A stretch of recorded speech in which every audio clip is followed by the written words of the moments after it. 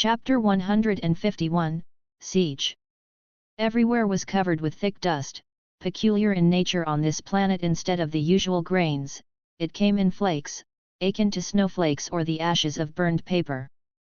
The dust felt slightly dense, giving the sensation of walking on a somewhat firm sponge when trod upon, perhaps also due to the planet's weak gravity. From above, the egg didn't seem large, but upon getting closer, Lin Shen realized it was much bigger than he had imagined. It was nearly 1 meter in diameter, and he estimated its height to be over 2 meters. It was mired in dust, concealing its original color and texture, so Lin Shen took out a towel and wiped off the dust. Underneath the dust lay a blue steel-colored shell, the hue reminiscent of expertly forged blue steel. A watery glaze covered the outside, conveying an illusion of being semi-transparent. Once Lin Shen had dusted it off, the egg's true colors were completely exposed before him.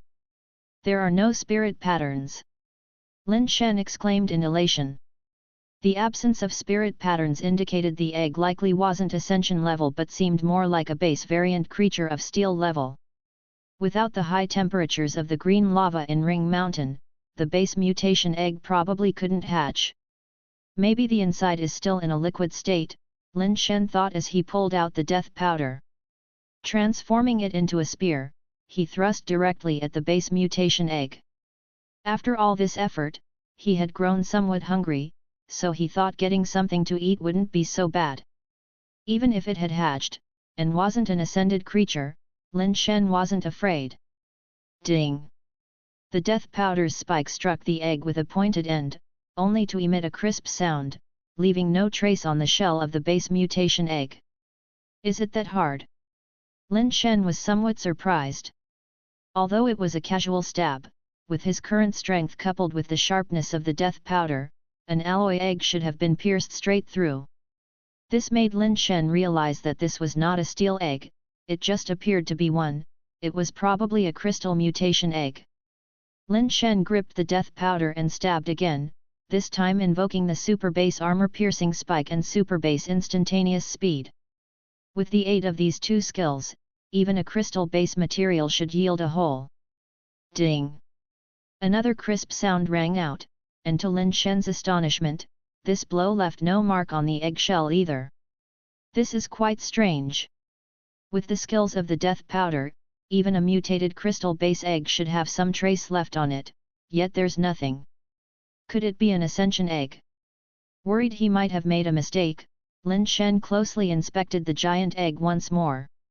No matter how he looked, there wasn't the slightest hint of spirit patterns on the egg. Indeed, it likely wasn't an ascension egg.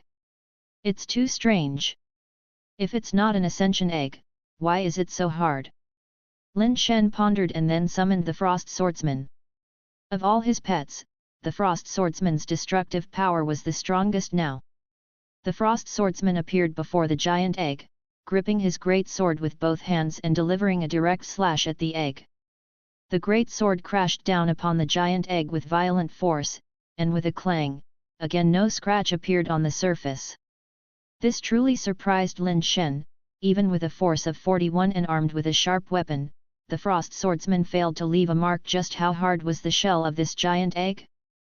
Lin Shen did not command the Frost Swordsman to cease, he continued landing continuous strikes. Despite blow after blow landing on the shell, not a single mark could be made. Lin Shen had no choice but to order the Frost Swordsman to stop, taking a closer look at the gigantic egg once more. Could this really not be an ascension egg? Lin Shen was filled with doubt. But no matter how he looked at it, there were no spirit patterns, and without spirit patterns, it couldn't possibly be an ascension egg. That was certain. All I wanted was something to eat, why is it so difficult? Lin Shen felt somewhat depressed. Even the Frost Swordsman couldn't leave a mark on it, it seemed the egg was unbreakable. Just as Lin Shen was wallowing in his dejection, he suddenly heard a crack, and to his surprise, a fissure appeared on the surface of the eggshell. The crack ran from top to bottom, encircling it completely. Before Lin Shen could react, the eggshell split open into two halves. Lin Shen quickly leaped back, his gaze fixed on the hatching creature inside the broken halves. As the shell fell away, Lin Shen saw a strange creature standing upright inside. A humanoid creature. Lin Shen took one glance and started to run even faster. The creature was like a human clad in heavy armor, its carapace mainly bronze-like, with edges that glowed like green crystal. Lin Shen had never seen a base variant creature like this before.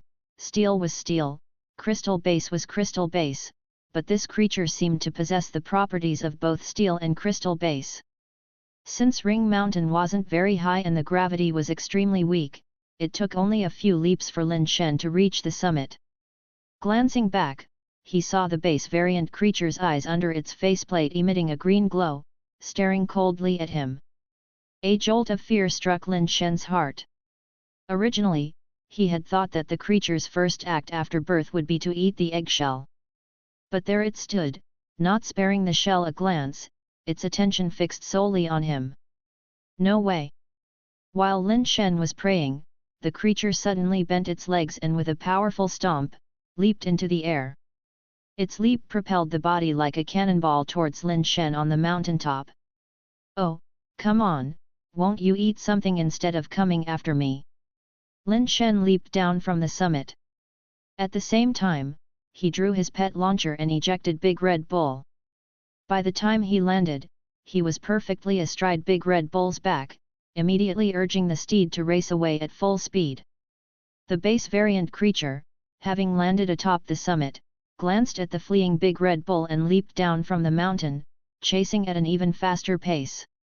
To Lin Shen's dismay, Big Red Bull wasn't faster, and the gap between them narrowed more and more. Lin Shen felt trapped. He couldn't escape, nor could he win in a fight. He was in quite a predicament.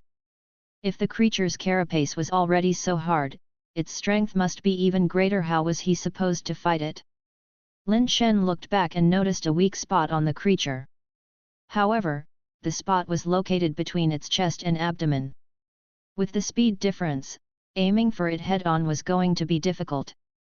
Seeing that escape was futile, Lin Shen stopped running. Clenching his teeth, he pulled out his dual guns and kept firing continuously, releasing pets one after another onto the ground, surrounding the creature. "Even if I can't kill you, trapping you should work. I just need one shot at your weak spot," Lin Shen thought grimly. In a moment, Lin Shen had launched all his crystal base and mutated crystal base pets, surrounding the creature with more than 20 pets. Chapter 152, 152, Got a hold of it. Chapter 152, Got a hold of it. Over 20 crystal-based creatures rushed at the entity from all directions. Lin Shen didn't hope to harm it, as long as he could trap it, that would suffice. The mutant Big Red Bull took the lead and charged over, the white jade tiger and black crystal stoneman pounced from left and right, and 3 mutant black armored centipedes fell from the sky, aiming straight for its eyes and neck. The other crystal-based creatures also swarmed in. Even if they couldn't kill it, they were determined to pin it down. Perhaps it had just been born and had never witnessed such a scene. Surrounded by so many pets, it immediately unleashed its strongest force. Streams of radiant crystal light patterns began to shine on its body. The crystalline lines that were originally only at the edges of the armor quickly extended across its entire carapace. In an instant, the armor was covered with mysterious light patterns. The attacks of the multitude of pets fell on its body, completely ineffective. Instead, it kicked the Big Red Bull on its head, sending it plowing backwards for hundreds of meters like a plow. The white jade tiger and black crystal stoneman, one in each hand, were thrown hundreds of meters away by it, smashing into the ground and creating huge pits. The 3 mutant black armored centipedes clung to its head, biting and clawing, but couldn't harm it at all. They were grabbed by its hands, which had retracted, and were violently slammed into the ground. Youth, truly too youthful. Even if it didn't use those strange light patterns, Lin Shen's pets couldn't harm it. Now that it was using the power of the light patterns, it was clearly consuming a great deal of its own energy. Without hesitation, Lin Shen ordered all his crystal-based creatures to throw themselves at it, willing to pay the price of their lives to drain it. The armored war god-like creature blasted the head of a crystal-based creature with a punch, and then kicked another crystal-based creature in the chest, leaving a big hole. Lin Shen continued to deploy more pets, firing all his alloy pets he carried, keeping only Xiao, Ziona, Death Powder, and the Frost Swordsman. The base variant creature was not at all conservative. When the alloy pets pounced, it still struck with full force. Watching one alloy pet after another get blasted apart, Lin Shen wasn't shocked but actually pleased. He quietly let his mutant and crystal-based creatures slack off, letting the alloy pets go first to face death. After all, it had just been born, and although powerful, its intelligence hadn't fully developed, judgment was lacking, and stamina was also a concern. Other base variant creatures just born would consume their eggshells to replenish energy. It didn't eat its eggshell and rushed out to chase Lin Shen, and now the drawbacks were becoming apparent. As each alloy pet fell, the light patterns on its body began to slowly dim. As he watched his pets getting killed off in fewer numbers, and when the alloy pets were near extermination, the light patterns on the base variant creature became unstable, and one could visibly see its strength and speed declining. Of course, no matter how much it declined, even without the light patterns, there was still no problem for it to kill Lin Shen's pets, which still couldn't harm it. It had been using the light patterns all along, which was an overkill, entirely unnecessary and wasteful. Finally, the light patterns on the base variant creature completely disappeared, and in Lin Shen's hands were two launchers, reloaded with pet capsules, which he fired crazily at it once again. However, the capsules now loaded were only partially alloy, most were made of steel. Watching the rapidly approaching pets, the base variant creature punched out, one after another, directly exploding the pets that were shot at it. Looking at his excitement, he kicked away several crystal base pets charging towards him as if it was nothing. But even a skilled fighter cannot fight off multiple attackers, and eventually, he was grabbed from behind by the black crystal stoneman. Normally, even if he was grappled, a crystal base level wouldn't have much of an issue with him. Lin Shen fired rapidly. Even while held by the black crystal stoneman, the base variant creature was still incredibly fierce, bursting one pet capsule after another that flew towards him.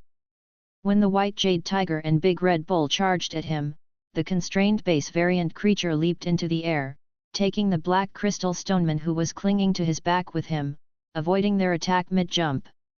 The remaining two black armored centipedes that had not yet been killed flapped their wings and launched an airborne attack on him. After all, the base variant creature was not an ascender, unable to change direction in the air. He caught a black armored centipede with each hand.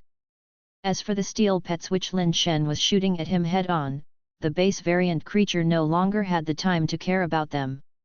The alloy pets that collided with his body ended up twisted into a heap, some even shattered into pieces instantly. Just when the base variant creature was feeling proud of itself, it suddenly saw Lin Shen's face appear before its eyes. The unprepared base variant creature was harshly struck by Lin Shen at a vital point, his body immediately stiffening, and even his hands that were trying to crush the black armored centipedes stopped.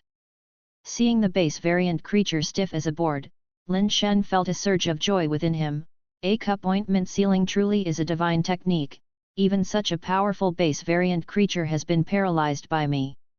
The base variant creature fell to the ground, trembling non-stop, as if it might break free from the A cup ointment sealing at any moment. As the base variant creature's body began to move again, Lin Shen struck fiercely once more, causing the creature's body to stiffen up again. "This guy is really too strong," Lin Shen said, standing in front of him and intermittently applying more pressure at critical points to keep the base variant creature from escaping. "This can't go on forever, I need to figure out a way to kill him or tame him," Lin Shen murmured to himself, frustrated. Neither able to kill him nor knowing how to tame him. Lin Shen had heard others mention how Ouyang Yutu tamed wild crystal-based creatures, saying that he stayed on top of a crystal-based creature, no matter how much it thrashed, until it was completely exhausted, at which point it eventually accepted him as its master. Lin Shen felt that it couldn't be that simple, if taming just required riding them, then for ascenders looking to tame base variant creatures, it would be far too easy. Yet, as of now, aside from Ouyang Yatu, no one else seems to have tamed a wild base variant creature. Therefore, Lin Shen thought that the key to Ouyang Yatu's success in taming the creature must be related to the time they both fell into the lake. Unfortunately, no one saw what Ouyang Yatu did during that time, and Lin Shen couldn't learn it even if he wanted to. He took a quick inventory. The variant pets that remained were the big red bull, stoneman, white jade tiger, and the 2 black armored centipedes, all of which were injured to varying degrees. The frost swordsman and death powder had not been damaged because they had not been ordered to join the fray from the beginning. Only 3 crystal base pets and 2 alloy pets remained, nearly resulting in total annihilation.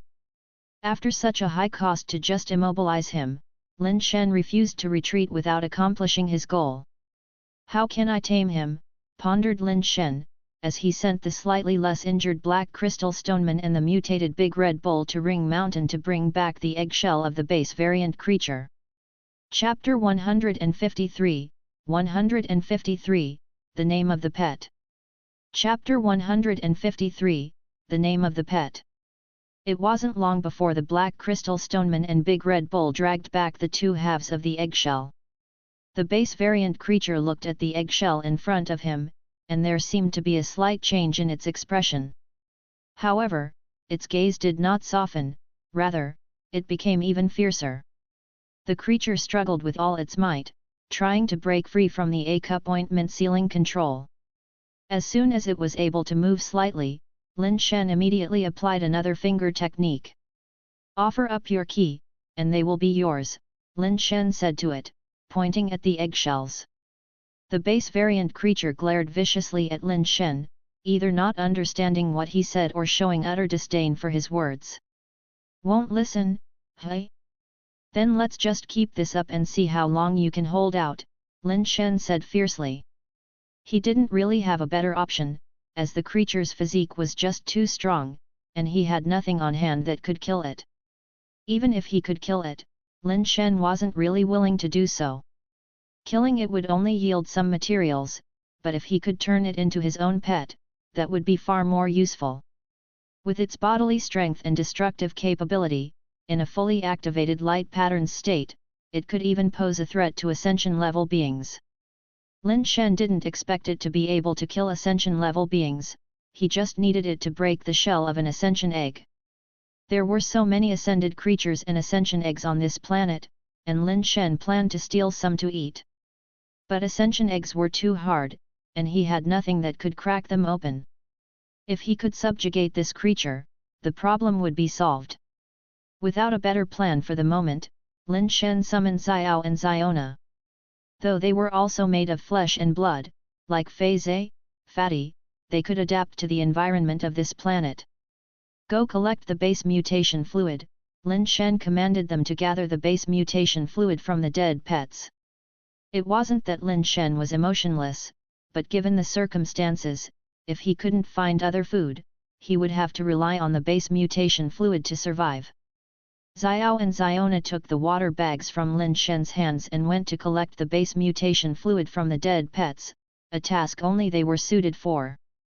The other pets were too clumsy, they could fight but were incapable of such delicate work.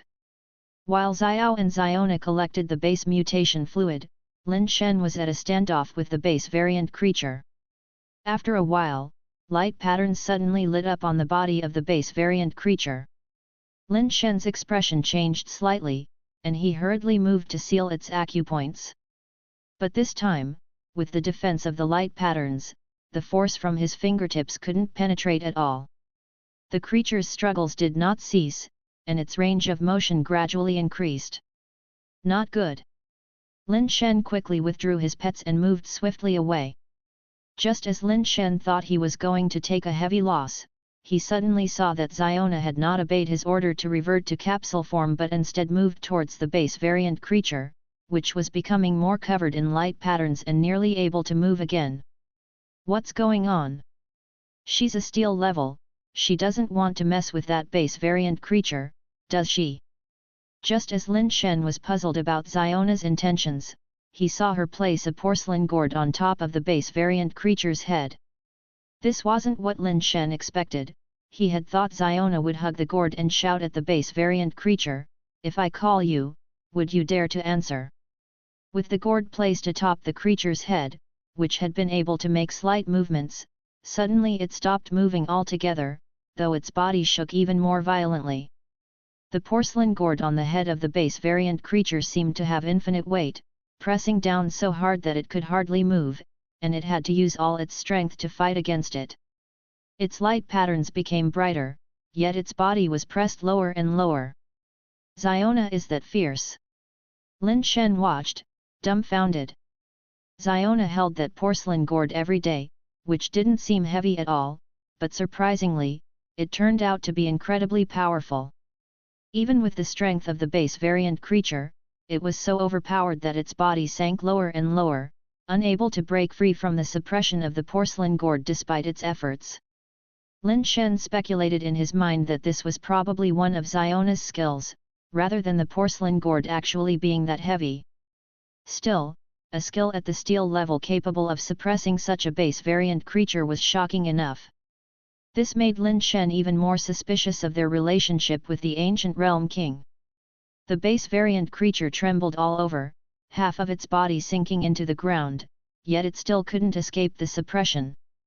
Seeing its trembling body, if this continued, it was likely that its armor would be crushed. Suddenly, the base variant creature let out a loud cry and then spat out a small key from its forehead. Lin Shen was overjoyed, caught the key, and then inserted it into his keyhole. Lin Shen probed the key, but the base variant creature still did not move, and it did not transform into a base mutation egg. Xiona reached over, took away the porcelain gourd, and only then did the body of the base variant creature suddenly change, soon turning into a small pet capsule. "You've obtained a super base pet, Dragon Hunter Jiwise." The watch vibrated with a notification, displaying a message. What does Jiwise mean? Is that its name? Pets actually have names. Lin Shen was somewhat shocked. A pet having a name was something he had never seen before. Lin Shen quickly looked at the detailed information for Dragon Hunter Jiwise, as a base variant creature with a name intrigued him greatly. Dragon Hunter Jiwise, super base crystal-based creature, evolvable. Strength, 41. Speed, 41. Hardness, 41. Toughness, 41. Base mutation rate, 100%. Innate skills, super base dragon patterns, super base dragon's soul, super base dragon slayer, super base heart of the brave. Dragon Hunter Jiwise, the legendary warrior who hunts evil dragons, the strongest of dragon hunters. Super base dragon patterns. Every time Jiwise slays an evil dragon, its dragon soul is etched onto his body. When dragon patterns are activated, the blessing of the dragon soul can be obtained. Super base dragon's soul, the physique gained through bathing in dragon blood, possessing an almost immortal body. Super base dragon slayer, has power that represses dragon-type creatures. Super base heart of the brave, in the state of heart of the brave, all attributes and skills receive a certain enhancement. Lin Shen had never seen such detailed information on a pet before. Although the attributes of Dragon Hunter Jiwise were not much different from those of the Frost Swordsman, the combat capability was vastly different. Jiwise possessed 4 skills, and all 4 could be called abnormal. From his combat power, it was evident that with so many skill enhancements, his combat power was no less than that of an average ascension. This is just too strong. With Jiwise, couldn't I stealthily steal those ascension eggs? He has dragon killing talent, which means damage is increased against dragon-type creatures. He should be able to break those ascension eggs. Lin Shen felt that his future was bright. The gloom from losing so many pets before was completely healed in an instant. Chapter 154, 154, The Mysterious Porcelain. Chapter 154, The Mysterious Porcelain. Summoned the Dragon Hunter Jiwise, ordering it to eat its own eggshell first. Lin Shen's gaze then fell on Xiao and Xiona, constantly sizing them up. He had originally thought their innate skills were just somewhat mysterious, but now it seemed it was not so simple as mere mystery. To be able to suppress the dragon hunter Jiweiss at steel level was indeed too formidable. At the same steel level, Lin Shen, with so many fire seed skills, still couldn't suppress Jiweiss, yet Xiona managed to do so with just a porcelain. Lin Shen felt this was not merely due to the power of the skills. His attention was drawn to the porcelain gourd in Xiona's hands, and many thoughts flashed through his mind. He had a hypothesis in his heart: if the treasure box was truly the ancient realm king's treasure box, then was there a possibility that the porcelain held by Xiao and Xiona was what the ancient realm king truly regarded as the most precious? Otherwise, it was really hard to explain why an object in the hands of a mere steel-level creature could be so formidable. I wonder if I can use the porcelain in their hands. Lin Shen looked greedily at the porcelain they held. Seemingly having sensed something, Xiao and Xiona instinctively clutched their porcelain tightly. Lin Shen quickly hid the greed in his eyes, speaking righteously, "Xiao, Xiona, let me take a look at your porcelain." Immediately, they hugged the porcelain in their hands and turned around as if guarding against a thief, clearly showing no intention of handing it over to him. "What do you mean by this? You are both mine, why guard against me?" Lin Shen muttered in his heart. On second thought, they couldn't escape anyway, there would be plenty of time and opportunities in the future. By getting on good terms with them gradually, he was bound to have a chance to get the porcelain. Beautiful pet girls with such a treasure, it's just perfect. If they were human, I would want to marry them and take them home as my wives. Lin Shen also realized that if someone familiar with the porcelain in Xiao and Xiona's hands were to see them, he might indeed be in big trouble. I should be more cautious in the future, Lin Shen warned himself internally. Jiweiss had devoured all its eggshells, and seemed to have recovered quite well, its strength fully restored. Why chase after me and become my pet instead of eating good stuff? Lin Shen looked at Jiweiss triumphantly, checking its information again, and it was still so impressive. "You've killed so many of my pets, now it's time for you to repay your debts." Lin Shen packed up his things and headed towards another ring mountain with Jiweiss. The black-armored centipedes lost one, and the remaining two were also heavily injured, barely having any fighting strength left. The big Red Bull and the Stone Men had quite a few injuries too, but no fatal wounds. Feeding them some base mutation fluid, they should be able to recover after some time. Oddly enough, the White Jade Tiger had the lightest injuries. Lin Shen had originally wanted to ride it for the journey, but it was too bumpy when it ran, which was quite uncomfortable, so he had to choose to walk by himself, and incidentally, to practice stepping on the immortal court. It was indeed miraculous.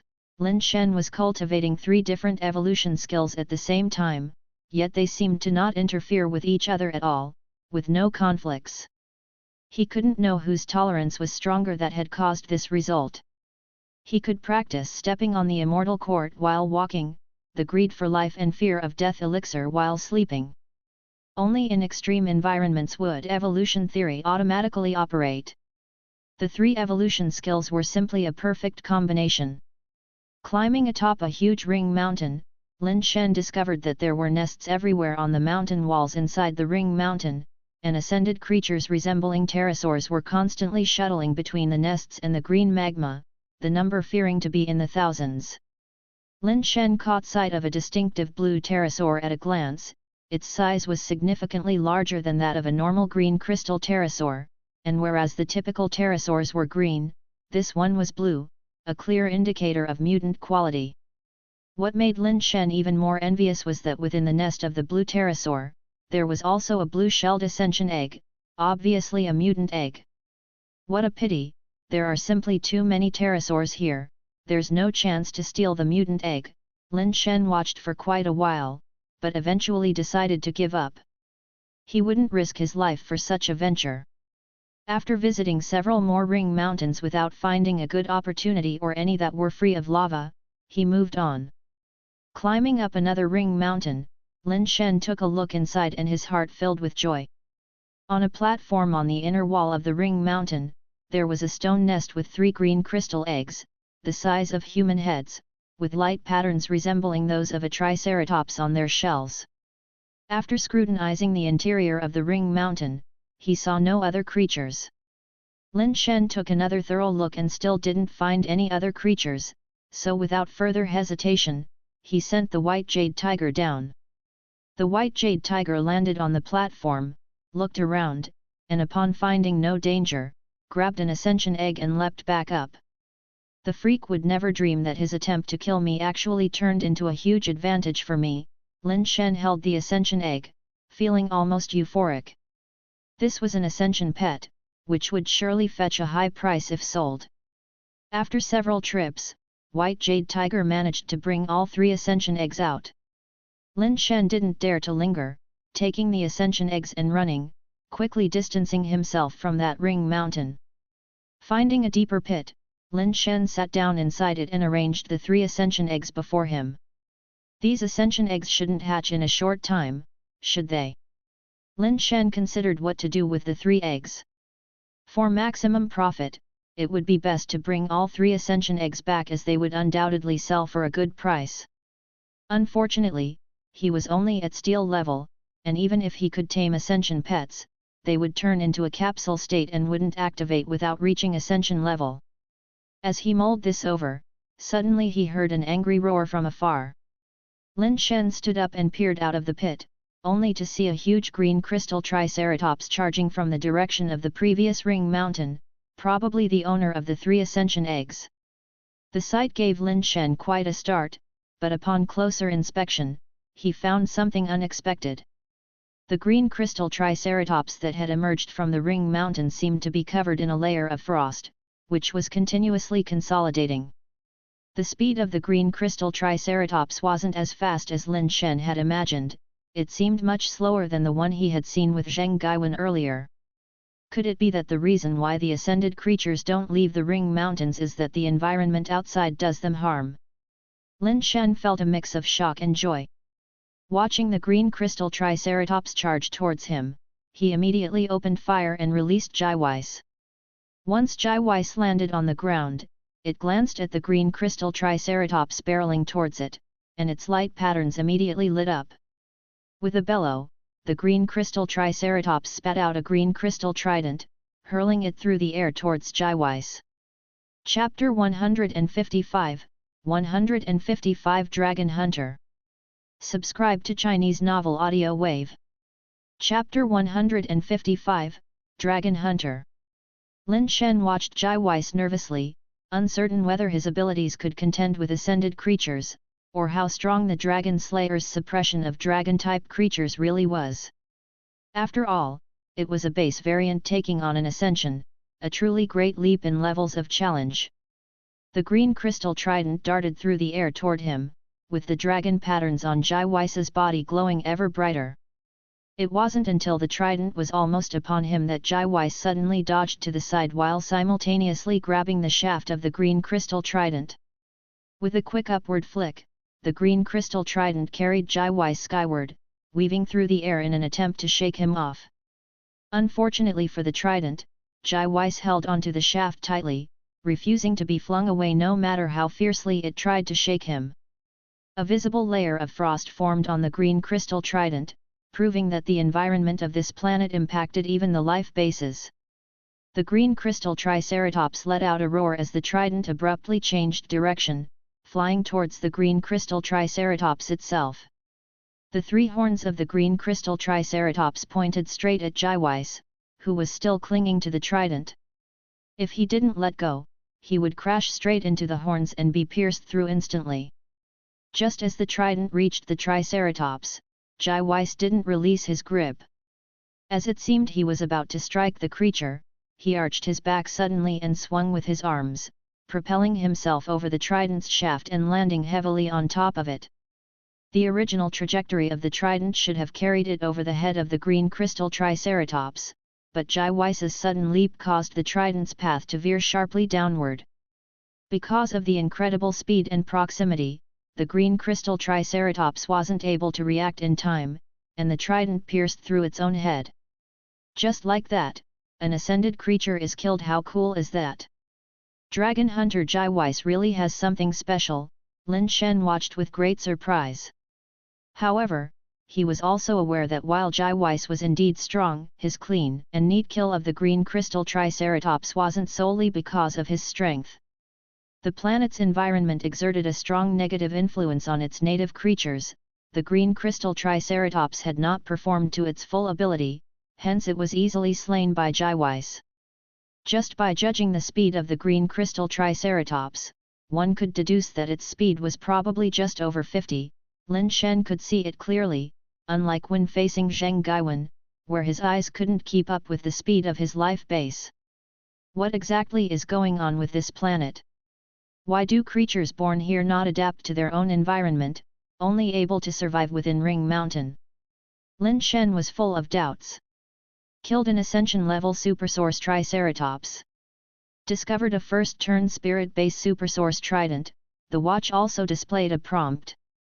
Indeed, it's just a first-turn Spirit Base. Lin Shen had already learned some things about Ascension levels from Tian Xin. Life bases condensed upon first reaching Ascension level are at first turn, and they can grow by devouring other creatures' life bases. The maximum growth value is 100 points. Upon reaching 100 points, one can attempt to ascend to the next level. However, one might also choose not to ascend, opting for a life base rebirth instead, resetting the growth value to 0, but this time with an upper limit of 110 points. Once the growth value reaches the maximum again, another rebirth is an option, raising the growth value's upper limit to 120 points. The more times one undergoes rebirth, the higher the upper limit, and the more powerful the life base. Nevertheless, with each rebirth, the difficulty of increasing the growth value also rises. At first turn, devouring any spirit base could increase the growth value by several points, but after a few turns, using a first turn spirit base would hardly increase the growth value anymore. It's said the highest is 10th turn, and if a 10th turn life base maxes out its growth value, its power can be double that of a first turn life base. Lin Shen ran over and used a water bag to collect the Ascension liquid from the Supersource Triceratops. Lin Shen didn't know if he could use Ascension liquid himself, so he collected it first to ask Wei Wufo later. Having a few more spirit bases would be good too. After tidying up, Lin Shen took Jiweiss to other Ring Mountains to seek opportunities. Knowing now that the creatures here were restricted outside Ring Mountain gave Lin Shen peace of mind. As long as he stayed away from Ring Mountain, he should not be in too much danger. While Lin Shen was looking for opportunities, something big happened on Realm King Planet. A team of over 100 base variants, while hunting base variant creatures on Realm King Planet, encountered a large-scale ultra-burning core. Thousands of ultra-burn warriors surrounded the mutator team, not a single one of more than 100 mutators escaped, all were killed. Such incidents had occurred several times in a short period. The major families had temporarily stopped their plans to enter Realm King Planet, as the safety of their own mutators could not be guaranteed. Unwilling to give up the resources on Realm King Planet, the major families were actively seeking solutions, with several families joining forces to form an elite team to attempt to wipe out the ultra-burning core. After several attempts, humans and the ultra-burning core had their share of victories and defeats, with unsatisfactory results. The Ouyang family from God's Love Base made contact with the major families, preparing for a large-scale joint operation. Without completely resolving the issue of the ultra-burning core, the resources obtained couldn't compensate for the losses. Lin Shen was naturally unaware of these events as he continued searching for opportunities to hunt various supersource dragons on that planet. In nearly a month's time, Lin Shen, along with the dragon hunters, had only killed 3 ascended creatures, all first-turn supersource triceratops. The main reason was that Lin Shen dared not touch those seemingly advanced ascended creatures, and he didn't dare provoke the communal ascended creatures. He could only go after some solitary low-level ascended creatures, which slowed down the hunting speed significantly. Only the supersource triceratops were more solitary and of a lower level, so they were the ones targeted. As the countdown neared its end, Lin Shen packed up his belongings, waiting to return to his home planet. I hope that strange person isn't lying in wait for me, Lin Shen prayed silently.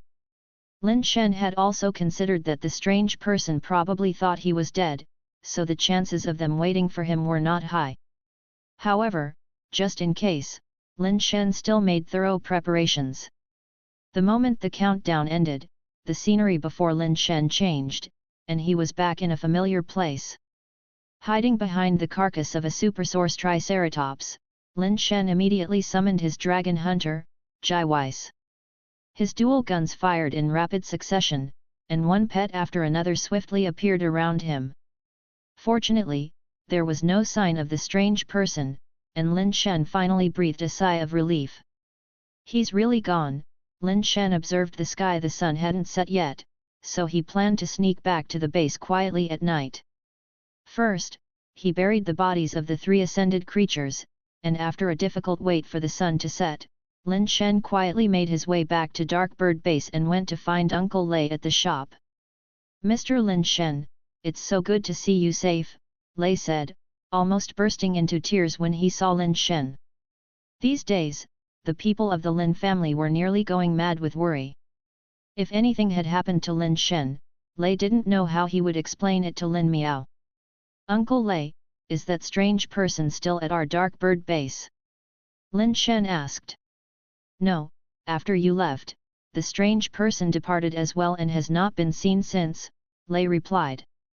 After thinking for a moment, Lin Shen said, let's keep the news of my return quiet for now. Also, there's something else. I've hidden some things outside the base, and you'll have to help me bring them back. Where are they? I'll take people there right now, Lei said. Find a few trustworthy people, get some large vehicles and tarpaulins. We can't let outsiders see them. Let's go together, Lin Shen instructed.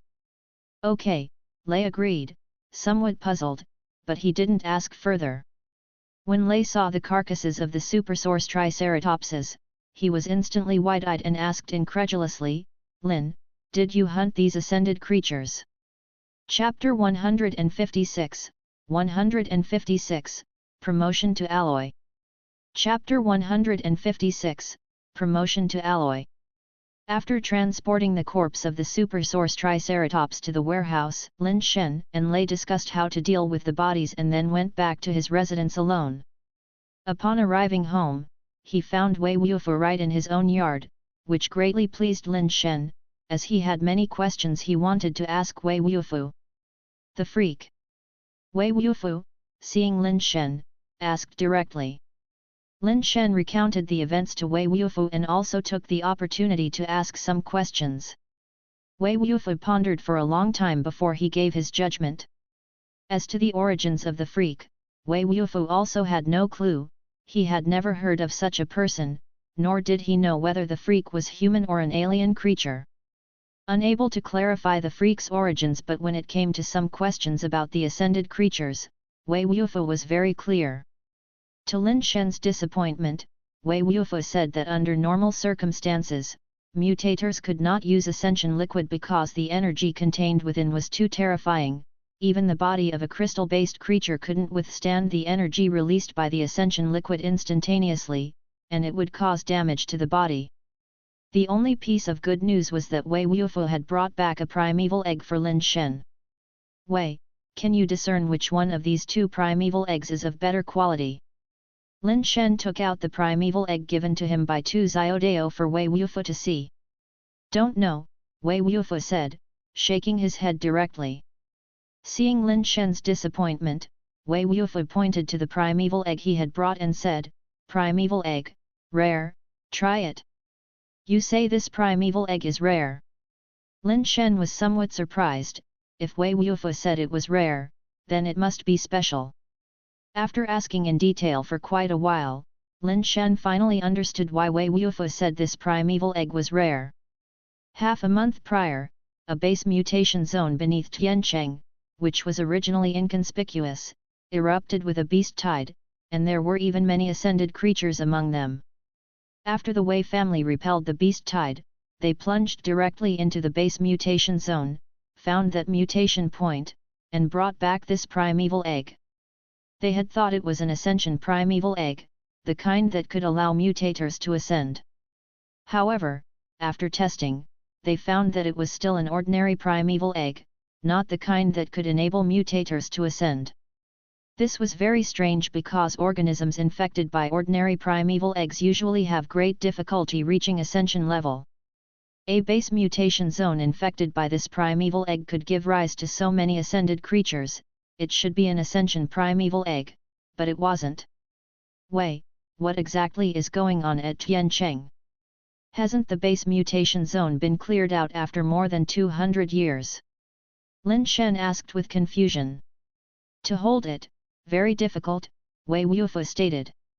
Lin Shen was shocked and quickly inquired in detail, only then did he learn the severity of Tiancheng's circumstances.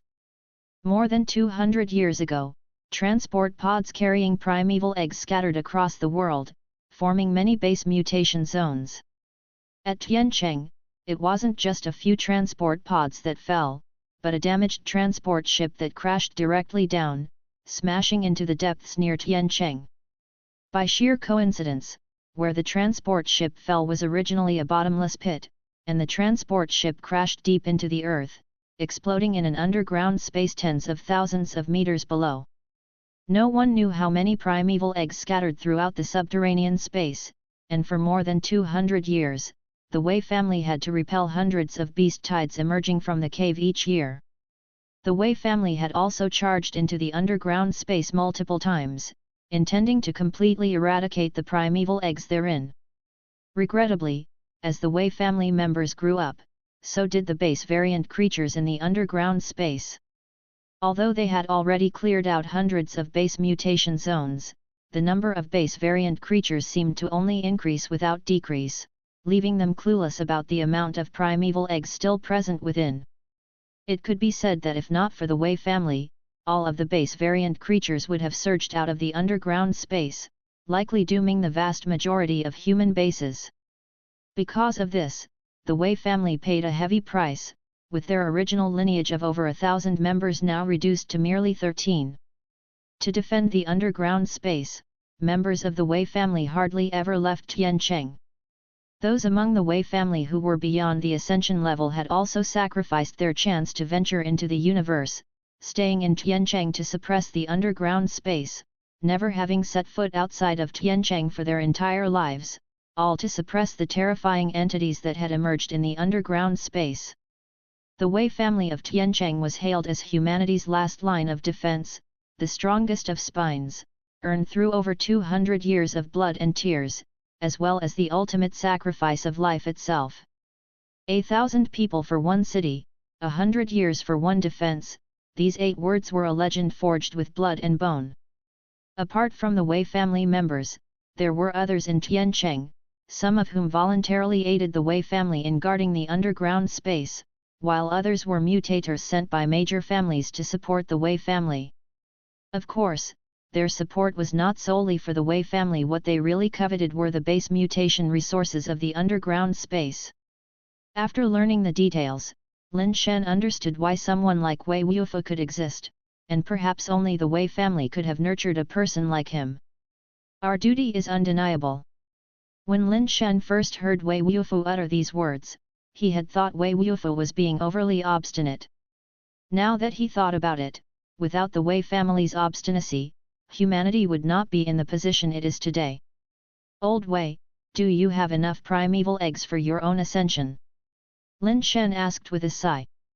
Wei Wufu did not speak, but instead used his base mutation power, and a purple crystal carapace enveloped his entire body. Ascended to crystal base, Lin Shen felt immensely pleased in his heart. Putting away the primeval eggs that Old Wei had given him, Lin Shen returned to his own room, planning to use the primeval eggs for ascension into alloy that very day. Since even Wei Wufu said he did not know how much longer Tiancheng could hold out, once Tiancheng fell, it would be too late to live the life of a carefree wealthy man. He had to rapidly enhance his level. Having arranged everything, Lin Shen took out the primeval egg Wei Wufu had given him and swallowed it directly. The moment the primeval egg slid into his stomach, a chill spread in Lin Shen's belly, rapidly filling his entire body and making him feel as if he had fallen into an ice cellar. Unlike the first time, no cocoon formed, as the base mutation carapace automatically surfaced, covering Lin Shen's entire body. However, the base mutation carapace was not solid this time, but moved like a thick liquid. Evolution theory automatically began to operate, deepening the chill to the bone marrow. Gradually, the cold sensation vanished, his body growing hotter and hotter along with the carapace, which felt like molten iron adhering to Lin Shen's body, twisting, moving, and morphing. In a trance, Lin Shen seemed to see a figure of light overlapping with his own body.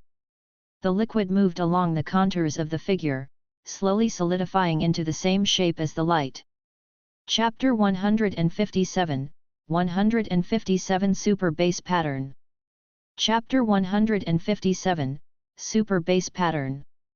The steel-level carapace really is just like an insect's shell, unadorned and shapeless, merely fitting over the body as a layer of protection. After ascending to alloy, the carapace transformed by the base mutation material clearly resembles armor more, with various edges and lines. This is related to the cultivated evolution skill, as some skills can cause massive transformations to the alloy carapace, while others result in only minor changes. When different people cultivate the same evolution skill, their alloy carapaces tend to have similar designs. Though they will not be identical, they are usually quite alike. Thus, identifying the evolution skill based on the design of the carapace is one method, and common base change skills are relatively easy to recognize. The 5 fundamental evolution skills are even easier to recognize due to the large number of practitioners. Cultivating the original evolution theory leads to greater changes in the base mutation carapace, turning it into something very similar to armor compared to other evolution skills. But that's not the main characteristic of evolution theory, because the variability of changes in the base mutation carapace corresponding to evolution theory is so vast, the styles vary greatly, making it difficult to distinguish based on shape alone. The reason evolution theory is relatively easy to distinguish is due to the glyph patterns on the carapace. Evolution theory is one of the few evolution skills that result in special glyph patterns on the carapace after cultivation, and these glyphs are actually a type of pictographic script. Therefore, if one observes pictographic glyph patterns on the base mutation carapace, no matter which symbol or where it is located on the armor, there's a high probability that evolution theory is being cultivated. The change in Lin Shen's base mutation carapace compared to when he was at the steel level is massively different. The original mirror effect is still there, but the color and texture have changed somewhat from the color of steel to a tungsten steel-like black. It now looks like a black mirror effect, and it seems much harder in texture than before. The design too is quite special. While most people's carapaces lean towards ancient armor as they transform, Lin Shen's base mutation carapace leans towards a more modern aesthetic. The lines are fluid without lack of beauty, and the distinct edges don't feel abrupt, creating a sense of technology. There are also pictographic glyph patterns on the carapace, many of them, neatly arranged and covering nearly the entire armor. However, like the shadows within the mirror, these patterns are very dim and hardly noticeable without close inspection. The shadow-like patterns don't just maintain the overall aesthetic of the carapace, but they also add a touch of solidity to the originally pure black mirror effect. Lin Shen only glanced at the reflection in the mirror and thought the base mutation carapace was incredibly cool, but that wasn't his primary concern. As for the aesthetics, Lin Shen didn't really care. What mattered most to him were the innate skills. He used primeval eggs, so the probability of not receiving an innate skill after ascending to alloy was nearly zero. However, using primeval eggs also has a clear drawback: you can't be sure what kind of innate skill the egg will grant, much like a random draw. Lin Shen feared he might end up with an innate skill he couldn't use, which would be quite frustrating. User: Super Base Alloy Creatures, Evolvable. Strength: 31. Speed: 21. Hardness, 21. Toughness, 21. Base change rate, 1%. Life theory vitality ceiling, 300. Base change talent, super base change, super base pattern. Super base pattern, each mysterious hieroglyph represents a part of the world and can draw upon the world's force from any corner of the globe to enhance oneself. Lin Shen directly checked his information with his watch, knowing only that super base pattern was a skill that could draw external strength to bolster oneself, but the effectiveness was unknown until tested. Regardless of the outcome, at least several of Lin Shen's concerns had not materialized. Although the quality of the second primeval egg was unknown, he still underwent super base evolution, and the skills did not conflict, instead, they seemed rather compatible. The enhancement he gained from the boundless strength contract was still present and had not been overridden by the power gained from his promotion. Before his promotion, Death Powder had already provided him with 10 points of strength. With these 10 points, he had already achieved a strength of 31 at alloy level, stronger than some of the weaker crystal-based creatures. Death Powder was still growing, suggesting it would continue to provide him with strength points. Lin Shen immediately used the super base pattern to test just how much benefit this skill could provide him. Upon activating the super base pattern, the hieroglyphs that had been hidden like shadows beneath the mirror's surface simultaneously blossomed with white luminescence. Black carapace with white patterns, as if countless points of luminescence were converging from all directions toward the glowing white glyphs. Lin Shen suddenly felt a surge of strength within his body, a torrent of growing power, as if it was embracing all streams and rivers. Lin Shen was both startled and delighted, as this skill was akin to constantly drinking replenishing potions or base mutation fluid. With this skill, he could nearly use the power of base mutation endlessly. But that wasn't the most important part. Even without this skill, thanks to the evolution theory, he could remain in a base mutation state for a long time. This was not an issue. The problem was that with the ability of the super base pattern to draw external energy, the duration of his super base change could be extended. As long as the absorption rate could keep up with the consumption, theoretically, he could maintain super base change indefinitely without worrying about excessive depletion. Lin Shen immediately began his experiments to see if the power drawn by super base pattern could keep up with the consumption of super base change. After various experiments, Lin Shen identified an issue. The effect of the super base pattern was region-dependent. The more stable the area, without much wind, rain, thunder, landslides, tsunamis, or extreme temperature changes, the slower the energy absorption of the super base pattern. In stormy weather or places of extreme cold or heat, the super base pattern drew energy more rapidly. That is to say, the harsher the environment, the faster the super base pattern could draw energy. Under normal conditions, the energy drawn by super base pattern could only extend the duration of super base change but was not enough to maintain it indefinitely. The harsher the environment, the longer Lin Shen could maintain super base change. In theory, as long as the environment was bad enough, Lin Shen could continuously use super base change.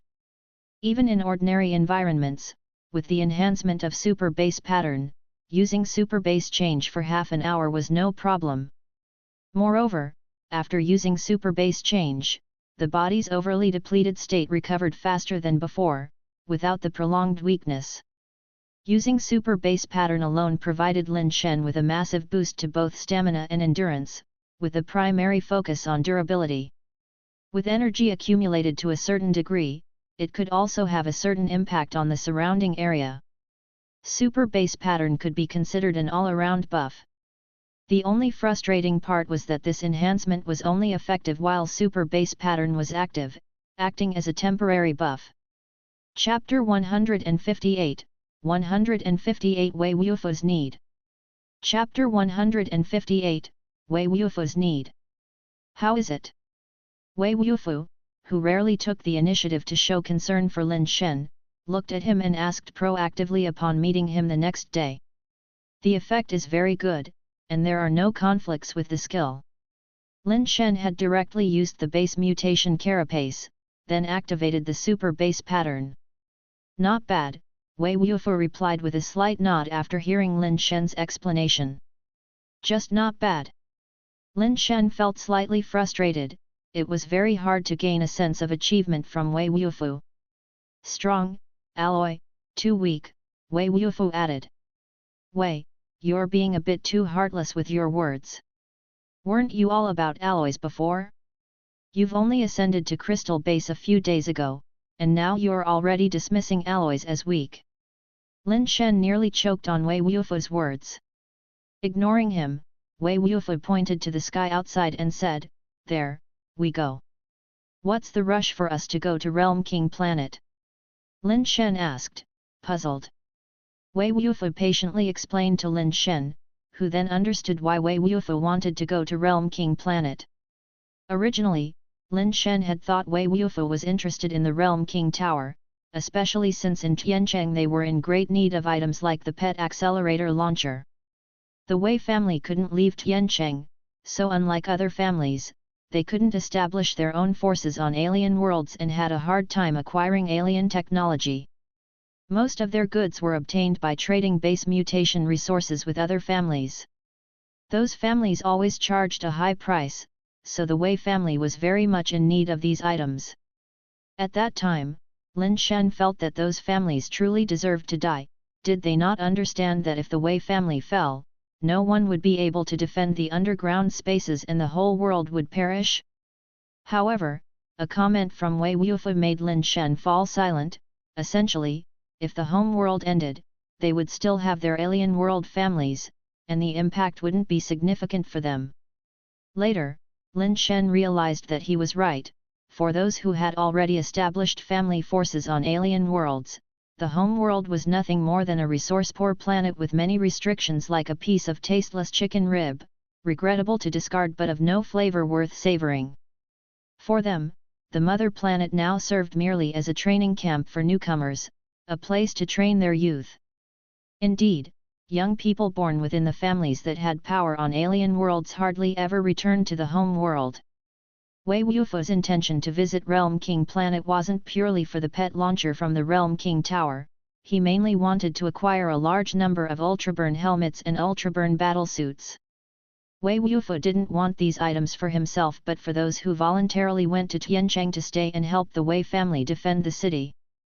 The helmets and battle clothes Wei Wufu had brought back before had been very effective, and he planned to bring back as many as possible again.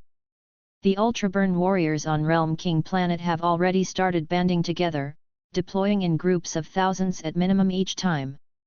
I suspect that this is just them dividing their forces to strike. In reality, they've probably already gathered together, numbering over 20,000, with more than 2,000 at Crystal Base. If you and I encounter such a corps, we'd probably have a hard time getting out unscathed. Lin Shen recounted the situation he had learned since his return. Wei Wufu clearly knew more than him and spoke 3 words, Jinshui Lake. That's the only option left.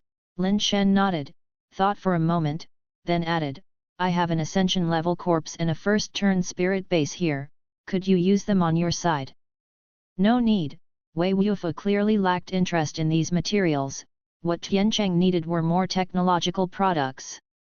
If you don't want them, can you help me sell these items in Tiancheng under the Wei family's name, and exchange them for something I can use, like primeval eggs that can induce ascension? Lin Shen was now thinking about how to get a primeval egg that would allow him to ascend. It had to be a primeval egg for the ascension to work, otherwise, he would waste all his previous efforts and miss out on the double life base. However, even in Tiancheng, such primeval eggs are a rare find, and even rarer outside.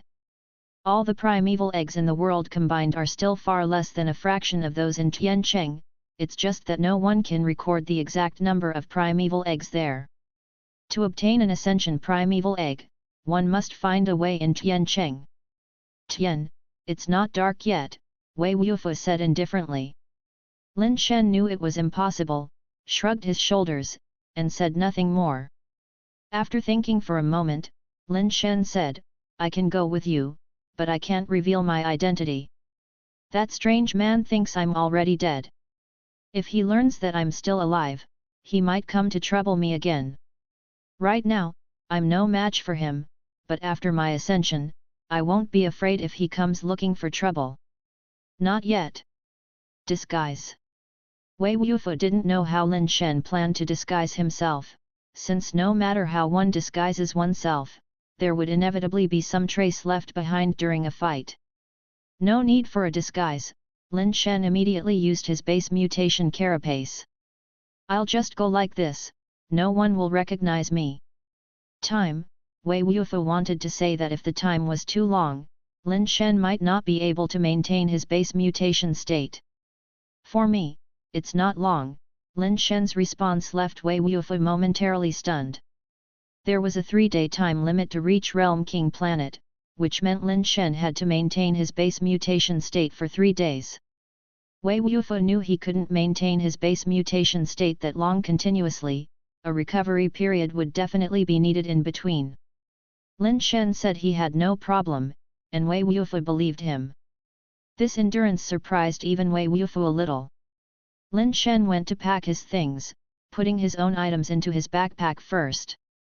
Of course, he couldn't use Tian Xin's Paradise backpack anymore and switched to an Ultraburn Tribe backpack instead.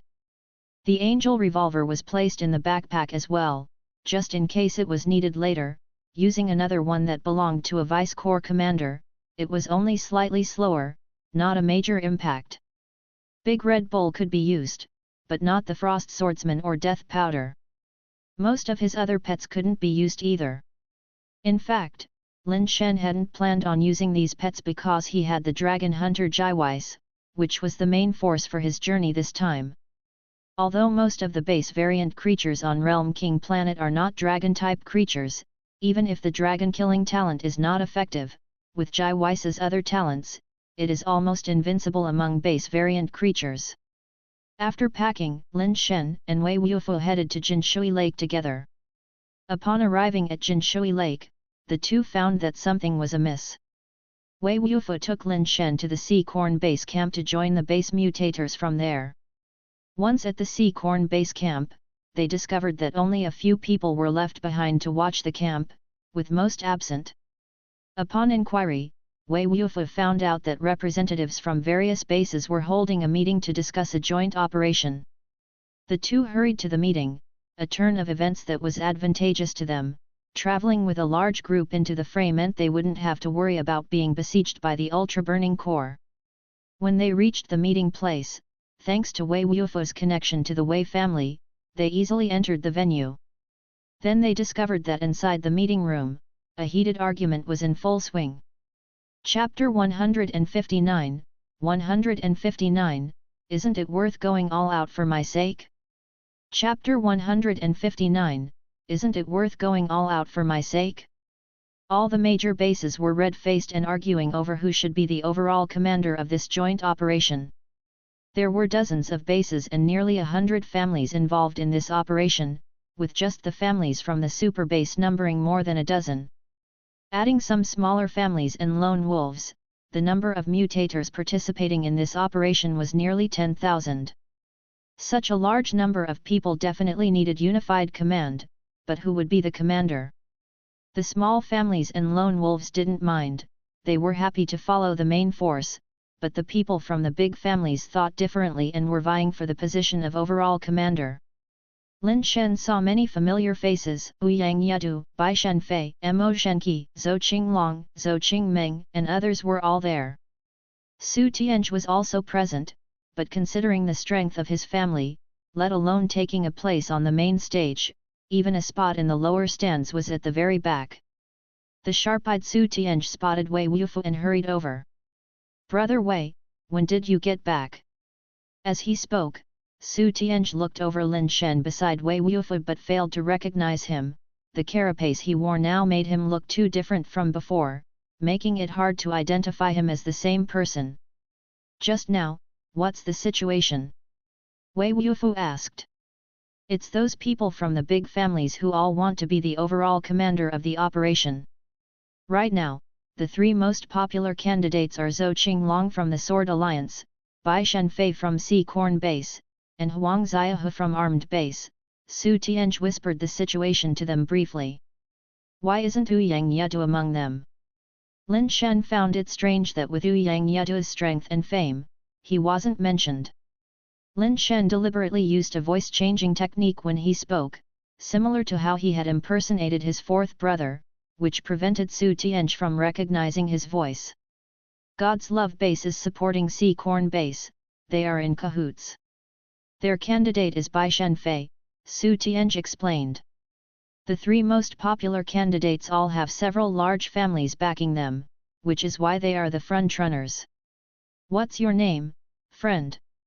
After finishing his explanation, Su Tianj sized up Lin Shen and asked. Just call me Tian, and this is my brother, Lin Shen replied, pointing at Wei Wufu. Lin Shen still held respect for Tian Cheng, as impersonating someone from Tiancheng didn't seem shameful. So your brother Tian? I'm Su Tianj, from the Su family of Yashan base, also brother Wei's brother. So now we're all family, Su Tianj said with a smile upon learning that Lin Shen was from Wei family of Tiancheng. The three of them stood at the back and listened for a while. Each family had its own opinions, and no one was willing to concede to another. This is like a bunch of loose sand, Lin Shen said with a helpless shake of his head.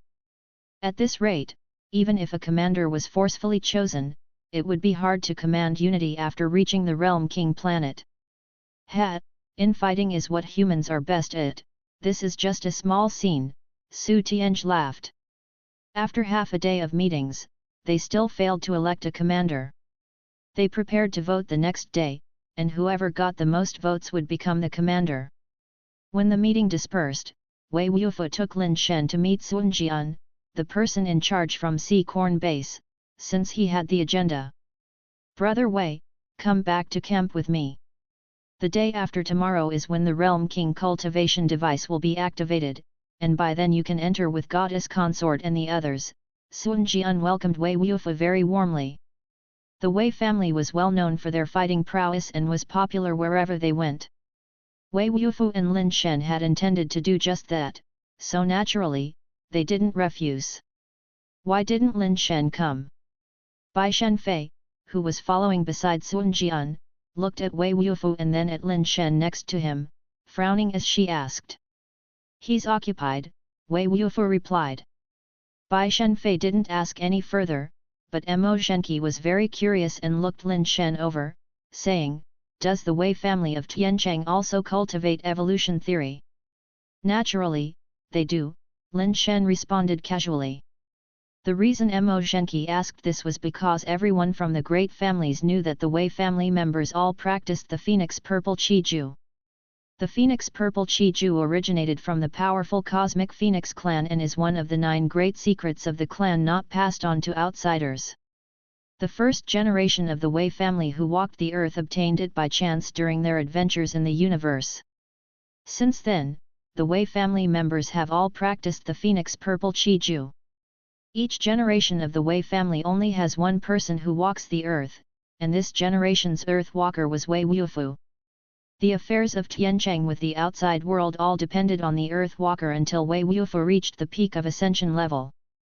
Then he needed to return to Tiancheng to advance to the next level, after which he could only stay in Tiancheng to guard the underground space, and another earth walker would be chosen.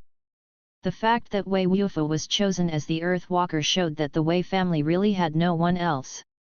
Otherwise, Wei Wufu, who was not good at interacting with people, would not have been a suitable candidate for the Earth Walker. If there had been any other viable person, it's likely they wouldn't have chosen Wei Wufu. My surname isn't Wei. Just call me Tian, Lin Shen felt compelled to explain. He was impersonating a person from Tiancheng, not from the Wei family, as those who knew Tiancheng were aware that the Wei family had only a few members and couldn't suddenly have a new, fully grown person.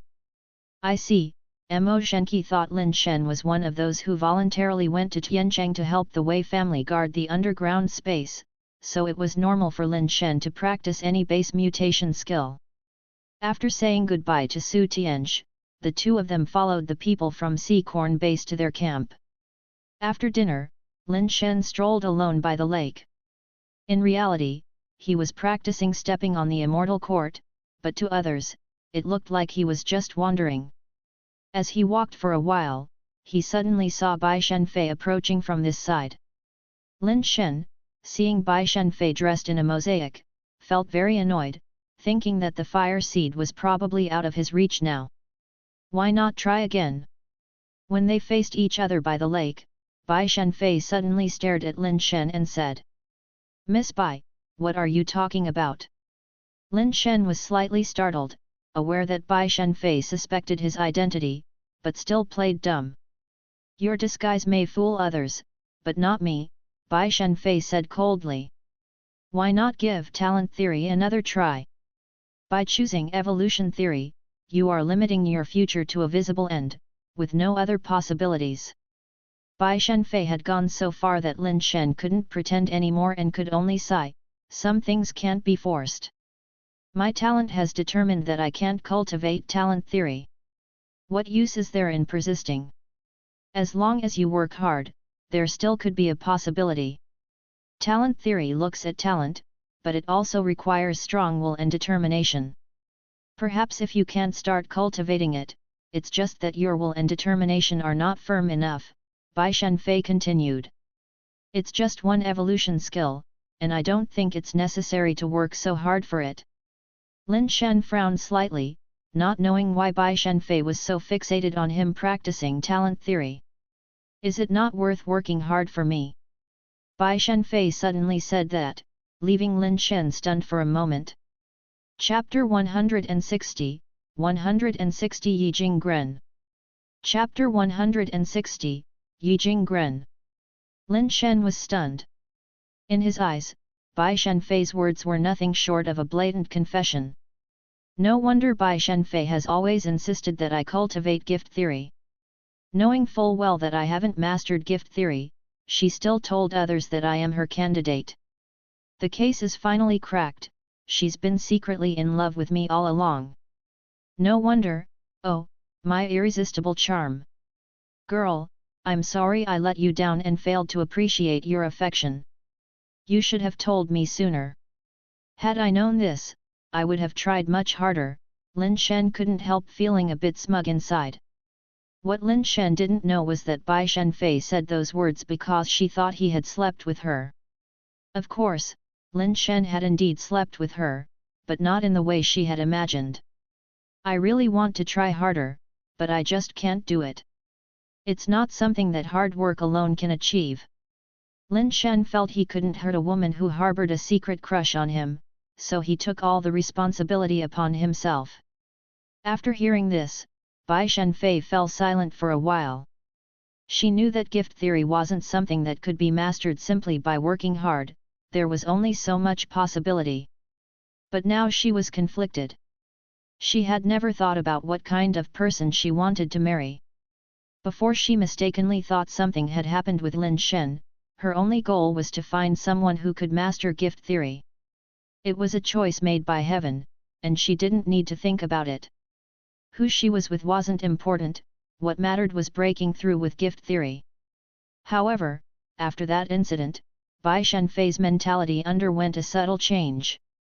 Now, even Bai Shenfei herself didn't know what her feelings towards Lin Shen really were. Mostly, they should be anger and hatred, even to the point where she had thought of ending Lin Shen's life with her own hands, but they weren't entirely made up of anger and hatred. At least she hesitated, otherwise, she would have acted against Lin Shen right then.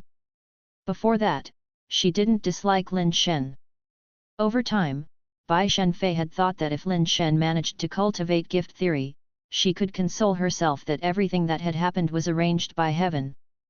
But now Lin Shen had clearly chosen to cultivate evolution theory, which left her deeply disappointed and without any excuse to console herself.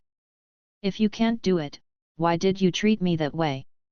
Bai Shenfei glared coldly at Lin Shen, feeling increasingly angry the more she thought about it. This made Lin Shen start to react.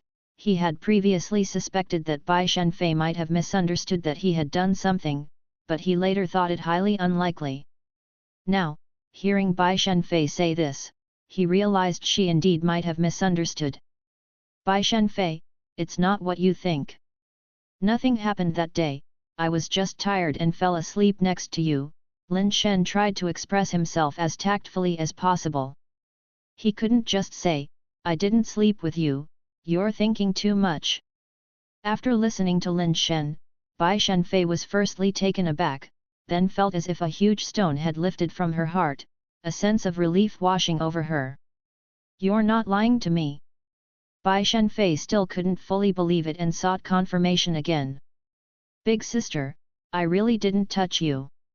I can swear to the heavens, other than getting you out of the underground space, I didn't even lay a finger on you while sleeping. Really, you have to believe me, I have absolutely no interest in you. Lin Shen was in a hurry to clear up the misunderstanding and, in his rush, said more than he intended. Bai Shenfei, who initially felt much better after hearing what Lin Shen had said, suddenly felt uncomfortable again upon hearing the rest. Who are you calling big sister? What do you mean you have absolutely no interest in me? Bai Shenfei felt very displeased and her look towards Lin Shen cooled once more. Although Bai Shenfei had never focused on matters of men and women from a young age, she was nonetheless human, not a machine. To say she didn't have even a bit of feminine sentiment was impossible. Now, being told to her face like this, Bai Shenfei felt uncomfortable. That's good, I don't wish to have any relationship with you either. Bai Shenfei said and turned to leave, no longer paying attention to Lin Shen. Please keep my identity a secret for the time being, as for the matter concerning Dark Bird, I will keep it secret for you as well, Lin Shen hurriedly added from behind. Bai Shenfei did not answer, she did not even turn her head and quickly walked away. Women are truly strange creatures. When there was a misunderstanding, they spoke to me just fine, but now that we've cleared it up, why do they get moody? I should have known better than to explain. Lin Shen muttered to himself, unable to fathom what Bai Shenfei was thinking. After Bai Shenfei returned to her own tent, she felt much more at ease. For a while now, this issue had weighed heavily on her mind, leading her to consider many things. She couldn't bring herself to kill Lin Shen, but she also couldn't forgive him, there was always a knot in her heart. Today, she finally let go of that knot, and her heart felt much lighter. But thinking about what Lin Shen had said, Bai Shenfei felt an itch in the back of her teeth. You think practicing any evolution skill is the same? Well, I'm going to show you just how different talent theory is from evolution theory, Bai Shenfei plotted in her heart, thinking of ways to give Lin Shen a harsh setback. The next day, during the voting meeting, Lin Shen and Wei Wufu did not attend. For them, it didn't matter who became the commander, and they didn't have the right to vote anyway. Only the dozen or so large families that originally held seats around Jinshui Lake had voting rights, not everyone involved in the operation. It was only when Sun Jian and the others returned that Lin Shen found out that the voting had not resolved the issue. There were 17 votes in total, with Bai Shenfei getting 6 votes, Huang Xiaohu also receiving 6 votes, and Zhou Qinglong bringing in 5 votes. They were planning to vote again between Bai Shenfei and Huang Xiaohu, but unexpectedly, at the last minute, an additional vote appeared for Zhou Qinglong, bringing all 3 candidates to 6 votes each, complicating matters. An extra vote appeared out of nowhere? How can there be an extra vote? Lin Shen was quite surprised, never having heard of a situation where an extra vote could suddenly appear during voting. This vote belongs to Yashan Base, after all, they are the hosts, and they originally had the right to 1 vote, Mo Shenqi explained. Lin Shen found this even more peculiar. Yashan Base was just a minor base that depended on the major families. If these big families had regarded them as the hosts, they should have set aside an area around Jinshui Lake for Yashan Base from the beginning. In reality, they didn't allocate any space for Yashan Base. The Su family and the Lu family, wanting to enter Realm King Planet, still had to go through the territories of those major families. Yashan Base did not have a vote before, so how did it suddenly gain one today? Seemingly understanding the confusion of Lin Shen and Wei Wufu, Mo Shenqi remarked, previously, Yashan Base didn't have a vote because they didn't carry enough weight. Yesterday, Yashin Base's standing improved, as the hosts, they got 1 vote, and no one can object to that. Who is their representative? Lin Shen couldn't imagine how Yashin Base suddenly became significant enough. Yi Jinggren's daughter, Mo Zhenqi said. Yi Jinggren's daughter.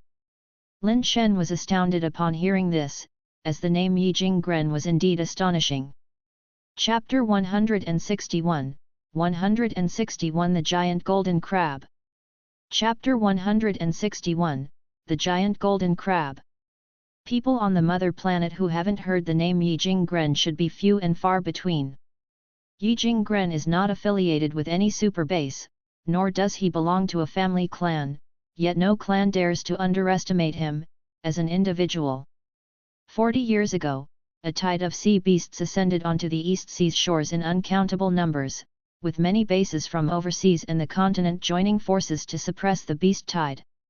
Even so, they struggled to withstand the onslaught of the sea beasts. Some of the coastal and offshore bases quickly fell in a short time. Not only were there a multitude of beasts, but the number of ascended creatures among them was also staggering, simply unstoppable. The major family clans began to seek help from their extraterrestrial forces, otherwise, even if they managed to hold back the beast tide, it was feared that the majority of humans would die in the onslaught. Before the extraterrestrial ascenders arrived, a lone ascender from the mother planet made his way to the seaside.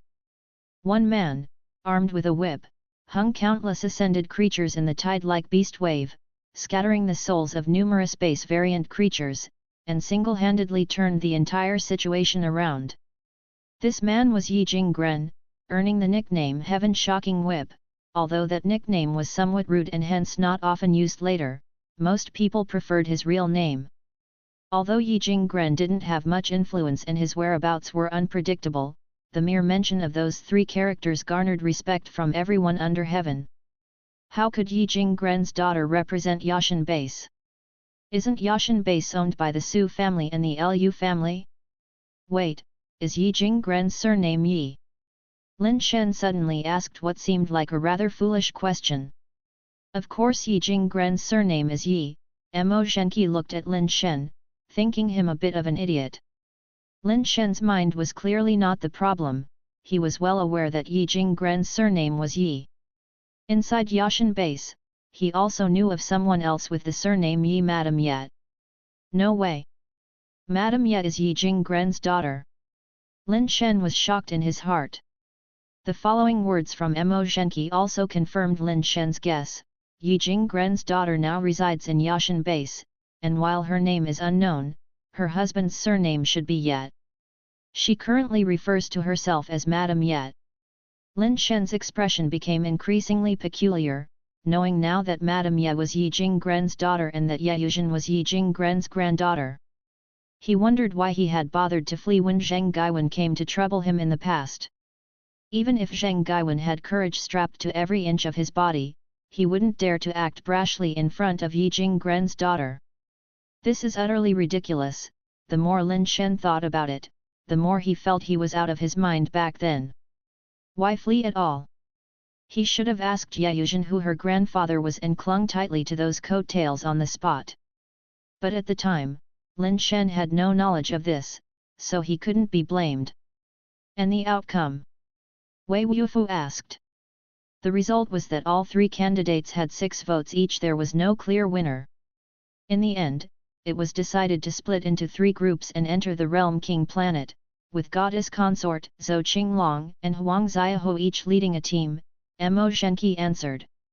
The situation doesn't look too bad. Lin Shen only wanted to follow the main force, it didn't matter to him who was in command. The next morning, the families supporting the goddess consort came to set up camp at Sea Corn Base, with a good number of their mutators. Mostly they were alloy mutators, but crystal-based variants were not in short supply either. Lin Shen took a quick glance. Leading the crystal-based variants was Ouyang Yedu, with about 300 people, while there were over 1,000 alloy mutators. If the other 2 teams have roughly the same numbers, then for this expedition, humans will have around 1,000 crystal-based individuals and 3,000 to 4,000 alloy mutators. The number of troops was almost enough to go toe-to-toe with the main force of the Ultra-Burning Corps, but now divided into 3 groups, any single unit would likely find it difficult to hold its ground against the main force of their opponent. Although Lin Shen knew that more casualties would be beneficial for him, he did not wish for too many human mutators to die. Bai Shenfei stood on the platform delivering a speech before departure, with leaders from major families such as Ouyang Yadu standing behind her, creating an image akin to stars surrounding the moon. Lin Shen heard many people around him marveling at both Bai Shenfei's beauty and Ouyang Yadu's attractiveness, and he became quite curious just how beautiful was Bai Shenfei. After the speech had ended, Bai Shenfei divided the many mutators into 10 squads, appointing leaders for each one. The squad leaders were mostly from big families like that of Ouyang Yadu, and most of their team members were mutators from their own families. Bai Shenfei also led a team herself, which was mostly comprised of mutators from Sea-Corn Base, yet she included Lin Shen and Wei Wufu in it. Once the teams were organized, the time for the Realm King cultivation device to activate again was rapidly approaching. Bai Shenfei led everyone to the lakeside, standing as close as possible to facilitate quick regrouping of the teams after entering. Lin Shen was curious about where they would be teleported to this time. With his current ability to survive, it seemed there would be no difficulty in staying alive, no matter the location. When the Realm King cultivation device activated again, everyone unavoidably felt a surge of nervousness. Whir! Lin Shen once again felt that sucking sensation, the world spinning around him in an extremely uncomfortable manner. This device's teleportation experience was far less pleasant than his watch. When Lin Shen landed on the ground, he recognized the familiar scenery before him. The ocean and beach were just as he remembered. It's the same place as when I first arrived, Lin Shen said, turning his head to see the nearby reef area. Wei Wufu was not far from him, and the beach was scattered with mutators, all having been teleported fairly close to each other. Bai Shenfei had already begun to command the assembly, and nearby mutators had started to gather, amassing over 200 people within moments. Ouyang Yadu, Mo Shenqi, and others who had been standing close by during teleportation, had also quickly made their way over with their teams, as they weren't far apart. However, there were already sounds of battle in some areas of the beach. Bai Shenfei hurriedly led people over, and from a distance, they saw a group of 7 or 8 mutators fighting against a giant golden crab. That crab-like base variant creature was as big as a bus, glistening gold all over with one giant pincer and one slightly smaller, appearing extremely dominating. Yet it was merely an alloy creature, and the mutators fighting it were also alloy mutators. The giant golden crab was fierce and unyielding, forcing the several alloy mutators to scatter and escape, even though they were attacking as a group. Without a doubt, the giant golden crab must be a mutated alloy creature. Tian, it's up to you. After arriving at the site and seeing that the few mutators were not in life-threatening danger, Bai Shenfei suddenly turned to Lin Shen and said. Chapter 162, Chapter 162, Stepping on the Golden Crab. Everyone's gaze turned to Lin Shen, as Goddess Consort Bai had now specifically called for him to fight. To them, this seemed like Goddess Consort Bai wanted to see just how capable someone from Tianchang really was. Nobody suspected that there was any connection between Tian and Lin Shen, because it was clear to everyone that Tian was practicing evolution theory, whereas they believed Lin Shen was practicing talent theory. Naturally, no one thought to link the two together. When Lin Shen heard Goddess Consort Bai calling him into battle, he couldn't help but be slightly startled. Although he and Wei Wufu had joined this operation, and nominally they were under the command of Goddess Consort Bai, he had not expected her to select him as the first to fight. There were plenty of crystal base individuals here, any one of whom could have dealt with the mutated alloy crab, yet Goddess Consort Bai insisted on having him, an alloy, take action. Clearly, this was not a reasonable arrangement. Generally, humans of the alloy level were at a disadvantage against mutated alloy creatures. Hadn't they seen those 7 or 8 alloy level individuals with so many pets still unable to contend with the alloy crab? In truth, Lin Shen didn't want to make a move for two reasons.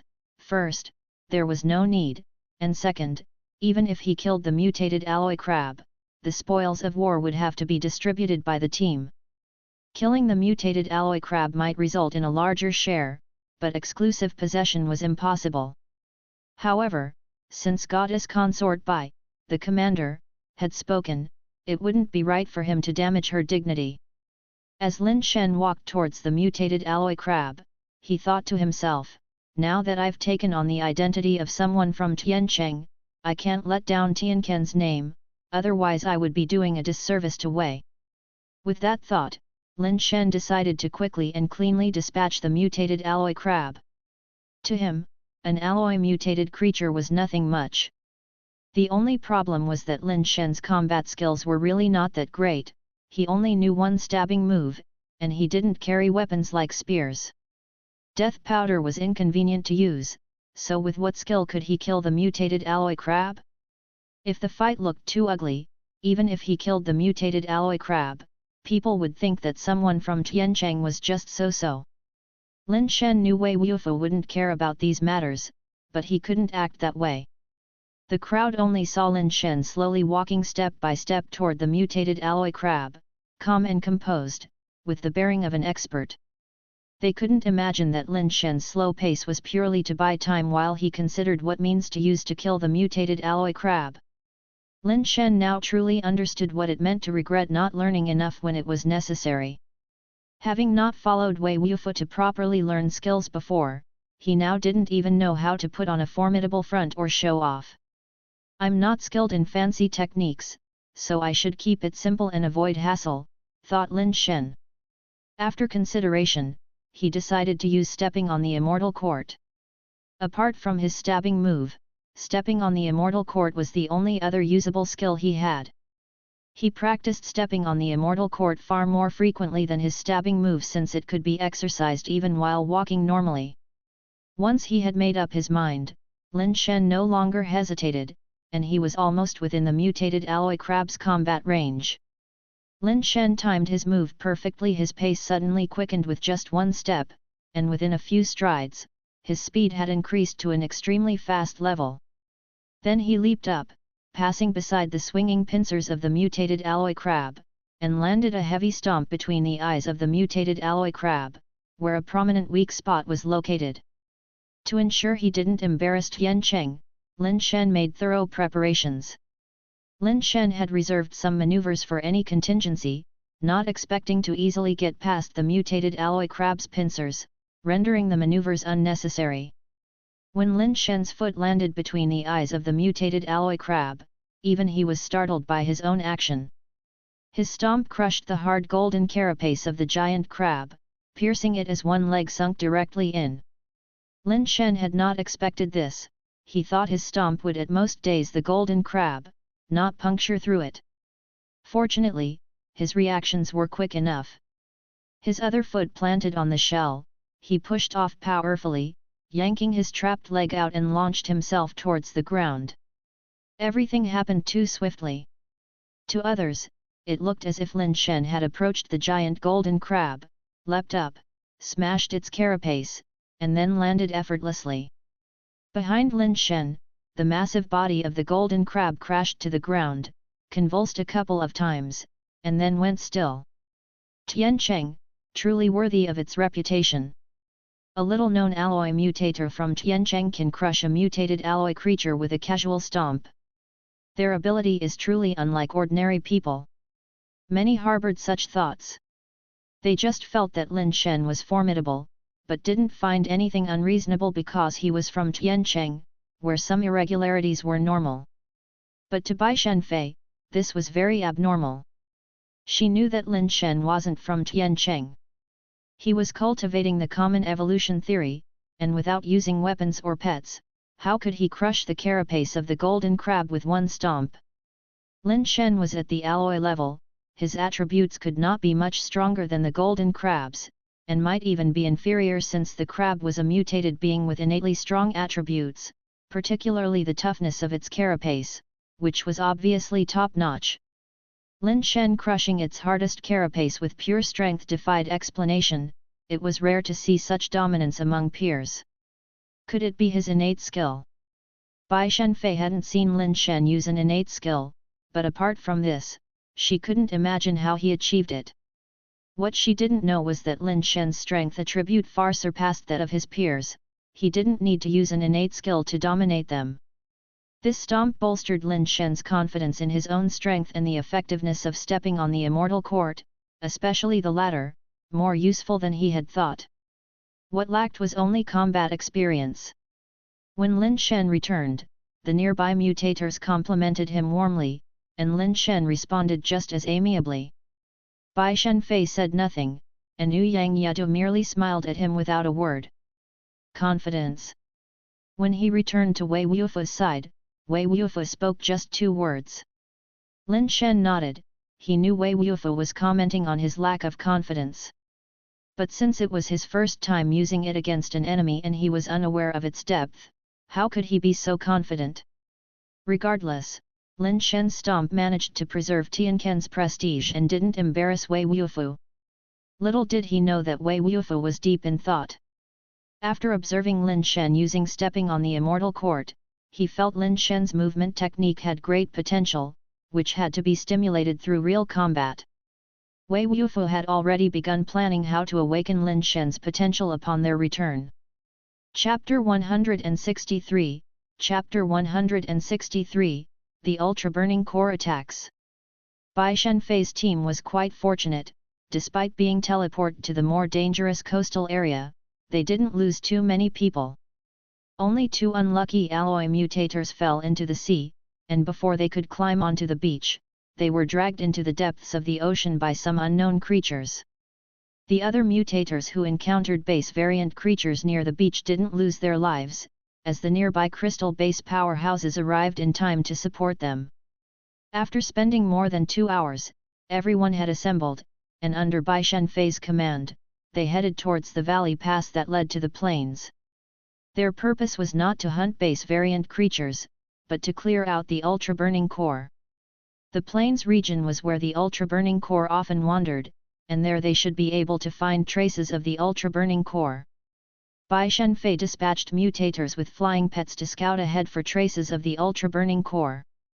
The azure-eyed divine eagle, although only an alloy-level pet, could see a mouse over a dozen miles away from 1,000 meters in the air, making it particularly suitable for reconnaissance. There were dozens of such azure-eyed divine eagle pets in the team, which showed how well prepared they were for this operation. Aside from the scouts, there were medical personnel and supply teams. It all actually looked quite professional. On their way to the plains, they did kill some base variant creatures, but they didn't see a single member of the ultra-burning core. Throughout the journey, Lin Shen never got the chance to strike again, and Bai Shenfei didn't force him into action when encountering crystal-based creatures. Once they reached the plains, they encountered herds of steel creatures, which were not their targets.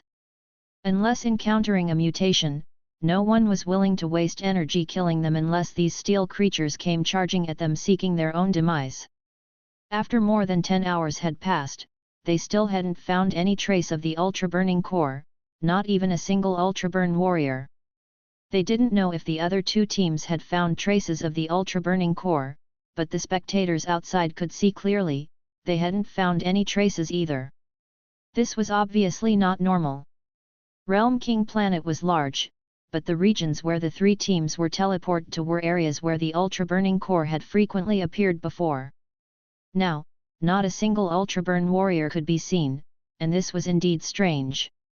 Something is not right with the ultra-burning core, Sun Jian said from inside the Sea Corn base camp, paying close attention to the situation on Realm King Planet with several other ascenders from different families.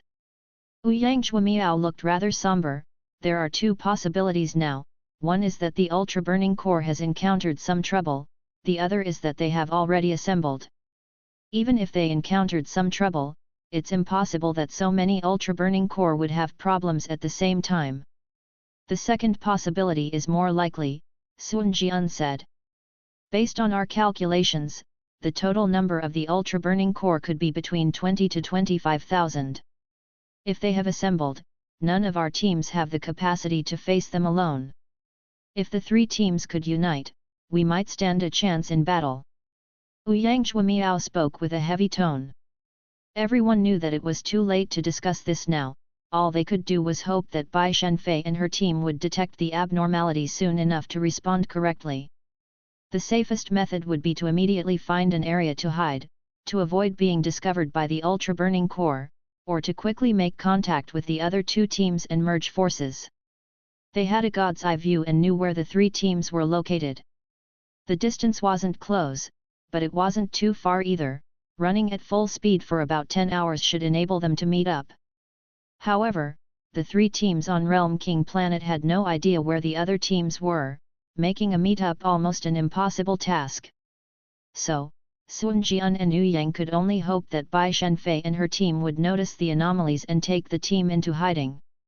As if hearing their prayers, Bai Shenfei did not disappoint and indeed detected the anomaly. Bai Shenfei gathered all the team leaders and said with a heavy expression, "So far, we have been in the plains for over 17 hours, and we have not discovered any trace of the ultra-burning core, which is somewhat abnormal." Mo Shenqi added, "It is indeed abnormal. This is an area where the ultra-burning core often roams, and not finding even the slightest hint for such a long time is unusual unless the ultra-burning core has already withdrawn from this area. Otherwise, there must be a problem. Maybe they've spotted us and pulled back voluntarily," said someone, rather optimistically. "With Ouyang Yadu and Bai Shenfei in our ranks, it's normal for those guys to flee at the sight of us," another team leader said with a laugh. In the latest rankings of the Realm King Tower, a total of 3 people reached the 9th floor of the tower and claimed its rewards. Among them were Ouyang Yadu and Bai Shenfei, with the other being Ogud, who must be from the Ultraburn tribe. During previous skirmishes, both Ouyang Yadu and Bai Shenfei had individually managed to annihilate an Ultraburn squad without sustaining any injuries. Their confidence in them was not entirely without reason. However, Bai Shenfei didn't see it that way and calmly stated, "Of all the known regions on the Realm King Planet, the coastal areas are the richest in mutant resources. The Ultraburn tribe has no reason to abandon that area for farther regions. Moreover, with the sea on one side of the plains and mountains on the other two, and a desert beyond, none of these are suitable for large-scale legion warfare. Furthermore, given their expertise in cavalry combat, it is even less likely for them to give up this place, unless they've found a target that requires full force deployment," Ouyang Yadu interjected indifferently. "But that possibility is extremely low, they should still be on these plains. Perhaps they've discovered the other two teams and are all rallying to support the battles there," a team leader pondered aloud. "That's possible, but it's unlikely." Mo Shenqi also felt that the ultra-burning core should still be on the plains. Seeing everyone looking at her, Bai Shenfei said, "Let's go to Sky Star Slope and temporarily station ourselves there." Those who had been paying close attention to Bai Shenfei, such as Sun Jian and Ouyang Zhuamiao, nodded repeatedly upon hearing her decision and also breathed a sigh of relief. Sky Star Slope is located at the mountain pass connected to the plains, and it has a strategically important terrain that is easy to defend but difficult to attack. A large-scale assault would be hard to launch there, and Bai Shenfei's team was more than capable of defending it. Even if the entire ultra-burning core launched an attack, it would not be difficult for them to hold their position until the countdown ended, thanks to the geographical advantage of Sky Star Slope. Although some in the team felt Bai Shenfei was being overly cautious, since even Ouyang Yadu had accepted her command, they had no more to say. The whole team quickened their pace, marching towards the direction of Sky Star Slope. Almost as soon as they had entered Sky Star Slope, they saw a huge swath of dark clouds appearing on the distant grasslands. Of course, those were not real clouds, but swarms of Ultraburn cavalry. Thousands of Ultraburn warriors, riding great black bulls, wielding Ultraburn battle axes and roaring fiercely, formed a massive, oppressive wave that seemed to have no end. The Ultraburning core are actually coming. Everyone was covered in a cold sweat with shock. If Bai Shenfei hadn't made such a decisive move, they would now be surrounded by so many Ultraburn warriors on the plains, and they would likely have been slaughtered in no time. Now, with a natural stronghold to defend, unless the minotaurs of the ultra-burning core could fly, the steep and narrow slope would not allow a large number of cavalry to charge up at once. Given its width, only 7 or 8 riders could pass side by side at most, offering much more maneuverability for their defense. While the sight of the massive ultra-burning core made others feel weak in the knees, Wei Wufu's eyes shone brightly. He had been waiting for the core's arrival for far too long. The Wei family knew no fear, and in Tiancheng, a beast tide came every 2 to 3 days, a spectacle far grander than this. Chapter 164, Chapter 164 Sky Star Slope. Humans call this area Sky Star Slope because it is covered with steel plants resembling the shape of sky star grass. However, such plants usually grow on the sides of cliffs. The terrain of the Sky Star Slope is very peculiar, with bottomless, fog-shrouded canyons on both sides. Only a slope about 10 meters wide extends to the other side of the canyon at an angle of 30 or 40 degrees, undeniably making the climb from below much harder than from above. On the other side of the Sky Star Slope lies a horseshoe-shaped mountain, with steep terrain and vertical cliffs, as if cleaved with a knife. In such a dead-end location, if war truly broke out, those trapped on top without food or drink would face only death. But Bai Shenfei and her team didn't need to hold out for too long, they just had to endure for the remaining 2 days, after which they could safely teleport back. Therefore, for them, this place was an excellent natural defense. After everyone rushed up to Sky Star Slope, Bai Shenfei immediately directed each squad to prepare for rotation in combat. As long as they held this slope, they could rest easy. The first wave of the assault was bound to be the fiercest. Bai Shenfei originally intended to have her own squad defend the first round, but Ouyang Yedu volunteered to lead his squad in holding Sky Star Slope. Bai Shenfei accepted Ouyang Yedu's request. He took his team to the best combat position, and under his command, every mutator summoned a variety of pets, sealing off the approach to Sky Star Slope. Lin Shen and Wei Wufu were responsible for setting up tents on Horseshoe Mountain behind, preparing a place for rest and treatment for the combatants and pets when they fell back. Bai Shenfei had not assigned them to a combat group, and although Lin Shen thought Wei Wufu would be quite angry, to his surprise, Wei Wu simply set up the tents in silence, showing no sign of discontent. "Wei, she didn't let you join the battle. Are you really not angry?" Lin Shen nudged Wei Wufu with his elbow and quietly said. "War is not a one-person's task," said Wei Wufu calmly, continuing his work without pause. Lin Shen did not work with the same focus as Wei Wufu, his eyes frequently glancing in the direction of Sky Star Slope. He only saw that Ouyang Yedu's squad's pets were divided into groups, also ready to take turns defending. The slope at Sky Star Slope was only so wide, however many pets there were, they couldn't be spread out any further. What surprised Lin Shen was that Ouyang Yedu was still standing in front of the pets, alone facing the ultraburn warriors charging up on big black bulls below. "This Ouyang Yedu really loves to show off," Lin Shen said with a smile. "Charging into battle, momentum, suppression," Wei Wufu added. Lin Shen of course knew that Ouyang Yedu was aiming to give the ultra-burning core a severe blow, directly suppressing their momentum so that the subsequent defense would be much easier.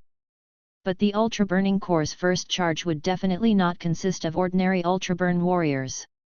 Such an action was fraught with grave danger. Lin Shen would not have taken that risk himself. Indeed, Lin Shen saw among the ultraburn warriors charging below, the 2 leading ones wore red battle clothes and rode big red bulls. It was unclear whether they were deputy corps leaders or if a corps leader had led the charge himself, although the likelihood of the former seemed higher. Charging up Sky Star Slope, their speed was visibly slower compared to on flat terrain. Although Ouyang Yedu had archers capable of long-range attack, he did not give the order to shoot arrows. Instead, he just watched the ultraburn warriors rush toward him. Leading the charge, the 2 red-clothed ultraburn warriors exchanged a glance and almost simultaneously pulled out their pet launchers. They furiously opened fire on Ouyang Yadu, their pets leaping forward with speed far exceeding their charge. In an instant, more than a dozen crystal base pets charged at Ouyang Yadu and his group, with a faint smile appearing at the corner of Ouyang Yadu's mouth. The next second, everyone saw Ouyang Yadu spring into action, transitioning from absolute stillness to extreme motion in an instant, leaving a trail of afterimages. For a moment, Ouyang Yadu seemed to multiply into several people, meeting the onrush of the crystal base pets head-on. Lin Shen had to admit that Ouyang Yadu was indeed formidable. With more than a dozen crystal base pets pouncing on him, he met their advance without even using his base mutation carapace. Before seeing Ouyang Yadu make his move, Lin Shen had always thought that the technique of using an opponent's strength against them was merely a stroke of genius in combat and not a mainstay skill. Because the process of using an opponent's force against them was too complex, it was not possible to respond continuously and efficiently to high-speed attacks, making it practically useless. But Ouyang Yadu shattered that notion for Lin Shen. Ouyang moved like a willow in the wind, his hands coiling and pulling. In the blink of an eye, he deflected each of the crystal base pets, sending them tumbling into the deep abyss on both sides. Wow, this guy really has something! Lin Shen couldn't help but exclaim. He had seen clearly that Ouyang Yadu's skill was indeed ingenious, his speed was astoundingly fast, and his mind equally sharp. He had seized the moment right after the dozen or so crystal base pets had been launched by the pet launcher, while the force propelling them was still in effect, and they were helplessly charging forward. Ouyang simply deflected them down, giving them no chance to react. This was a feat that could be achieved only with exceptionally strong comprehensive abilities, not just by being strong in one aspect. Seeing Ouyang Yadu effortlessly toss more than a dozen crystal base pets into the deep abyss, the spirits of the mutators soared. Two red-clad ultraburn warriors below, upon witnessing this, leapt from Big Red Bull's back. Wielding red crystal battle axes with unparalleled ferocity, they struck from midair at Ouyang Yadu, intending to capture the king first in the face of the enemy. Lin Shen watched Ouyang Yadu with great interest, halting his own actions. He wanted to see how Ouyang would handle such a situation. Standing at a vantage point and orchestrating the situation, Bai Shenfei thought to herself as she noticed Lin Shen's attention on Ouyang Yadu, just watch closely and see what the difference is between talent theory and evolution theory. Will you regret your original choice? Will you regret not having persisted a little longer? As the two red-clad ultraburn warriors, wielding their huge axes, came slashing through the air, the crystal base carapace appeared on Ouyang Yadu's body. The crystal-clear armor, resembling white jade, enveloped his entire body. The mysterious patterns on the armor, like clouds and fog, made him look like a celestial general clad in jade armor and helmet. Ouyang Yadu stood at the front of his formation, motionless, while the two red crystal battle axes sliced through the air, one to his left and one to his right, as if they intended to slash his body in a crisscross pattern. Just as the axes were about to hit Ouyang Yadu, the raging battle axes suddenly came to a halt. Ouyang Yadu had grabbed each axe by the blade, stopping their chopping momentum dead in its tracks. Crack! The battle axes, made of crystal base material, were crushed to bits by the grip of Ouyang Yadu's fingers. Goodbye, said Ouyang Yadu with a gentle farewell, as he swiftly passed between the two red-clad ultraburn warriors. Blood spurted, as both red-clad ultraburn warriors had their armor and hearts pierced simultaneously, but an ordinary person couldn't even see how Ouyang Yadu had made his move. Chapter 165, Chapter 165, Request to go to battle. Lin Shen, have you seen it clearly? Gift theory is fundamentally different from evolution theory. Gift theory can transcend level restrictions, easily annihilate those of the same level, and even challenge those beyond one's own level. These are things that evolution theory simply cannot achieve. A mediocre evolution skill is, after all, only capable of mediocre deeds. For some reason, Bai Shenfei really wanted to see a look of regret on Lin Shen's face. Unfortunately, Lin Shen's face was covered by a visor, so it was impossible to see any expression at all. Old Wei, I used to think that a young, wealthy, handsome, and successful man like myself was a rare treasure among humans, an unparalleled existence. But who would have thought that there were men like Ouyang Yedu in the world, with a charm that can match up to 90% of mine? Lin Shen and Wei Wufu bantered and bragged as they set up tents, an activity that Lin Shen found utterly boring. No, Ouyang, weak, you, strong, Wei Wufu seriously stated. Old Wei, you really have an eye for talent. Lin Shen was somewhat moved in his heart. Wei Wufu's claim that he was stronger than Ouyang was comforting to hear, even if it was just flattery. Thick-skinned, Wei Wufu gasped for air, adding the two words that immediately shattered the small surge of emotion Lin Shen had just felt. One should never tear down their own side. Is that a rule you don't understand? Lin Shen grumbled.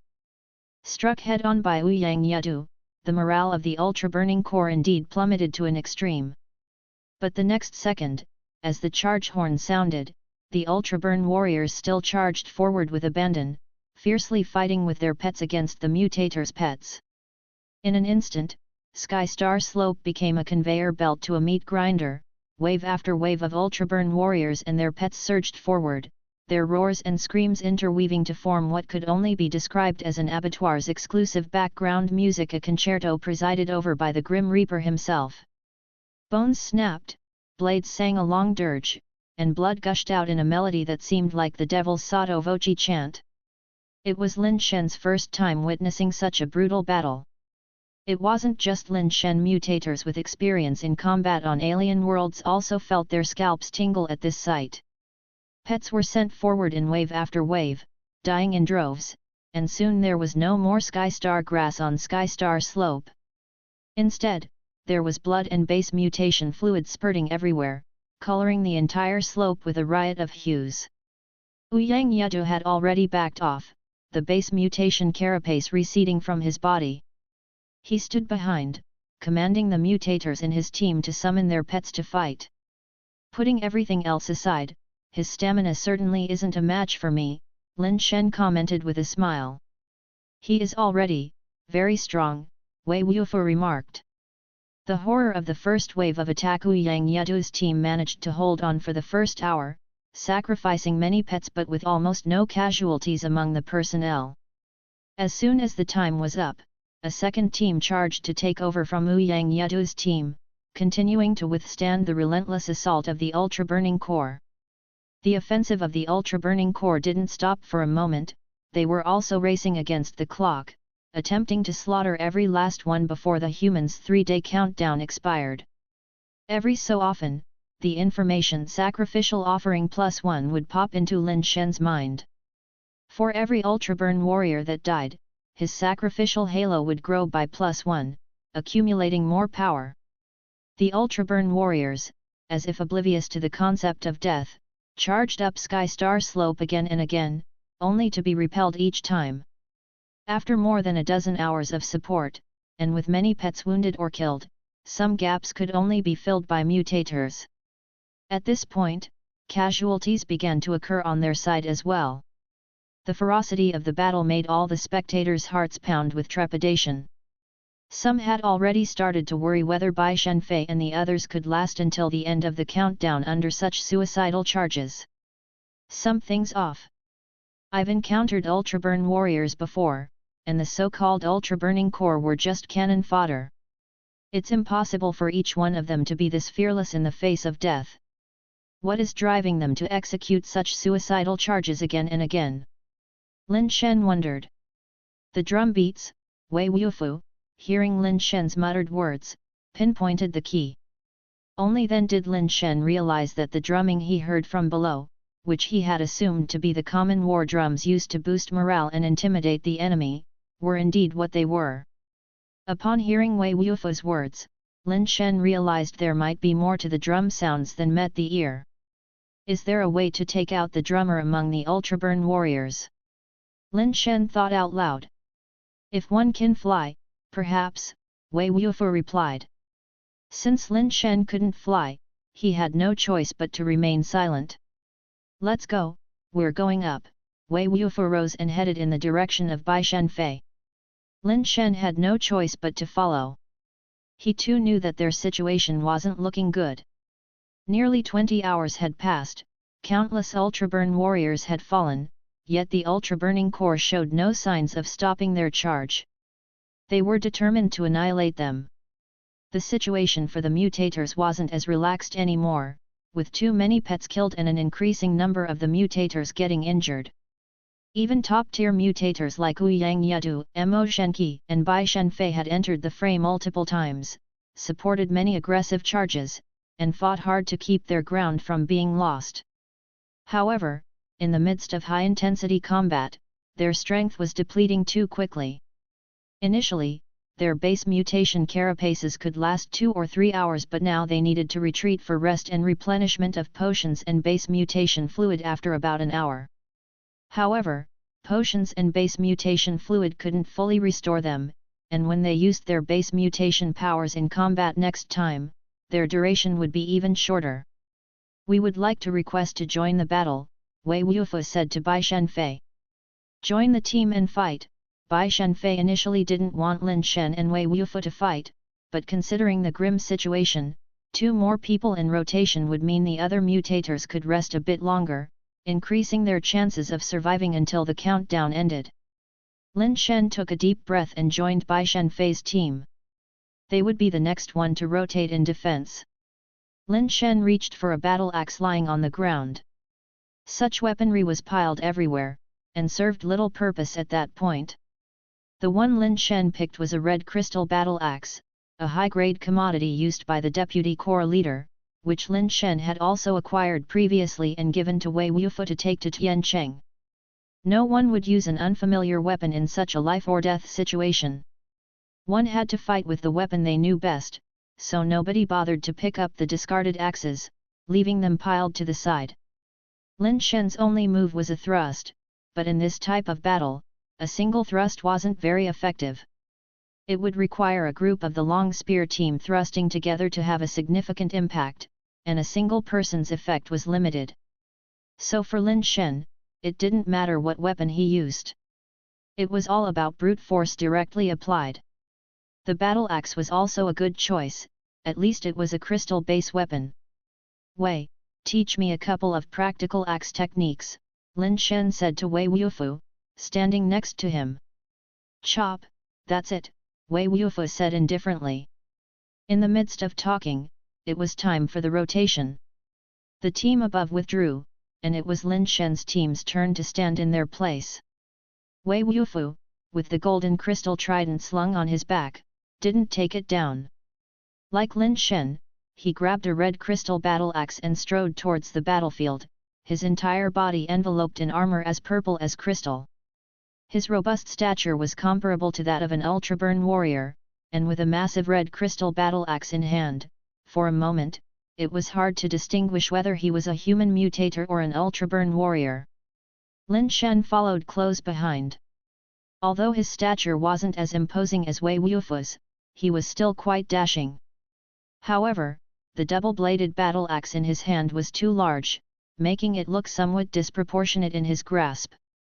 Just as Wei Wufu entered the battlefield, he brought his axe down, cleaving an ultra-burn warrior riding a giant black bull in two, along with the bull itself.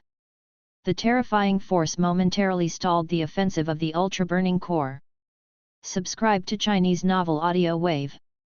Chapter 166, Chapter 166, Strongly Going into Battle. War God Wei has been promoted to Crystal Base level. War God Wei is always so invincible, no matter the time. Although Wu Yang Yadu is strong, my idol is still War God Wei.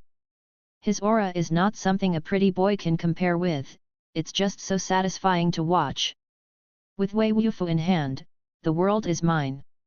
Watching Wei Wufu swing his huge axe, slaughtering the approaching ultra-burning core into disarray, many spectators in different locations expressed the same admiration. Of course, there were also some discordant voices mixed in. It's a pity the playboy didn't come, otherwise, this scene might have scared him pissless. My playboy never fights battles he's not sure of, how could he let himself fall into such danger? The playboy is really strong. After all, he pierced the giant fruit with a single spear thrust, which is not something an ordinary person could do. That's just the power of one spear thrust. War relies on endurance. Once the thrust goes soft, what use is it? The playboy knew there would be situations like this, which is why he didn't come at all. As long as he doesn't show up, no one can defeat him.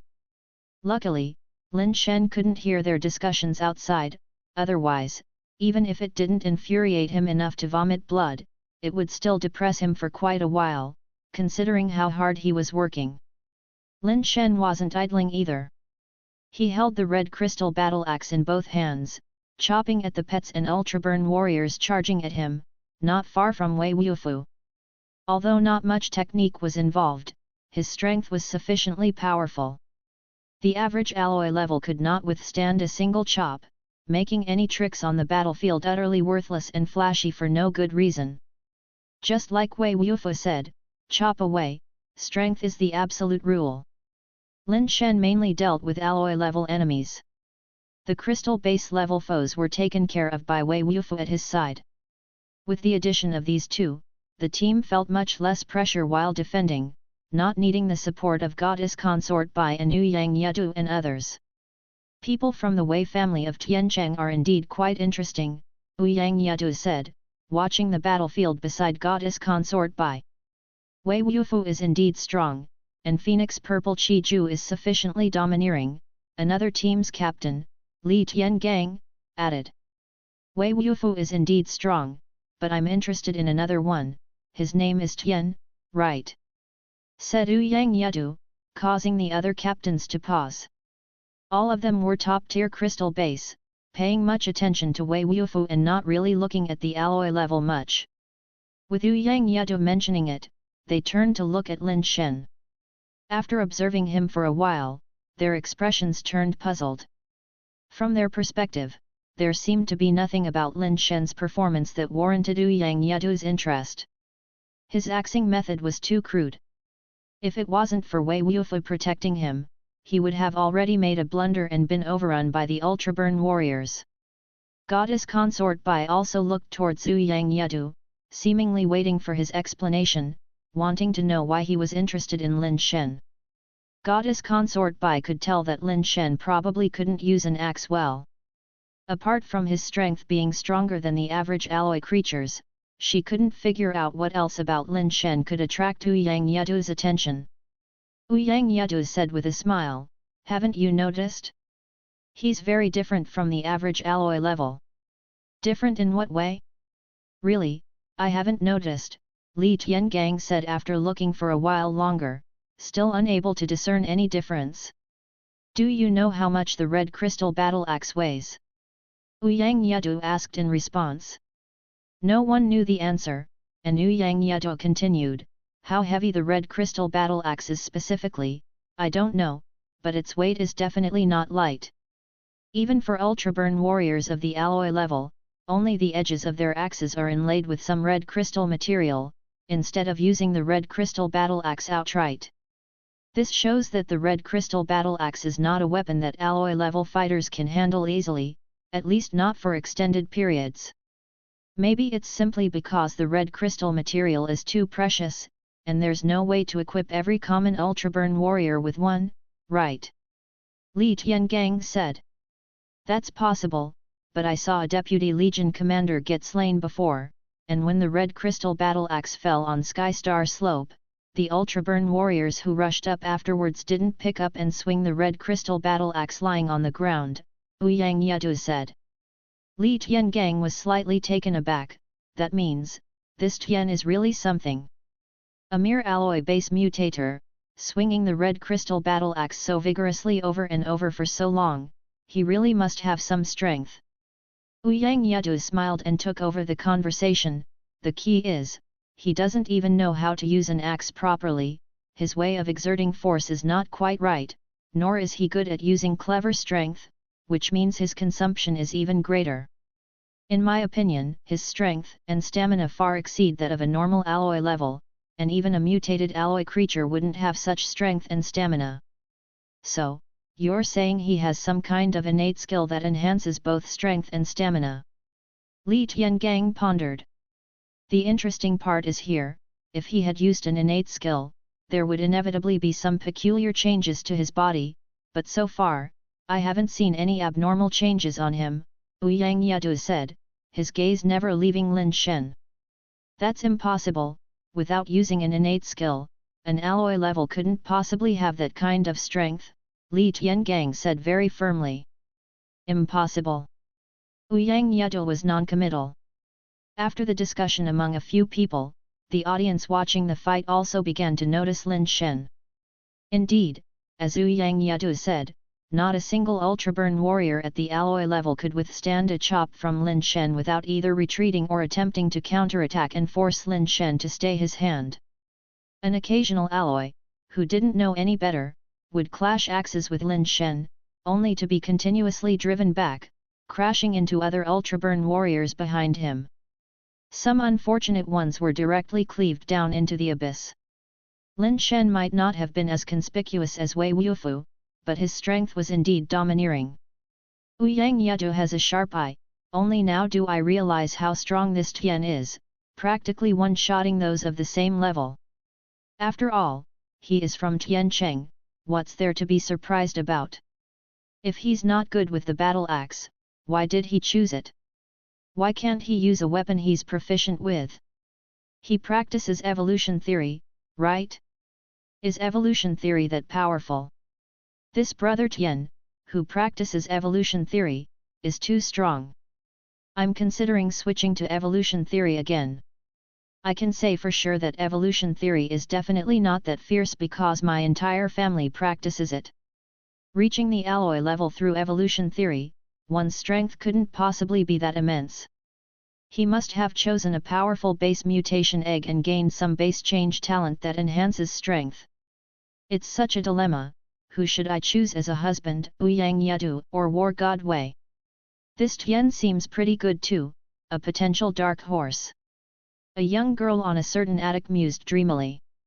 Although looks are justice, this time Ouyang Yadu must have made a mistake. Without using an innate skill, alloy level strength can't be that strong. The crowd was abuzz with discussions, and it was now time for the guard rotation.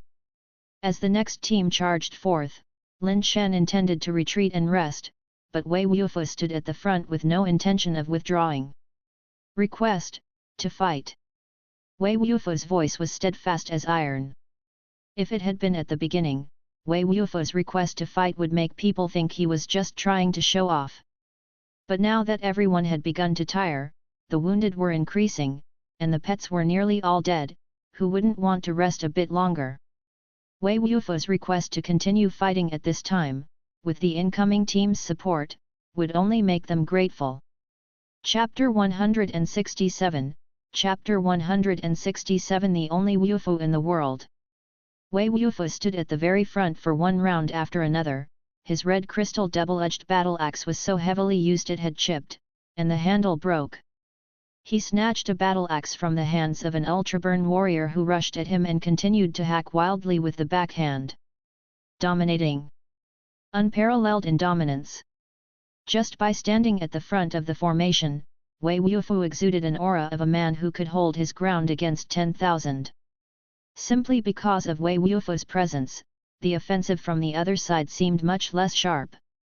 Really, I'm crying to death. The people from the Wei family are really too easy to cry for. There are countless heroes under heaven, but there is only one like Wufu. Is this how the Wei family has defended for over 200 years? Ouyang Yadu, Bai Shenfei, Mo Shenqi, they are all very strong, but I've decided, my idol is only War God Wei. What a pity for the Wei family, such a man, if he could travel across the stars and the seas, how could the other races not know the strength of our human men, sighed Sun Jian. Ouyang Zhuamiao also nodded in agreement. Yadu and Goddess Consort are certainly strong, but their strength hasn't been through the 100 refinements, not bathed in blood and fire. If it were a match on the arena, Wei Wufu might not be their match, but if it were a fight to the death, the ones likely to die would probably be Yadu and goddess consort. This man has simply turned himself into a machine, there's not a single unnecessary movement in his whole body, he has squeezed every bit of his potential to the limit, using every ounce of strength where it is most needed. He has been fighting intensely for nearly 5 hours, yet he can still fight so fiercely. If it were Yadu and goddess consort, under this intensity, they probably wouldn't last 2 hours, Sun Jian also exclaimed with admiration.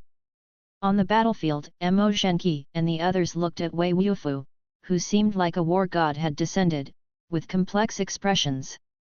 It was hard to believe that there could be such a fierce person in the world, 5 hours of continual powerful chops. Even if he were a machine, his motor should be overheating by now, it should need to rest and cool down, right? Ouyang Yadu's gaze also occasionally shifted to war god Wei. The usually gentle eyes that seemed indifferent to everything now bore a few more degrees of respect. Having seen Wei Wufu's battle, only then do I know what real combat is, having seen his skill, only then do I know what real skill is. The flashy moves I practiced before are actually quite laughable, praised Ouyang Yadu. Even Ouyang Yadu has such high esteem for Wei Wufu, needless to say about the others. But Ouyang Yadu's attention was not only focused on Wei Wufu alone, he frequently looked towards Lin Shen. Even though Lin Shen was not as dazzling as Wei Wufu, many overlooked a fact, Lin Shen had also been fighting alongside Wei Wufu for almost 5 hours. Of course, Lin Shen was fighting under the protection of Wei Wufu, facing alloy-level pets and ultraburn warriors, and he often slacked off to rest, unlike Wei Wufu who had always stood at the forefront. Even so, being able to fight continuously for 5 hours in such an intense battle was astonishing.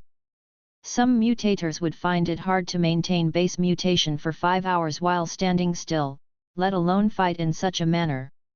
Ouyang Yadu noticed not just this, but also that within these 5 hours, Lin Shen only used the red crystal battle axe.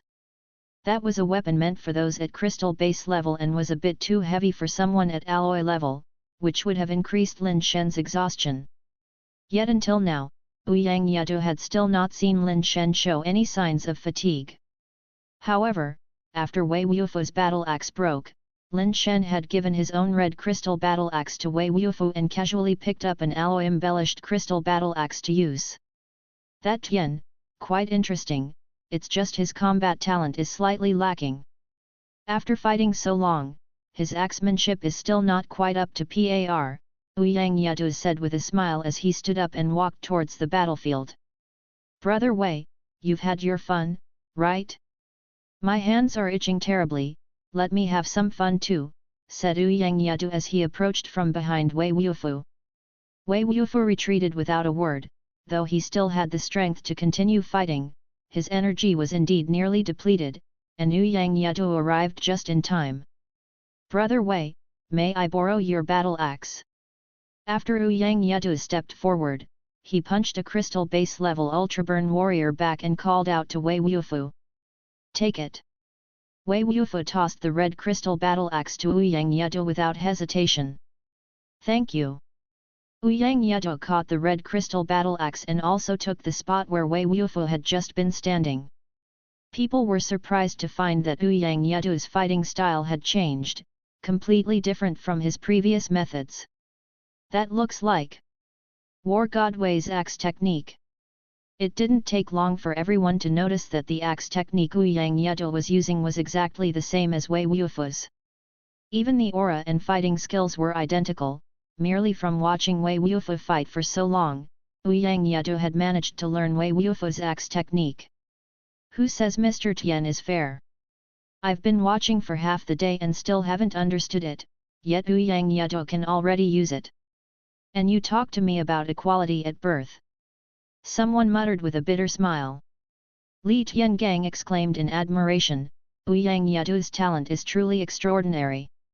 In the following time, it seemed to turn into Ouyang Yadu's performance time, doing with Wei Wufu's fighting techniques what Wei Wufu had done. Others require blood and tears for growth, but Ouyang Yadu's growth seemed to only need a single glance. Bai Shenfei watched Lin Shen and Ouyang Yadu fighting side by side, her feelings somewhat complicated. It was obvious to anyone that Ouyang Yedu's talent far surpassed Lin Shen's. Lin Shen had fought alongside Wei Wufu for so long, although he could now smoothly wield the battle axe, it was still far inferior compared to Wei Wufu. Ouyang Yedu had merely watched Wei Wufu fight and yet had already learned the essence of Wei Wufu's battle skill, a heaven and earth difference in talent. But for some reason, Bai Shenfei deep down did not wish to see Lin Shen like this. Perhaps even she herself hadn't realized that she preferred Lin Shen to be the stronger one. Tian, how about we make a deal? During the fight, Ouyang Yedu spoke to Lin Shen. The battlefield was too noisy, but his voice reached Lin Shen's ears.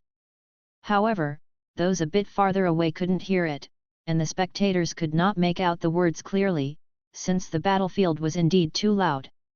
What deal? Lin Shen asked casually, feeling frustrated at the moment. Just before, he had wanted to fall back with Wei Wufu, but Wei Wufu stopped him, saying he needed to continue fighting to find out his limits, which would be beneficial for his growth in the future. I'll teach you a technique, guarantee you'll learn it, in exchange you tell me why you can last so long. Ouyang Yedu continued after cleaving down an ultraburn warrior with a few swings of his axe. That's a man's talent, you wouldn't understand. Lin Shen kept fighting as he spoke, not interested in learning any technique from Ouyang Yedu. If he wanted to learn battle skills, he would go to Wei Wufu. As for Ouyang Yedu, just an imitator, Lin Shen really didn't hold him in high regard. Of course, the main reason was that he didn't want to learn. When it came to weapons like the battle axe, Lin Shen wasn't really interested. He had only mimicked a few of Wei Wufu's moves to cope with the battle, aiming not to master it, but just to be sufficiently proficient. Chapter 168, Chapter 168, The Shackles of Talent. I'll exchange my mutated crystal base pet for your secret, you just have to tell me how it's done, that's all. No need to give anything, Ouyang Yedu was still persistent as he continued. No deal, Lin Shen, too lazy to waste any more words on Ouyang Yedu, directly refused. Right now, Lin Shen was feeling his own changes, where did he have the leisure to chat with him? Unexpectedly, intense battle had also triggered the operation of evolution theory, which was somewhat beyond Lin Shen's expectations. Originally, when his physical strength was too depleted, Lin Shen had thought about retreating or using the super base pattern, but to his surprise, evolution theory started up, continuously strengthening and mutating his body during the battle, making his body more suited for prolonged combat. Mainly, it was the enhancement of endurance. When he started swinging the battle axe continuously at first, his muscles would easily ache, but after evolution theory took effect, his muscles didn't tire as quickly. Moreover, as long as Lin Shen relaxed, the fatigue in his muscles would dissipate very quickly, recovering faster and faster. The reason why Lin Shen seemed to lazily retreat a bit every so often was to recover his bodily functions. Being able to fight continuously for such a long time, evolution theory's role was indispensable. In addition, Lin Shen discovered something even more interesting. In battle, even when evolution theory was activated, stepping on the immortal court could still be used, and the two didn't conflict. Or rather, evolution theory accommodated stepping on the immortal court. A part of it was transforming to strengthen Lin Shen's body, and another part converted into the power of stepping on the immortal court, circulating continuously with Lin Shen's movements. Lin Shen didn't pay much attention to Wufu's battle axe techniques because he was always studying the practical application of stepping on the immortal court. Outsiders only saw that his axe skills weren't that great, but they didn't realize that Lin Shen's overall movements were actually continuously changing. Lin Shen was adjusting those 73 movements to better fit himself, and he eliminated some impractical movements, leaving only the most pure and direct ones. Some movements could also be used, but the strength flowed slightly less smoothly, or perhaps a bit slower, and were also discarded by Lin Shen. If it can be simplified, why make it so complicated? Lin Shen wanted the simplest and the most practical kind, not those flashy things. Of course, All these required repeated experimentation, and then ensuring that after those movements were removed, the other movements could still link up coherently. All sorts of disassembling, then recombining these all needed a lot of time and trials. Real combat was indeed different from personal practice, and Wu Fu was not wrong. Only in real combat could one truly see what they were capable of. It was also the only standard to test oneself. Ouyang Yadu said something else, but Lin Shen wasn't interested in listening at all, mainly because he couldn't explain why he could last so long. Ouyang Yadu's temperament, however, was really quite good. Lin Shen ignored him, and he wasn't annoyed at all, taking the opportunity to speak a few words to Lin Shen, hoping he could move him. Lin Shen, genuinely a bit overwhelmed by his words, simply said, "This is a secret not to be passed on, just stop asking. I don't need to know what the secret itself is like, I just want to know its name. Whatever you want, as long as I have it, I can exchange it for that." Ouyang Yadu was very persistent, not giving up because of this. "What use is knowing the name to you?" Lin Shen couldn't understand Ouyang Yadu's way of thinking. "Of course it's useful, at least I know it's not an innate talent that can be forged later on, even if I can't use your method, I can still look for others. What I want is a possibility, not the secret itself," Ouyang Yadu said while fighting. "For someone with extraordinary talent like you, do you really care about these things?" Lin Shen was somewhat surprised, he hadn't expected Ouyang Yadu to say something like that. When it comes to talent, there's probably no one stronger than Ouyang Yadu on our mother planet, but from the sound of it, he himself seemed to have quite an aversion to the concept of talent. "Talent determines the upper limit, you've heard that saying, haven't you?" Ouyang Yadu asked. "I have," Lin Shen admitted, and he quite agreed with it. Anyone can work hard, but not everyone has talent. With the same amount of effort, those with talent naturally go higher and farther. What I want isn't the upper limit, but to break through it. That's why to me, talent is like a shackle, I don't want to be bound by it," Ouyang Yadu said sincerely. Listening to him, Lin Shen really wanted to douse him with a bucket of ice water to cool him down and then think about how to speak like a normal person. It's like someone who's a decathlete, good-looking, charming, capable, intelligent, emotionally intelligent, and also incredibly lucky, in short, good at everything.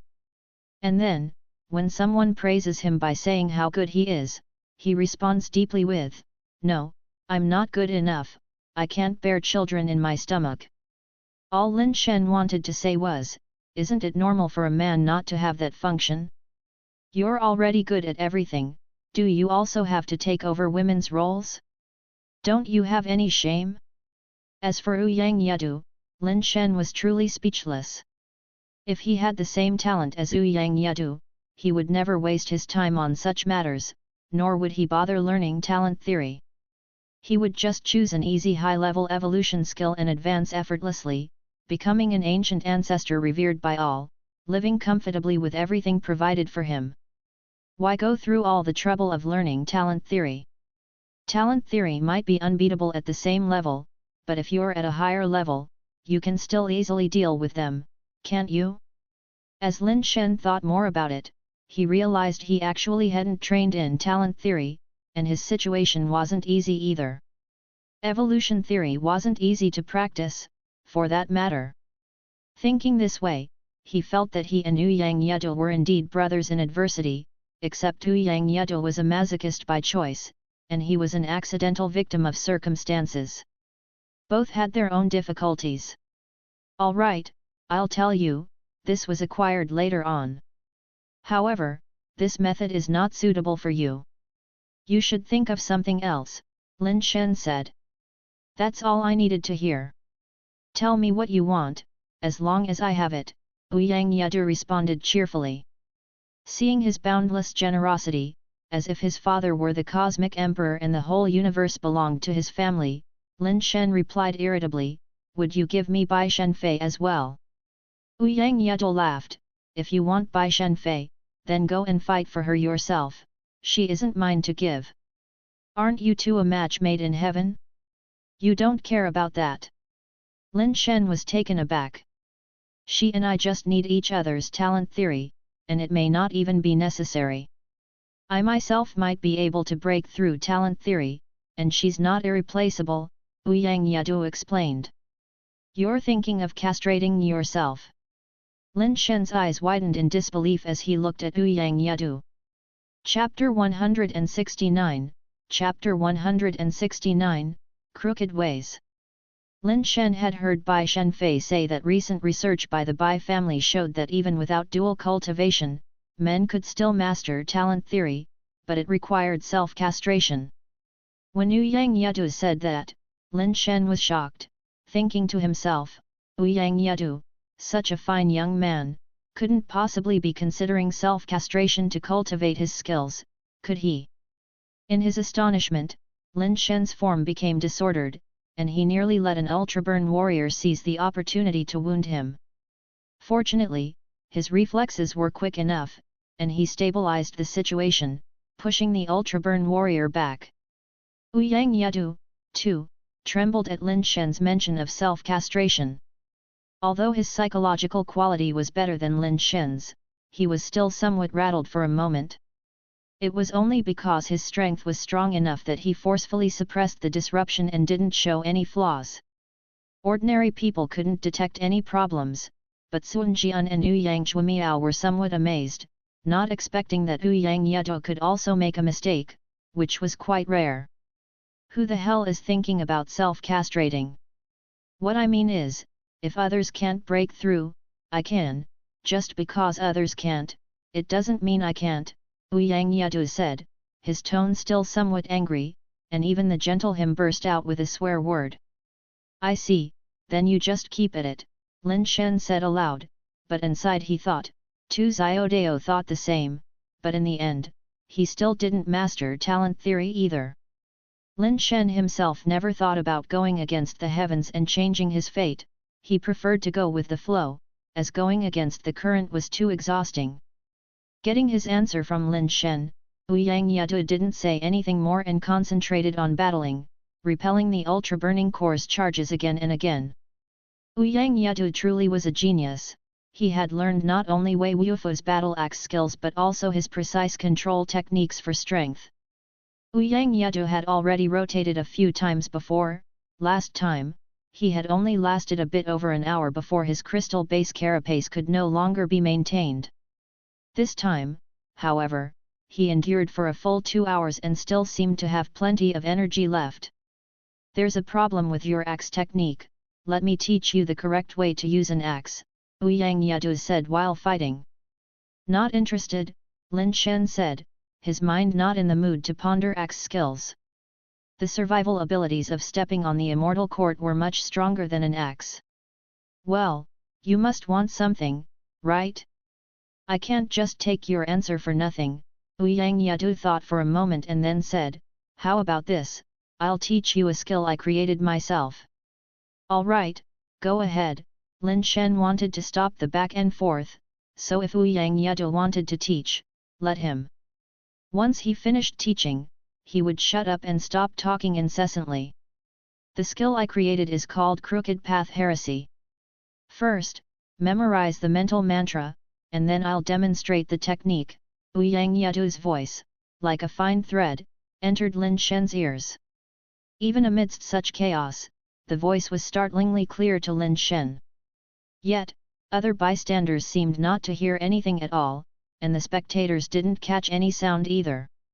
The orthodox and the mainstream all follow the great path like music, high mountains and flowing rivers, sun setting and moon descending. Everything in the world has its rhythm. Between each breath, there's a change in the world's melody.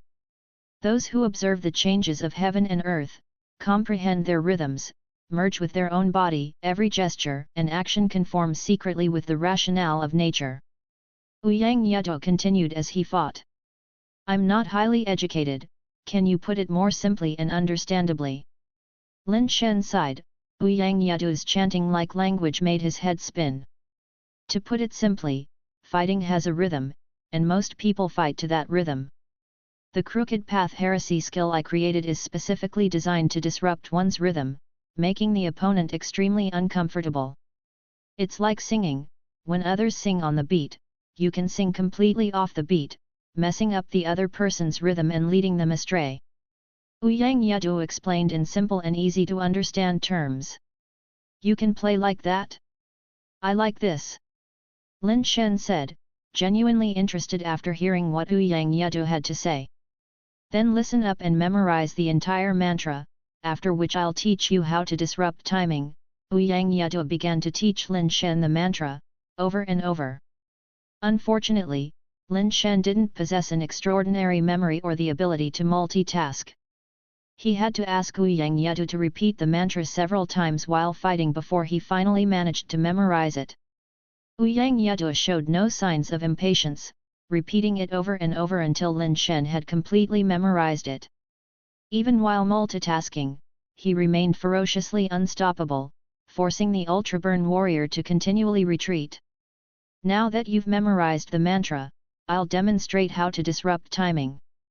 This is the foundation of Crooked Path Heresy, and if you can't learn to disrupt timing, you won't be able to proceed with the rest, Ouyang Yadu said as he demonstrated. His presence changed, and his axe technique no longer resembled Wei Wufu's broad and expansive style. Every swing was timed and angled in a bizarre manner.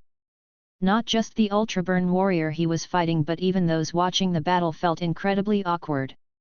How to put it, it was like watching a film where the audio track and visuals are out of sync, just slightly off, which can make the viewer feel very uncomfortable. If the viewers felt uncomfortable, the opponents felt even worse. With just a few casual swings of his axe, Ouyang Yadu brought down a crystal base Ultraburn warrior.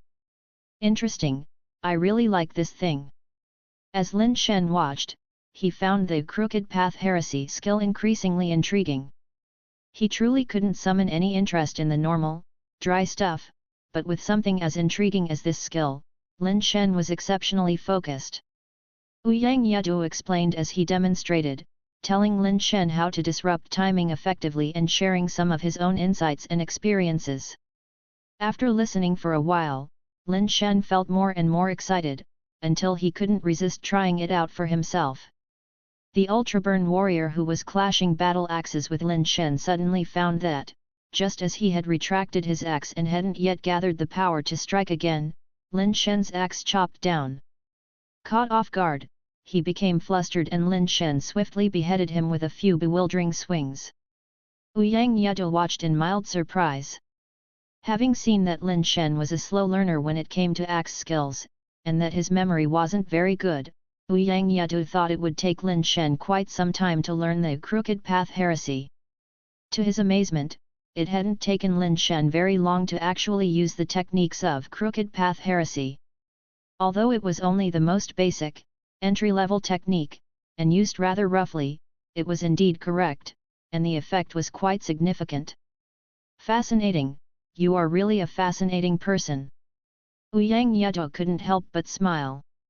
To create such a skill, you two are an extremely interesting person, Lin Shen also laughed. Hey, are those two chatting? Finally, someone noticed that Lin Shen and Ouyang Yadu seemed to be talking while fighting, though it was unclear what they were saying. Chapter 170, Chapter 170, Perpetual Motion Tian. Ouyang Yadu used the Crooked Path Heresy skill for a while but then stopped and reverted to using the skills of Wei Wufu. Because his physical strength was about to become a problem, using the Crooked Path Heresy would only speed up his exhaustion rate and shorten his combat time. Under the current circumstances, there was no need for him to be too strong, but the ability to last longer was essential. Lin Shen, however, didn't have to worry so much. His physical strength was still abundant, and his base mutation strength was equally sufficient, even without activating the super base pattern. After ascending to the alloy level, his base mutation carapace could absorb energy from the world, albeit in small amounts. After all, the hieroglyphics etched onto the carapace still had some effect, even if they weren't fully activated. Lin Shen was somewhat addicted to practicing the Crooked Path Heresy, constantly figuring out how to exploit the timing of his moves. Every little new insight excited him greatly. Unbeknownst to him, Ouyang Yatu had already withstood 3 rounds and fought in the arena for 3 hours. In theory, given Ouyang Yatu's current condition, the fact he could last another 3 hours was already astonishing. But when he saw the still lively Lin Shen, his expression became somewhat strange. Lin Shen had come up to fight alongside Wei Wufu, and while Wei Wufu had gone down to rest for 3 hours, Lin Shen seemed to have no problem at all. Even he found the durability of Lin Shen's physical and base mutation strength somewhat terrifying. You go down, I go up, Wei Wufu came over again and took Ouyang Yatu's place. As Ouyang Yatu left the arena, most people started to notice something unusual. That Tian, he seems to have come up with Wei Wufu the first time, right? Wei Wufu went down to rest in between, but he didn't go down, did he? He seems to have really good stamina, doesn't he? This is what you call ultra-long standby. Wei Wufu goes up, Ouyang Yatu goes up next, then Ouyang Yatu is replaced by Wei Wufu again, but he's been there all along. How enduring is that? Even excellent employees aren't as resilient as him. He should be practicing evolution theory, right? Is evolution theory this enduring? Bai Shenfei and others also noticed Lin Shen. Mo Shenqi voiced his surprise, Tian's endurance is so strong. How many hours has it been? Except for occasionally stepping back to rest briefly and drink something, he hasn't really rested, has he? More than 8 hours, almost 9 hours now, Li Tiangang joined in. I think there must be something wrong with the potion he's drinking. I've heard that there's a potion in Tiancheng that can restore a large amount of base mutation energy in a short time. Wei Wufu is of the genuine Wei family bloodline. Have you seen him rapidly recover after drinking something? Mo Shenqi did not agree with Li Tiangang's point of view. Then it must be an innate skill, Li Tiangang suggested again. Bai Shenfei was looking at Lin Shen with a complicated gaze. She too was puzzled by Lin Shen's strength and endurance, which were indeed out of the ordinary. But she hadn't heard that practicing evolution theory would have such effects, and she wondered how Lin Shen had achieved this. Could evolution theory also make him flower? This thought flashed through Bai Shenfei's mind but was quickly dismissed by her. It must be an innate skill. It seems the base mutation egg he used for his base mutation is quite good, granting him a commendable base change talent. Others thought that Lin Shen's base mutation talent was strong, which wasn't wrong, but the problem was that he hadn't even used his base mutation talent yet. Lin Shen was utterly in love with the crooked path heresy created by Ouyang Yatu. The more he used it, the more proficient he became. Each swing of the battle axe was extremely uncomfortable for his opponents, making them feel both awkward and distressed. What brings others discomfort is Lin Shen's greatest comfort. His axe swung relentlessly, the number of alloy pets and ultraburn warriors he'd chopped down was beyond counting, the original color of the rocks on Skystar Slope was no longer visible. Fortunately, the abyss on either side was unfathomably deep, allowing many corpses to fall into its depths, otherwise, the piled bodies would have formed small hills by now. Many had begun to take an interest in Tian, wondering just how much longer he could hold on. After Lin Shen persevered for 10 hours, an outside moniker had already emerged for him, Perpetual Motion Tian. Of course, there were those who joked, calling him the most enduring man in the world. While the matter of Perpetual Motion Tian amused many, the current situation was anything but optimistic, with more pets dying and more people getting injured. Even those who were unscathed were now exhausted, their strength and base mutation energy almost completely depleted. Even with potions and base mutation fluid for replenishment, full recovery was impossible.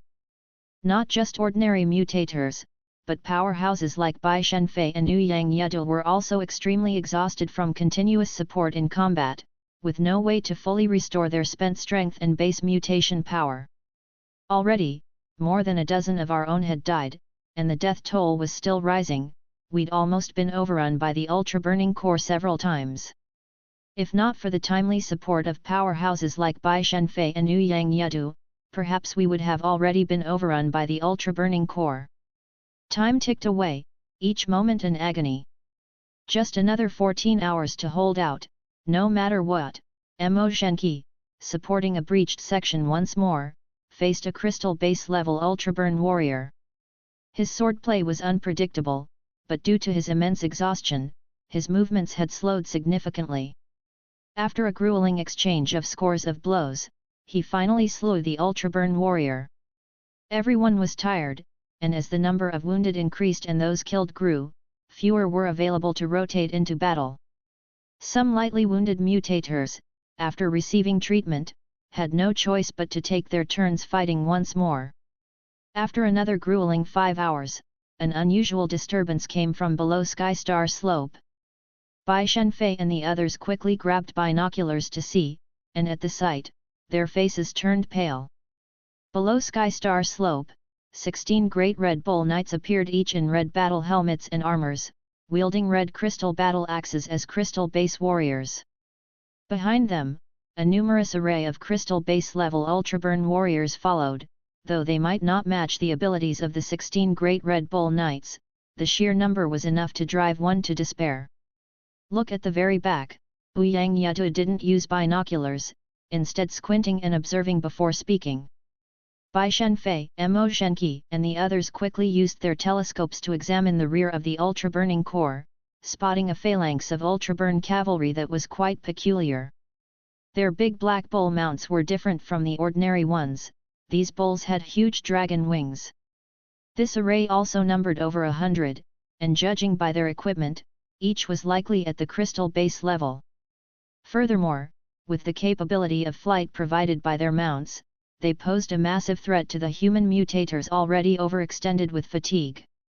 Even more terrifying, leading the flying cavalry formation was a red-clothed war general on a black crystal giant dragon, wielding an exceedingly long red crystal long spear, issuing orders and directing his forces towards Sky Star Slope.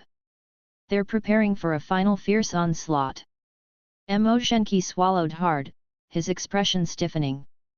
Having fought until now, with thousands of crystal base troops still facing us, even a flying unit yet unutilized, who wouldn't be alarmed? Chapter 171 Chapter 171 The Dragon Hunter Strikes Out. The mutators defending the formation had not noticed this development. Upon seeing the ultraburn warriors, who had charged without fear of death for so long, suddenly retreat like the tide, and hearing the war drums below stop, they could not help but cheer, believing that the ultra-burning core that had been unassailable for so long had finally given up. Just as they were cheering for their imminent victory, they saw another group of ultraburn warriors step onto Sky Star Slope.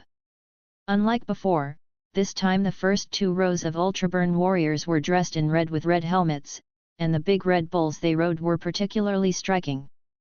1, 2, 8, 16, my god, there are 16 Deputy Legion Commander-level ultraburn warriors. Everyone was taken aback.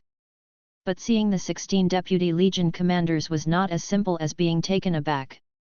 Behind them, the upcoming ultraburn warriors were adorned in crystal base armor, and there were many of them, at least 1,000 strong.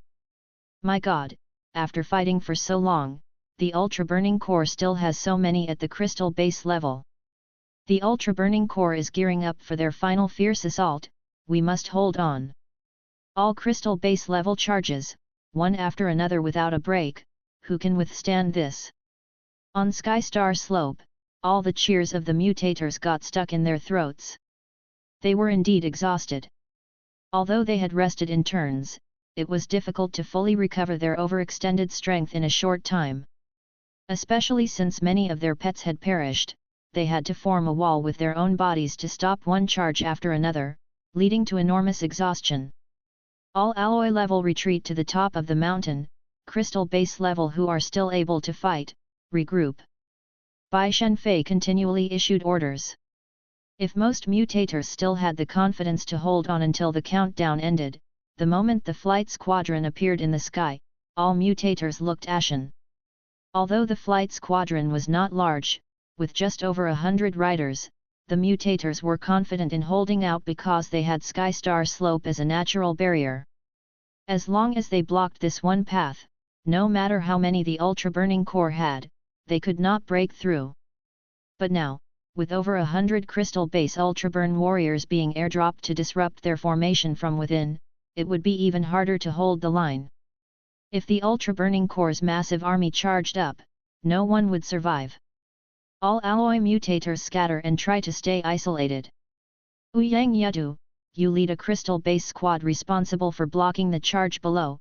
No matter what, they can't be allowed to break through, leave the rest to me, Bai Shenfei said, drawing her long sword and tossing aside its scabbard, leading another team to defend the rear. After hearing the orders, the alloy mutators scattered in all directions towards the top of the mountain. As long as they were scattered enough, the flight squadron would not have the energy to chase down each one of them. The main task of the flight squadron was to help the troops below charge up and create a breakthrough. That was their goal. Boom! Boom! Boom! Boom! The war drum sound that had just stopped for a moment started up again, thundering battle cries and the thunder-like sound of hooves rose simultaneously. The ultra-burning core launched their fiercest charge yet. The entire charging team, composed of crystal base, surged up Sky Star slope like a mighty serpent.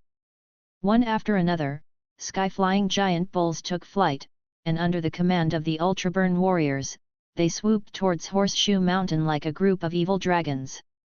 However, these were just flying bulls, not real evil dragons, except for the Red Lance Knight at the forefront, whose mount, the Black Crystal Evil Dragon, was a genuine dragon-type creature. Brothers, if you want to survive, then we must fight for our lives. Ouyang Yudu and Wei Wufu stood side by side at the front of the formation, each holding a red crystal battle axe in hand. Facing the raging charge of the ultra-burning core, their eyes showed no trace of fear. Then let's do the motherfucker. A group of crystal-based variants also had their inner ferocity and bloodlust ignited by war, ready to fight to the death. Bai Shenfei saw that Lin Shen was still here and said to him, "Go, find a place with fewer people, and you might still survive." Lin Shen thought for a moment, said something to Wei, and then left the area, running towards the open space at the mountain summit. The charge below had already begun.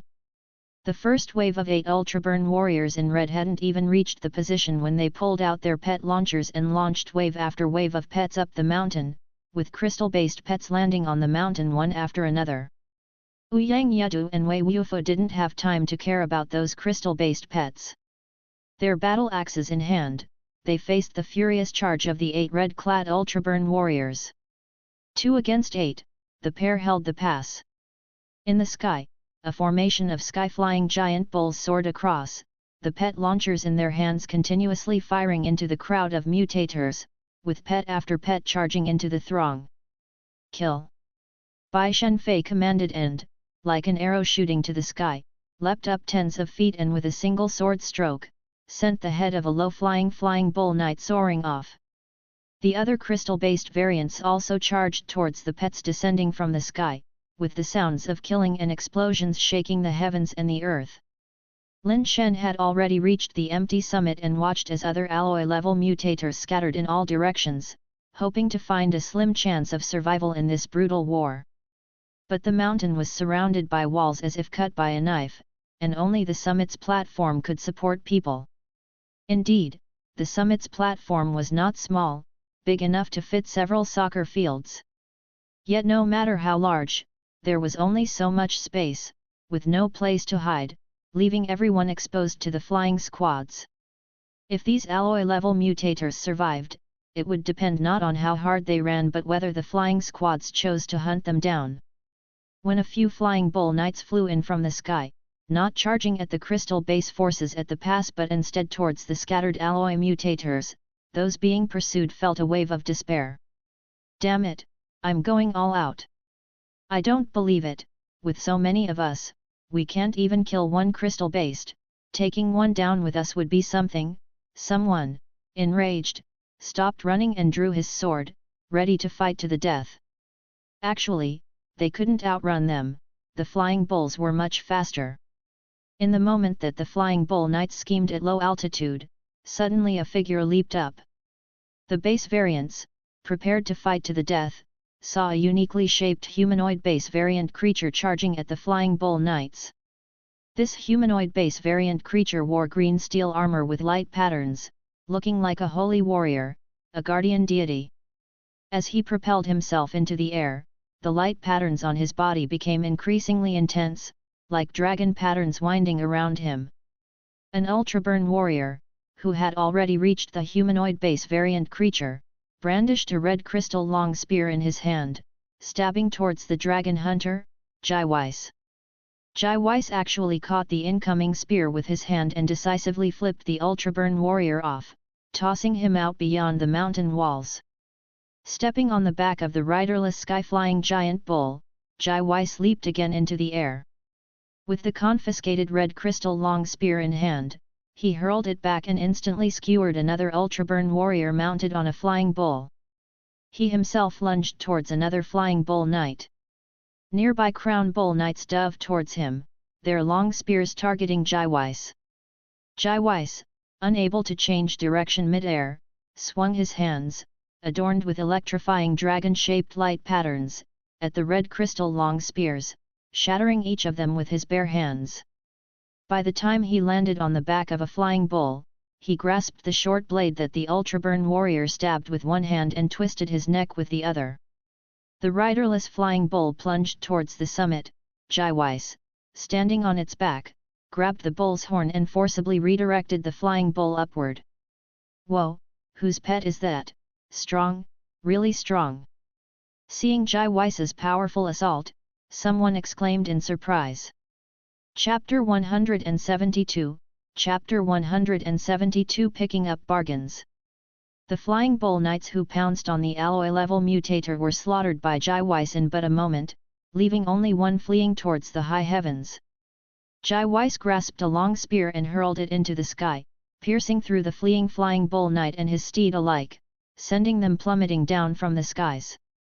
After killing the Flying Bull Knights, Jai Weiss, holding onto a bull's horn with one hand and standing on the slain beast, descended to the ground and returned to Lin Shen's side, handing over the captured pet launcher to him. Lin Shen took the two pet launchers Jai Weiss handed over, fiddled with them, and immediately two flying bulls flew over, landing in front of him and Jai Weiss. "Ah! Are those Tian's pets? Can pets even be this handsome? Handsome and strong, humanoid too, never seen a pet like this." As people were discussing Jai Weiss, Lin Shen and Jai Weiss had each mounted a flying bull. Lin Shen, holding the pet launcher, said, "Later, let's grab more of these gadgets." Finished speaking, Lin Shen picked up a red crystal long spear and spurred his mount into the sky. Jai Weiss followed closely behind, soaring into the sky and charging towards the most intense part of the battle. Bai Shenfei and the others were barely sustaining the attack from the Flying Bull Knights. It wasn't that they couldn't defeat the Flying Bull Knights after Bai Shenfei had leaped up and slain one of the knights, the remaining ones no longer made diving attacks, instead taking out their bows and arrows and showering Bai Shenfei and her fellow mutators with volleys of arrow rain from above. The red crystal arrows posed a significant problem for Bai Shenfei and her companions, who unfortunately couldn't reach the Flying Bull Knights in the sky. Bai Shenfei felt some regret. She shouldn't have killed so fiercely at the start, making the Flying Bull Knights wary. But it was too late for regrets now. As she pondered how to deal with the Flying Bull Knights above, she suddenly saw the knights who had earlier rushed towards the summit now flying back. This raised a bad feeling among Bai Shenfei and the others, thinking maybe the alloy-level mutator had nearly been massacred, prompting the return of the Flying Bull Knights. But upon closer inspection, she noticed that although many had gone, only two knights had returned. Tian. On recognizing the riders atop the two returning bulls, they were both shocked and overjoyed. No one had imagined that Tian, who was only at alloy level, could actually take out those crystal base level Flying Bull Knights and even capture two flying bulls. Looking at the other person riding a flying bull, with light patterns flashing splendidly, they recognized it was a base mutation pet, and they suddenly realized Tian had hidden a powerful crystal base pet, which explained how he could counterattack and slay the crystal base level Flying Bull Knights. Jai Weiss, take him out, Lin Shen commanded, pointing at the red-clothed dragon knight flying at the highest point. Jai Weiss, flying by his side, heard Lin Shen's command and immediately signaled his mount to accelerate, charging towards the location of the red-clothed dragon knight. Lin Shen too pulled on his flying bull, following close behind Jai Weiss. Wait, take me with you, Bai Shenfei shouted from below. Even if Lin Shen's pet was supposed to be strong, facing so many flying bull knights and that red-clothed dragon knight, it would be difficult for them to gain an advantage. Tian, let's go together, Mo Shenqi also called out from below. Lin Shen didn't care about them, and even if he heard their chatter, he pretended he hadn't. Flying pets were quite rare, especially the kind that could be ridden. Although pets like the azure-eyed divine eagle were considered flying pets, they weren't suitable for riding. It wasn't that the azure-eyed divine eagle wasn't strong enough to carry a person into the sky, but rather that its body simply wasn't suitable to be ridden. Sitting on the eagle's body would interfere with its wings. If the wings couldn't move freely, how was it supposed to fly? Standing on an eagle's back? Or sitting on it? Aren't you afraid of being thrown off and killed if it makes a sudden turn during flight? So, there were flying pets, but not many that could be ridden. Lin Shen was very interested in these flying bulls, and snatching away the pet launcher meant all those flying bulls were now his. At a time like this, the spoils of war he had seized, who would have the audacity to come and demand a share from him? The red-clothed dragon knight and the flying bull knights had naturally noticed them. The red-clothed dragon knight let out a roar, and the flying bull knights immediately drew their bows and shot arrows toward Jai Weiss and Lin Shen. Seeing the rain of red crystal arrows flying their way, Lin Shen quickly had his flying bull hide behind Jai Weiss, while tossing the red crystal long spear he had picked up to Jai Weiss.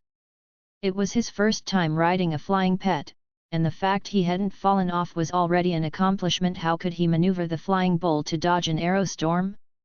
Jai Weiss caught the red crystal long spear and leaped into the air, advancing toward the shower of red crystal arrows. The spear in his hand turned into a whirling fan of 5 speeds. All the incoming red crystal arrows were deflected by him, creating a shower of sparks, with the ringing sound of metal clashing ever present in their ears. Lin Shen quickly ordered the flying bull Jai Weiss was riding to charge toward his landing spot, and managed to catch him before he fell. Since they were already close, the flying bull knight regiment only managed to get off one volley before Jai Weiss charged into their midst, leaving a trail of sparks and lightning, where arrows broke and men perished as spears were knocked from their hands. The power augmented by the dragon patterns on his body was simply too strong. His blade clashed with those of the same rank and remained invincible. Following behind, Lin Shen took advantage of the chaos, seizing several red crystal long spears that Jai Weiss had knocked away. He slung them on his back and held onto one, stabbing a flying bull knight who had lost his spear in the chest. Although Lin Shen was only of alloy level, his level 31 strength wasn't much inferior to that of a regular flying bull knight. Killing one who had been disarmed and was off balance by Jai Weiss was not a difficult feat. Thus, a bizarre scene unfolded in the sky, Jai Weiss charging wildly in front, unstoppable, making the flying bull knights fall haphazardly. Behind him, Lin Shen followed, crazily delivering finishing strikes, targeting vital spots. Whenever there was an opportunity, he would strike down a flying bull knight with a spear and then casually take their pet launcher. In no time, hundreds of flying bull knights couldn't handle this one man and his pet. That's too explosive, that pet is too invincible, looks even fiercer than Yu Yang Yadu. Seeing Jai Weiss's explosive performance, the hairs on many people's necks stood up. In the sky, the red-clothed dragon knight let out a roar. The flying bull knights who had been desperately blocking Jai Weiss suddenly opened a path, allowing Jai Weiss to rush past easily and charge straight toward the red-clothed dragon knight. But Lin Shen, who was following behind, was stopped and found himself surrounded by hundreds of flying bull knights. Without Jai Weiss charging ahead, Lin Shen's situation suddenly became very grim. Chapter 173, Chapter 173 Aerial Battle. Damn, Tian is trapped, those watching the battle felt things were looking grim. Bai Shenfei also noticed that Lin Shen's situation was dire and wanted to provide support, but regretfully, she couldn't fly either. Mo Shenqi and the other mutators were anxious, wanting to help but unable to take to the skies. They could only vent their anger on the pets that were swarming them. The gravity on the Realm King planet was too strong, making it extremely difficult to project anything upwards, even with Bai Shenfei's strength. Affecting a battle at that altitude was hard to achieve, let alone for an ordinary crystal base. Looking over at Jai Weiss's side, the red-clothed evil dragon knight had already personally gone to meet the enemy, making it impossible for him to come back and rescue Lin Shen. Being surrounded by hundreds of flying bull knights in the sky, it looked impossible to escape. All eyes were on Lin Shen, and those outside watching the battle also felt sorry for him. Perpetual Motion Tian was perceived by them as just a more durable alloy mutator. Surviving an onslaught from hundreds of crystal base-level enemies would require a miracle. With the situation as it was, no one could rescue him, and even his pet was entangled by the red-clothed evil dragon knight, leaving absolutely no one to save him. No one believed that Jai Weiss could quickly dispatch the red-clothed evil dragon knight and then rush back to save Lin Shen. Because by now everyone could see that the red-clothed Ultraburn warrior riding the evil dragon was most likely the legitimate commander of the Ultraburning Corps. With the strength to lead 30,000 Ultraburn warriors, his power was imaginable, and atop that, he had a pet evil dragon that was as black as crystal. Just by looking, one could tell that the evil dragon pet was high-grade stuff, surely a mutated crystal base, and whether in size, speed, or killing power, it was no match for a flying bull. Jai Weiss, fighting the commander who rode the evil dragon in the air, would do well just to not get killed, let alone swiftly take down the commander and come to Tian's aid, which was nearly an impossible task. Your companion is in danger. Leave this place to me, go and support him, Ouyang Yadu said, glancing at Lin Shen in the sky. No need, Wei Wufu simply replied, continuing to fight the red-clothed Ultraburn warriors who were charging relentlessly. If it wasn't for the two of them teaming up to face the red-clothed Ultraburn warriors' successive charges head-on, the others would have probably broken through already. Now if Wei Wufu left, with only Ouyang Yadu remaining, his energy expenditure would surely increase, shortening the time he could hold out likely not until the countdown ended. However, Wei Wufu's decision not to leave wasn't for this reason, it was because he understood Lin Shen and knew that if Lin Shen chose to act in that way, he must have had his reasons. Moreover, he also knew that Lin Shen hadn't really played his trump card yet. Lin Shen hadn't even used his innate skill. Wei Wufu was somewhat aware of Jai Weiss's abilities. If the commander wasn't riding an evil dragon pet, there might still be a chance. But since he was riding a dragon-type pet, it was destined to be swiftly eliminated by Jai Weiss. Therefore, Wei Wufu was not at all flustered, continuing to withstand the red-clothed Ultraburn warriors' continuous charges. Ouyang Yadu was somewhat puzzled, seeing Wei Wufu's demeanor. He seemed to have a great deal of confidence in Tian. Could it be that Tian has yet to reveal his true strength? If that's the case, this is going to be very interesting. Ouyang Yadu's clear eyes sparkled with excitement, occasionally glancing at Lin Shen who was besieged in the sky. You all really think I'm an easy target? Lin Shen's mouth twitched slightly, holding a certain contempt for that commander in his heart. His vision was really poor, even though he was the main character. The commander had chosen to deal with Jai Weiss personally and left him to these small fries. It's time to show these foolish minotaurs who the real protagonist is, Lin Shen declared as he watched the flying bull knights charging at him with their long spears, the pictographic characters on his body suddenly glowing brightly. The next second, Lin Shen, his body glowing with characters, leaped from the back of the flying bull, dodging the spear of the oncoming flying bull knight. He flipped over the knight's head, while simultaneously slapping his palm towards the back of the knight's head. The flying bull knight drew a short blade with his other hand, slashing towards Lin Shen above him. He had thought that his blade would surely strike Lin Shen's descending hand, but to his surprise, Lin Shen's strike was half a beat slower than he had anticipated. His short blade slashed through the air but missed Lin Shen's hand, sending a chill through his heart. Bang! The Flying Bull Knight felt as if a heavy hammer had struck the back of his head, his brain thundering, the dizziness unbearable. Lin Shen had already flipped behind him, effortlessly taking his pet launcher and stowing it in his backpack, then he quickly snatched both the red crystal long spear and the red crystal short blade, not forgetting to take the red crystal bow and arrows from his back as well. Lin Shen had already been coveting these items. As a child, he often played archery games at the market. He knew how to use a bow and arrows, and his aim was quite good. However, after playing for a while, he lost interest and hadn't touched them for many years, unsure if his accuracy still held up. After taking the items, he threw the dazed Ultraburn warrior straight off the back of the flying bull. Lin Shen, with the bow slung over his shoulder and several long spears, a short blade tucked at his waist, and hands wielding a red crystal long spear, had white characters emitting a fluorescent glow on his body, creating an eerie yet indescribable sense of harmony. As the other flying bull knights closed in from all directions, Lin Shen did not continue riding on the bull's back but instead leaped into the air again. Although he seemingly jumped forward, he actually tossed the spear in his hand backward. The flying bull knight charging from behind hadn't anticipated such a move and collided with it at high speed. Under the force of the impact, the long spear pierced through his chest. In mid-air, Lin Shen drew another long spear and aimed it at an oncoming flying bull knight.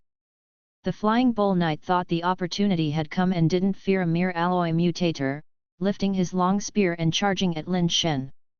Before the two could clash, Lin Shen swiftly slapped the back of his spear, sending it flying out of his hands. The flying bull knight, startled by Lin Shen's tactic, broke into a cold sweat and hastily dodged the thrust. But Lin Shen had already reached above his head, stepping on his helmet, using it as leverage for another leap. The flying bull knight he stepped on let out a muffled sound as his ultraburn helmet was dented, and he fell headlong from the back of the flying bull.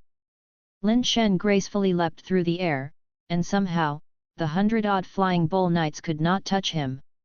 Instead, he sent them tumbling, dispatching several knights in a short period. This turn of events left the onlookers dumbfounded. The mutators below were both shocked and delighted. No one had expected an alloy mutator to kill several crystal base ultraburn warriors in mid-air, despite being heavily surrounded. Chapter 174, Chapter 174, The Phantom in the Sky. Why doesn't my evolution theory glyph come with light effects, even though it's the same evolution theory? Can someone who practices evolution theory really be that badass? Are those hieroglyphs on the mutator's carapace, the ones from Tian, illuminated by a master? The masses have led me astray. If I had known that one of the 5 main base mutations, evolution theory, was this amazing, I wouldn't have gone to such lengths seeking other base mutations. I've spent money, lost face, only to practice something that isn't anywhere close to evolution theory. Grandpa, when will my evolution theory glow? People all over the world were dumbstruck. Whether they had practiced evolution theory or not, everyone was confused at that moment. Those who had practiced evolution theory doubted whether this was truly evolution theory, those who hadn't practiced it wondered why such a strong base mutation was among the 5 main foundational base mutations instead of being a secret base mutation. Countless mutators who had cultivated evolution theory were in a frenzy, asking around how to make the hieroglyphs on their carapaces glow. No one knew that the hieroglyphs derived from evolution theory could glow, and although they didn't know what effect it might have, it looked impressive. Even if it had no practical use, looking cool was enough. Even the big shots from major families couldn't help but take out their casually shelved copies of evolution theory for another look, wondering if they had missed something before, and if evolution theory had this effect. Bai Shenfei looked at Lin Shen with a mix of astonishment and confusion in her eyes. However, she didn't have time to ponder, as she was still fighting desperately. As Lin Shen showed off his moves in the air, Jiweiss and the red-clothed evil dragon knight confronted each other, with the knight charging directly at him on the back of an evil dragon, wielding a 6 to 7 meter long red crystal long spear, piercing toward Jaiweiss with a sonic boom. The evil dragon beneath him bared its diamond-hard fangs as if intending to swallow Jaiweiss whole. Jaiweiss, riding on a flying bull, didn't hesitate and met the charge head-on, and moreover, it was a frontal collision. Everyone knew that a flying bull couldn't possibly outcharge an evil dragon.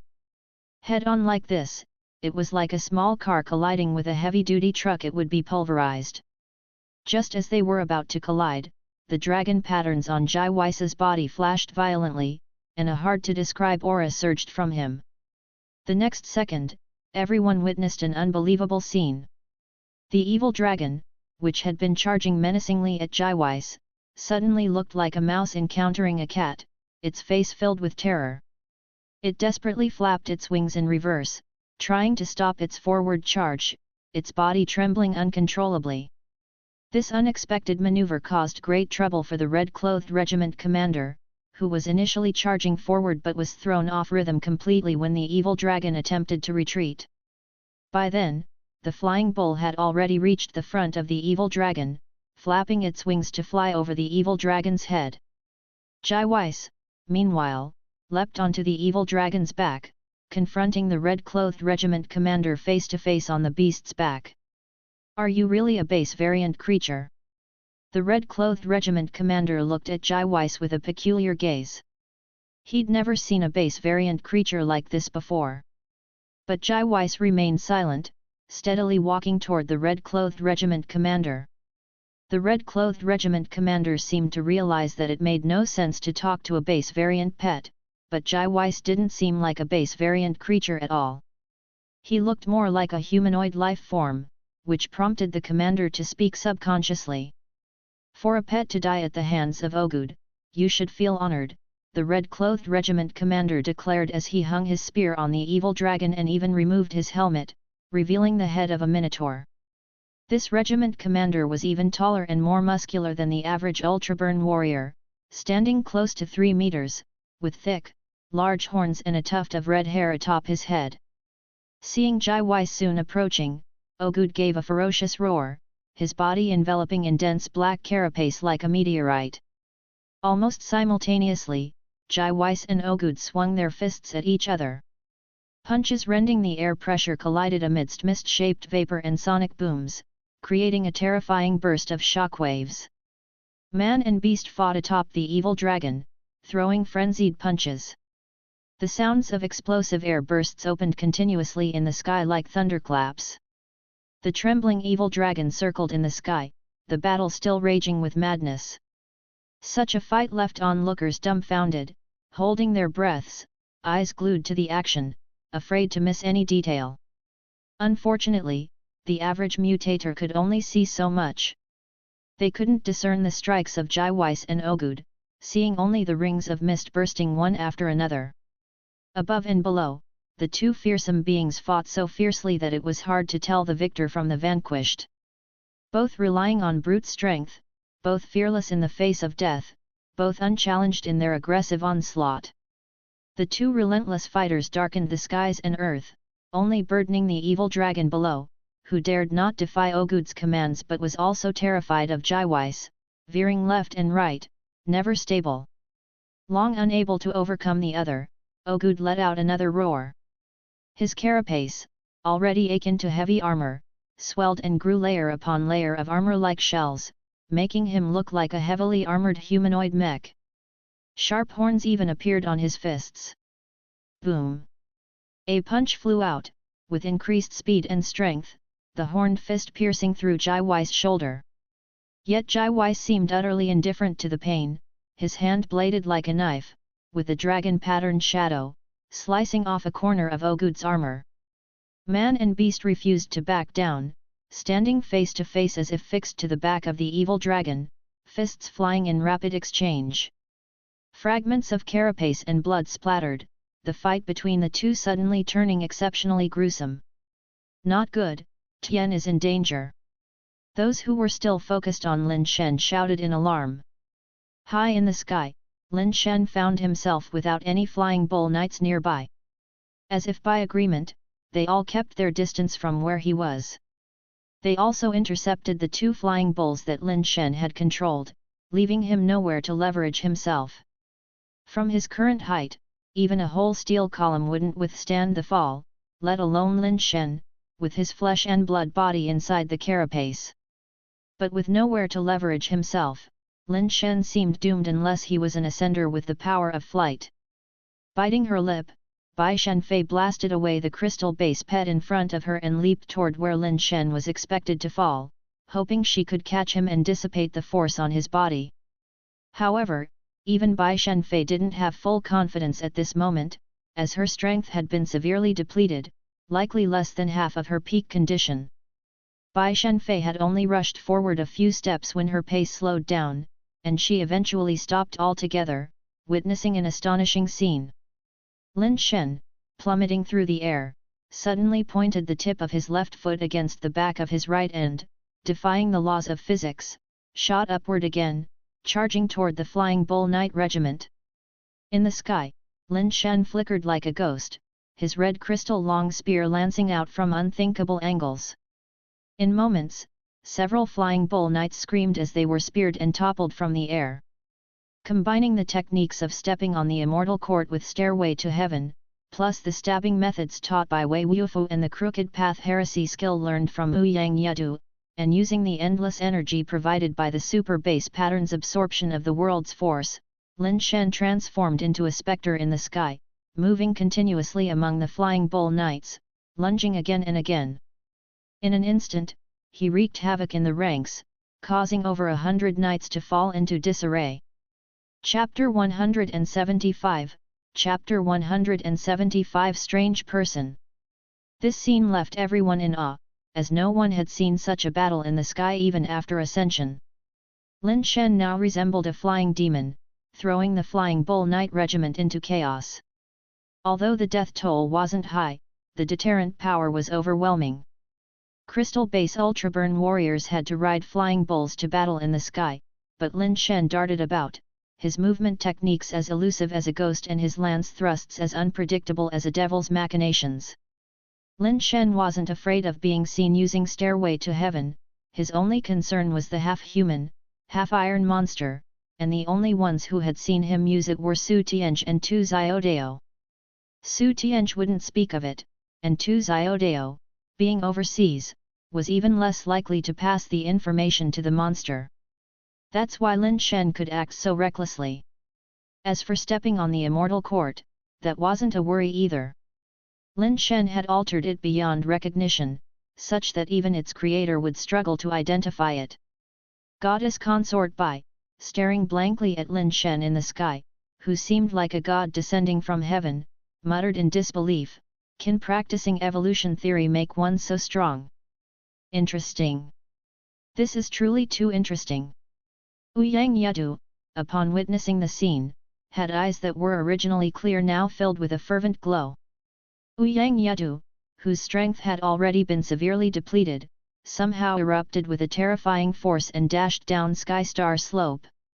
Like a monster, he teleported in front of a red-robed Ultraburn warrior, plunged his hands into the warrior's chest, and tore the man's body, along with his battle clothes and armor, in two, letting the blood drench him.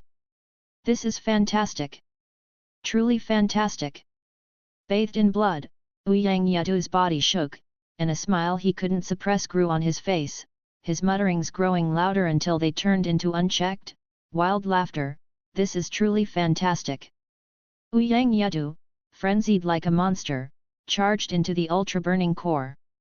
No longer using any weapons nor showing any technique, he charged like a wild beast, his hands tearing apart one ultraburn warrior after another, including several in red robes. Not good. Yedu is having an episode again. Ouyang Chuamiao's face filled with worry. Inside God's Love Base, many of the Ouyang family watched the footage of Ouyang Yedu with faces thick with concern, some even had fear and disgust in their eyes. But aside from the Ouyang family, few were paying attention to Ouyang Yedu now. Because in the sky, a massive explosion sounded, nearly deafening everyone, and the shockwave spread like rings on water. The epicenter of the shockwave was on the back of the evil dragon, where most eyes were drawn. They saw a figure falling from the dragon's back to the ground. Boom! The mighty figure crashed hard onto the peak of Horseshoe Mountain. The already battered armor suffered severe deformation from the fall, and the bloody body within spewed out blood. It's the Ultra-Burning Corps' commander. He's dead. For a moment, the whole world seemed to pause as the Ultra-Burning Corps, in the midst of their frenzied charge, stopped their attack, disbelief in their eyes. The next second, both the Ultra-Burn warriors on Sky Star Slope and the Flying Bull Knights in the sky retreated like the tide. The evil dragon fell from the sky and landed heavily on the mountaintop, stirring up a cloud of dust. Atop the dragon's head stood the dazzling figure of the dragon hunter, Jai Weiss. We won. The Ultra-Burning Corps has been repelled. The mutators on the battlefield seemed unable to believe it at first. Once they came to their senses, they let out heart-wrenching cries, the shouts of the living who had climbed back from hell. Wei Wufu did not join in the cheers. His gaze sharp as lightning, he focused on Ouyang Yetu on Sky Star Slope, who was laughing wildly like a fierce evil ghost. As Ouyang Yetu frantically chased the retreating Ultraburn warriors, Wei Wufu suddenly charged at him, wrapping one arm around Ouyang Yetu's neck from behind and grabbing his waist with the other arm while his legs entwined Ouyang Yetu's feet. Both men fell together, with Wei Wufu firmly locking him in place. Crack! Ouyang Yetu, nearly driven to madness, struggled in vain, then opened his mouth to reveal his ghastly white teeth and bit down on Wei Wufu's arm. His teeth actually shattered some of the carapace on Wei Wufu's arm, piercing into flesh and skin, and blood immediately flowed down from the corners of Ouyang Yetu's mouth. Wei Wufu had no intention of letting go of Ouyang Yetu and held onto him tightly. Gradually, the madness in Ouyang Yetu's eyes faded considerably, and the teeth clamped on Wei Wufu's arm slowly loosened. I'm all right now. Hearing Ouyang Yetu's voice, Wei Wufu finally released his arm and slowly sat up. Ouyang Yetu flipped over to lie on the ground without any intention of getting up, with Wei Wufu's blood still on the corner of his mouth, his face no longer mad but instead wearing an almost blissfully satisfied smile. Lying on the blood-streaked Sky Star Slope looking up at the sky, his beautiful eyes reflecting the blue sky and the sun, Ouyang Yetu seemed to be enjoying the lovely scene, taking his time before he slowly closed his eyes. It turns out I'm not the only strange person in this world, Ouyang Yetu murmured with his eyes closed. The mutators engulfed in revelry didn't pay much attention to this situation, their focus was primarily on Lin Shen and Jai Weiss. Without a doubt, despite the presence of nearly invincible geniuses like Ouyang Yetu and Bai Shenfei today, the main characters were Jai Weiss and Lin Shen. At least for today, they had captured the attention of most people and had successfully shocked the entire home world. This Tian is pretty good, truly worthy of someone from Tiancheng, a mutator using a camera to shoot footage of the sky couldn't help but exclaim in admiration. What Tian, with his performance, calling him Brother Tian wouldn't be too much, right? A friend beside him said. No, people from Tiancheng aren't that superficial. I still think Tian sounds good, but the nickname Perpetual Motion doesn't seem fitting, the camera-wielding mutator pondered, then said. How about Son of the Sky? The friend suggested after some thought. Too commonplace, the mutator straightaway rejected it. What's wrong with it? I think it's very apt. Look, he comes from Tiancheng, is called Tian, and possesses such powerful aerial combat abilities, isn't Son of the Sky quite fitting? The friend argued with a pout. Appropriate doesn't mean it's good. I think he deserves a better nickname. The mutator, touching the somewhat thinning hair on his head, thought for a long while, then his eyes lit up, and he slapped his thigh exclaiming, I've got it! Flash Spirit! How about Flash Spirit Tian? I think even Perpetual Motion is better than that. The friend glanced at him with disdain, adding this Tian, how many options do we have now? Wan Nianbei, Ximen Swordsman, Ouyang Yetu, Wei Wufu, plus Tian, that makes 5, the mutator took out a little notebook, flipped through it and said. Only 5. The friend seemed somewhat speechless. The larger environment of the home world is too poor, finding even these 5 was difficult, the mutator sighed. What about Bai Shenfei? The friend pondered then asked. Still falls a bit short, only a maybe. If we really can't find anyone else, she could make up the numbers, the mutator considered then said. Even with your accomplishments, that's not enough, and both Wei Wufu and Tian are from Tiancheng, will the Wei family agree to let you take them? I doubt it. You better keep looking, I'm heading back, the friend said, raising his left hand, twisting the dial on his wrist, and disappeared with a warping of his figure. Chapter 176, Chapter 176, Hell Rock Crystal Evil Dragon. As soon as the 3-day deadline was up, everyone teleported back to Jinshui Lake right away. Since there was an agreement beforehand, Wei Wufu took away a large batch of battle helmets, battle clothes, and pet launchers. The share allocated to Lin Shen mostly went to Wei Wufu as well, except for one mutant pet, the Legion Commander's Evil Dragon. Hell Rock Crystal Evil Dragon, mutated crystal-based creature, evolution capable. Strength, 41. Speed, 41. Hardness, 41. Toughness, 40.9. Base mutation talent, mutant evil dragon body, mutant rock transformation, Hell's undying demon curse. The attributes and talents of the Hell Rock Crystal Evil Dragon are enough to rival those of the Frost Swordsman, but the two are incomparable. The Frost Swordsman is an attack-focused pet while the Hell Rock Crystal Evil Dragon is a mount with high defense and health, also serving as a meat shield type pet, fulfilling a different purpose. The mutant evil dragon body gives it a stronger physique, enhancing its attributes all around. Mutant rock transformation increases its defense. Hell's undying demon curse is actually a type of regeneration ability, allowing the Hell Rock Crystal Evil Dragon to rapidly regenerate its body after sustaining injuries.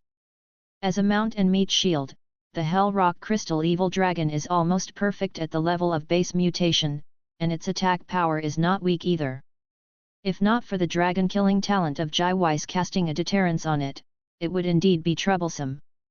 What surprised Lin Shen was that the Ouyang family also donated a share to Tiancheng, which was not just the portion Ouyang Yedu had received, but also included some contributions from the Ouyang family's own pocket, with a value not less than the gains of Wei Wufu.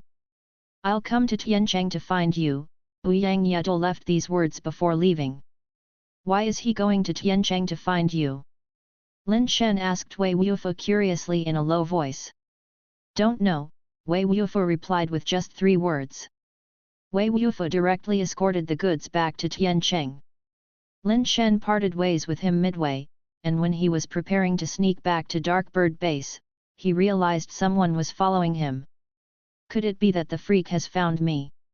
Lin Shen felt someone was trailing him, but when he looked back, he saw nothing. But even if the freak came looking for trouble, Lin Shen was not afraid anymore. In the battle at Sky Star Slope, Lin Shen's sacrificial halo had accumulated a terrifying amount of sacrifices, able to provide Lin Shen with an attribute boost that exceeded 100. What does an attribute value exceeding 100 signify? It is said that the attributes of normal ascenders range from 41 to 80, which means that, in terms of attributes alone, Lin Shen with the boost from the sacrificial halo is stronger than the average ascender, by a lot. If the freak dares to come looking for trouble again, Lin Shen wouldn't mind letting him test just how hard his punch is. Lin Shen didn't spot anyone and turned around to continue on his way, but was startled.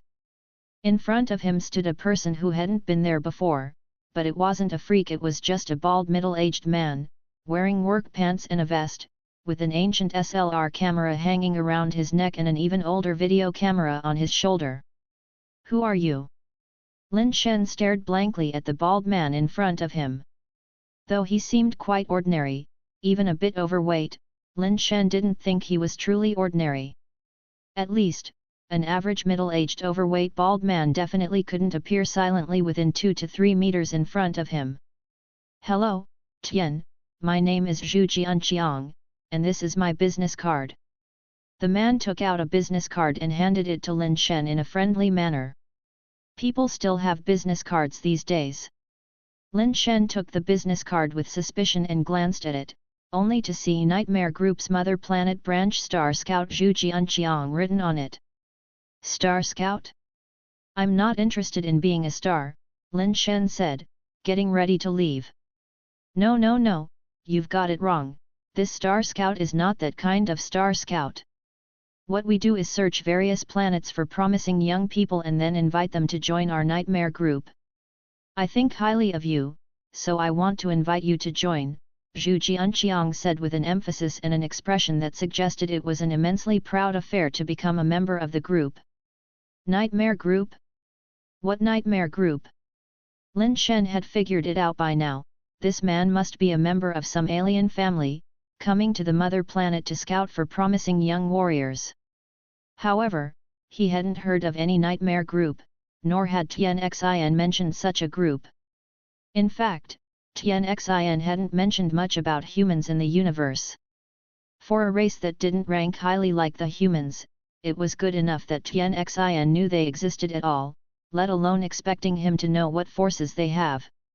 You haven't heard of the Nightmare Group? That's not important.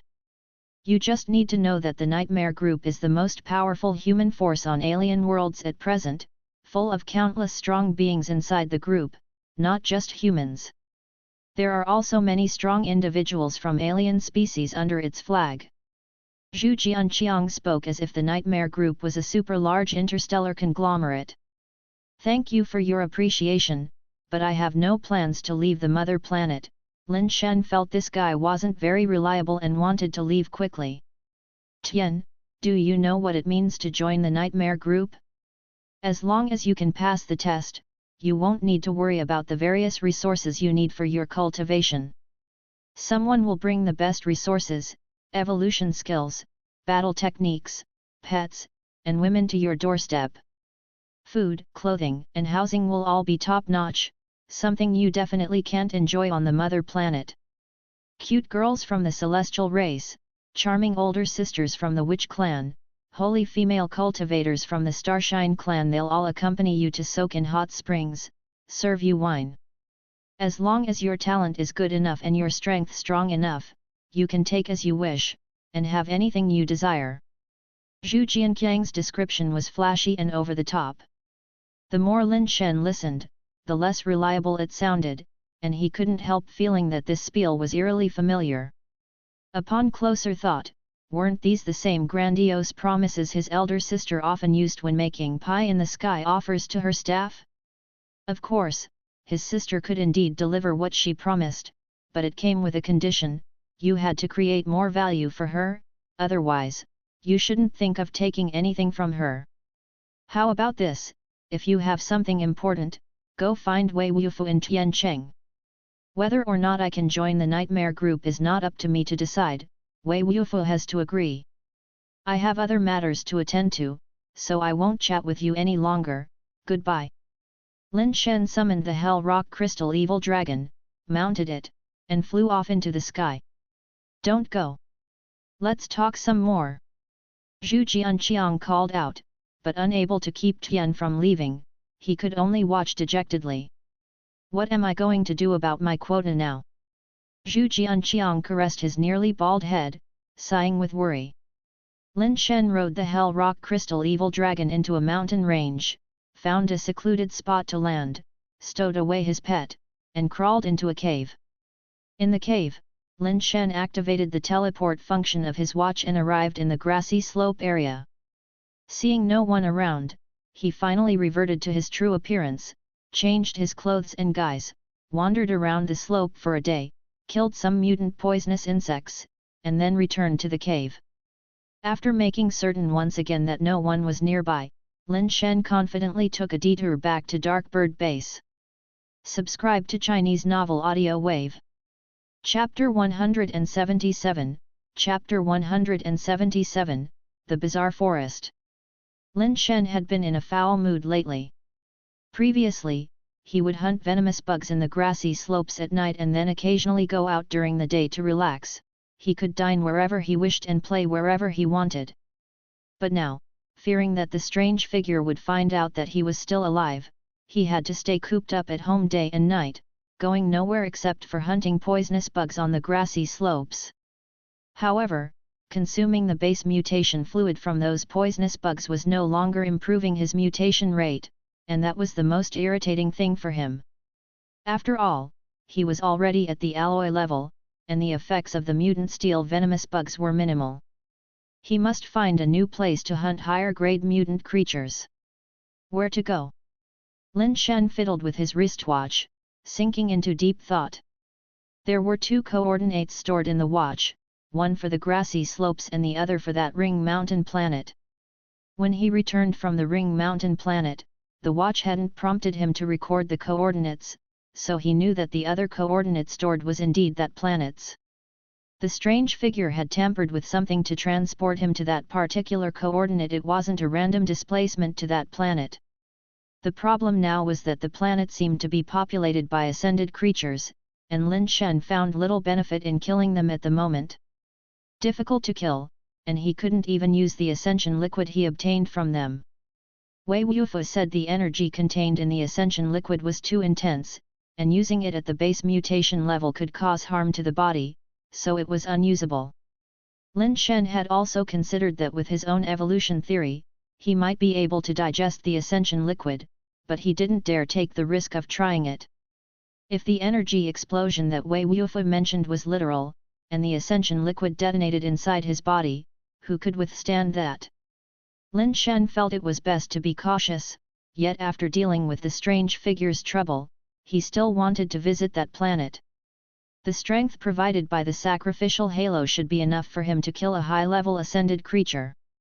He was looking for an opportunity to see if he could find a mutated ascension creature to kill. Of course, it would be best if it were one with a mutated ascension egg. But before resolving the trouble with the strange figure, Lin Shen couldn't carelessly use the power of the sacrificial halo. After much consideration, he decided it was better to find a place to hunt mutant creatures on Realm King Planet first. Entering the grassy slopes once more, Lin Shen, clad in the red ultraburn battlesuit and helmet, rode atop the big red bull, no longer bothering with the venomous bugs, and continued moving forward in one direction. He had explored this direction before while searching for venomous bugs, coming to the end of the grassy slopes where a large river flowed. Beyond the river was the endless steel forest. The river was wide, and Lin Shen, unable to swim, had not dared to cross it. Now, with his stairway to heaven and stepping on the immortal court skills polished, a mere river was no obstacle, especially since he had the Hell Rock Crystal Evil Dragon with him, so he planned to cross the river to check out the forest on the other side. When Lin Shen arrived near the river, he initially intended to cross directly, but after surveying the area, he noticed a human figure not too far upstream. Hey, why would there be someone here? Lin Shen looked carefully and indeed, it was a person. The person was sitting on an outcropping rock on the riverbank, dressed in something like a coat, holding a fishing rod, with a small table beside them, on which there was a thermos, clearly fishing. They had no horns on their head, obviously not from the Ultraburn tribe, nor wings or the like, they seemed to be human. Why would there be a human fishing in a place like this? Puzzled, Lin Shen pondered before deciding to go over and see who exactly it was. As he got closer, he noticed that the man fishing didn't seem old, around 30 years old, maybe even younger. Because of his square face and beard, he might have looked older than he was. "Friend, can you catch fish here?" Lin Shen asked curiously. "Yeah," the man turned his head to look at Lin Shen and smiled kindly. "How's the catch?" Lin Shen moved next to him, glanced at his fish basket beside him. Something was moving inside, but since the basket was mostly underwater, he couldn't see what kind of fish were inside.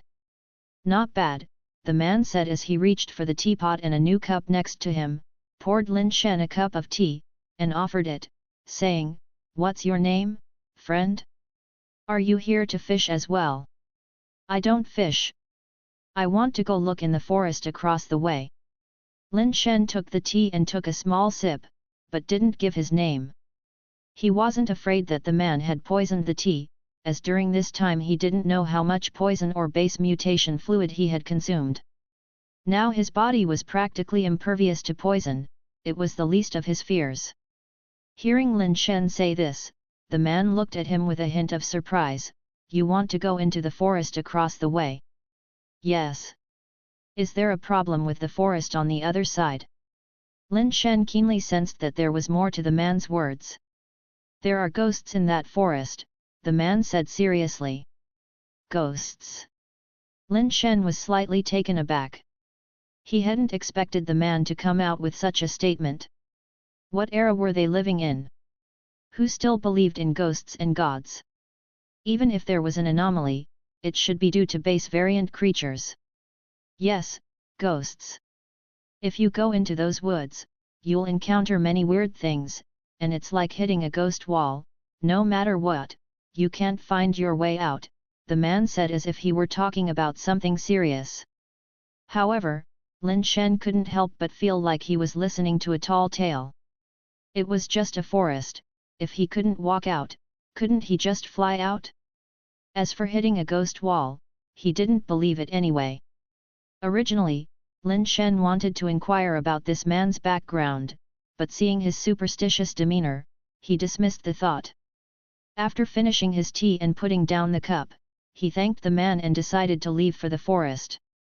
The man seemed to want to say something more, but just then his fishing rod suddenly moved. He quickly gripped the fishing rod and stood up. The taut rod bent into an arc, and the fishing line was pulled deep into the river, as if something was swimming beneath. Lin Shen was also curious about what kind of fish could be caught on Realm King Planet, so he stopped and began to watch by the side. The fish below seemed large, and the man couldn't pull it up directly. A struggle ensued with releasing and retrieving the line. As he watched, Lin Shen realized something was off. The splashing on the water's surface grew larger, and within moments, the water within 100 meters was churning. Damn, how big can this fish be? Lin Shen's curiosity grew, wondering what kind of fish the man had hooked. The man's expression grew more tense as well, locked in a battle of wits and strength with the big fish below. He assumed various stances for better leverage, and at times nearly got pulled into the river. Seeing this, Lin Shen quickly walked over to help the man with the rod. Don't touch it, you don't know how to fish, don't mess around, the man stopped Lin Shen. Lin Shen had no choice but to stand still and watch the man busy at work. After a while, the man suddenly began to reel in the fishing rod while quickly stepping backwards, continually taking in line as he went. Lin Shen knew the fish must be close to surfacing, and he watched the river attentively. Suddenly, a black shape broke the surface of the water. When Lin Shen got a clear look at it, he couldn't help but widen his eyes. Chapter 178, Chapter 178, The Old Fisherman. Holy crap, you call that thing a fish? Lin Shen was secretly astonished. Only part of the creature's body had emerged from the water, but it looked nothing like a fish.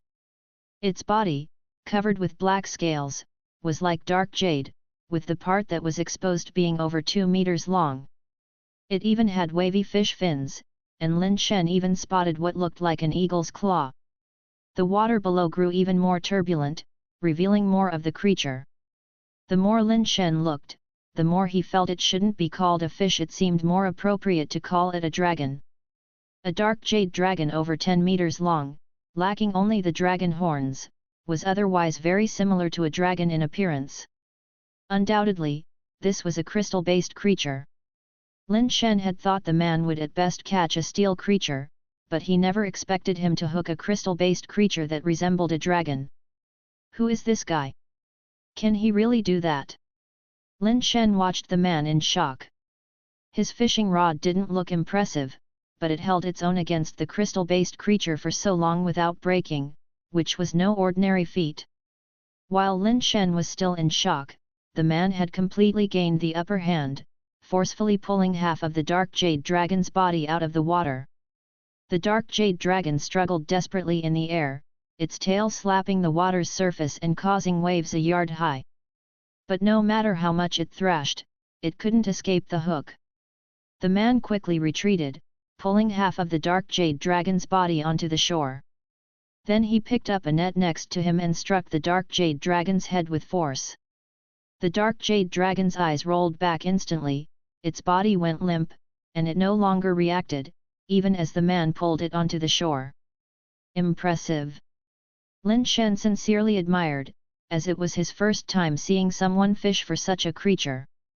Not bad, although a bit small, the man said nonchalantly, yet anyone with a discerning eye could see his lips were curled up more than if he were holding an AK. After completely pulling the dark jade dragon onto the shore, Lin Shen thought the man would start harvesting base mutation fluid from the creature. However, the man unexpectedly produced a very retro-styled camera and handed it to Lin Shen, saying, "Take a photo for me." Fortunately, Lin Shen knew how to use a camera.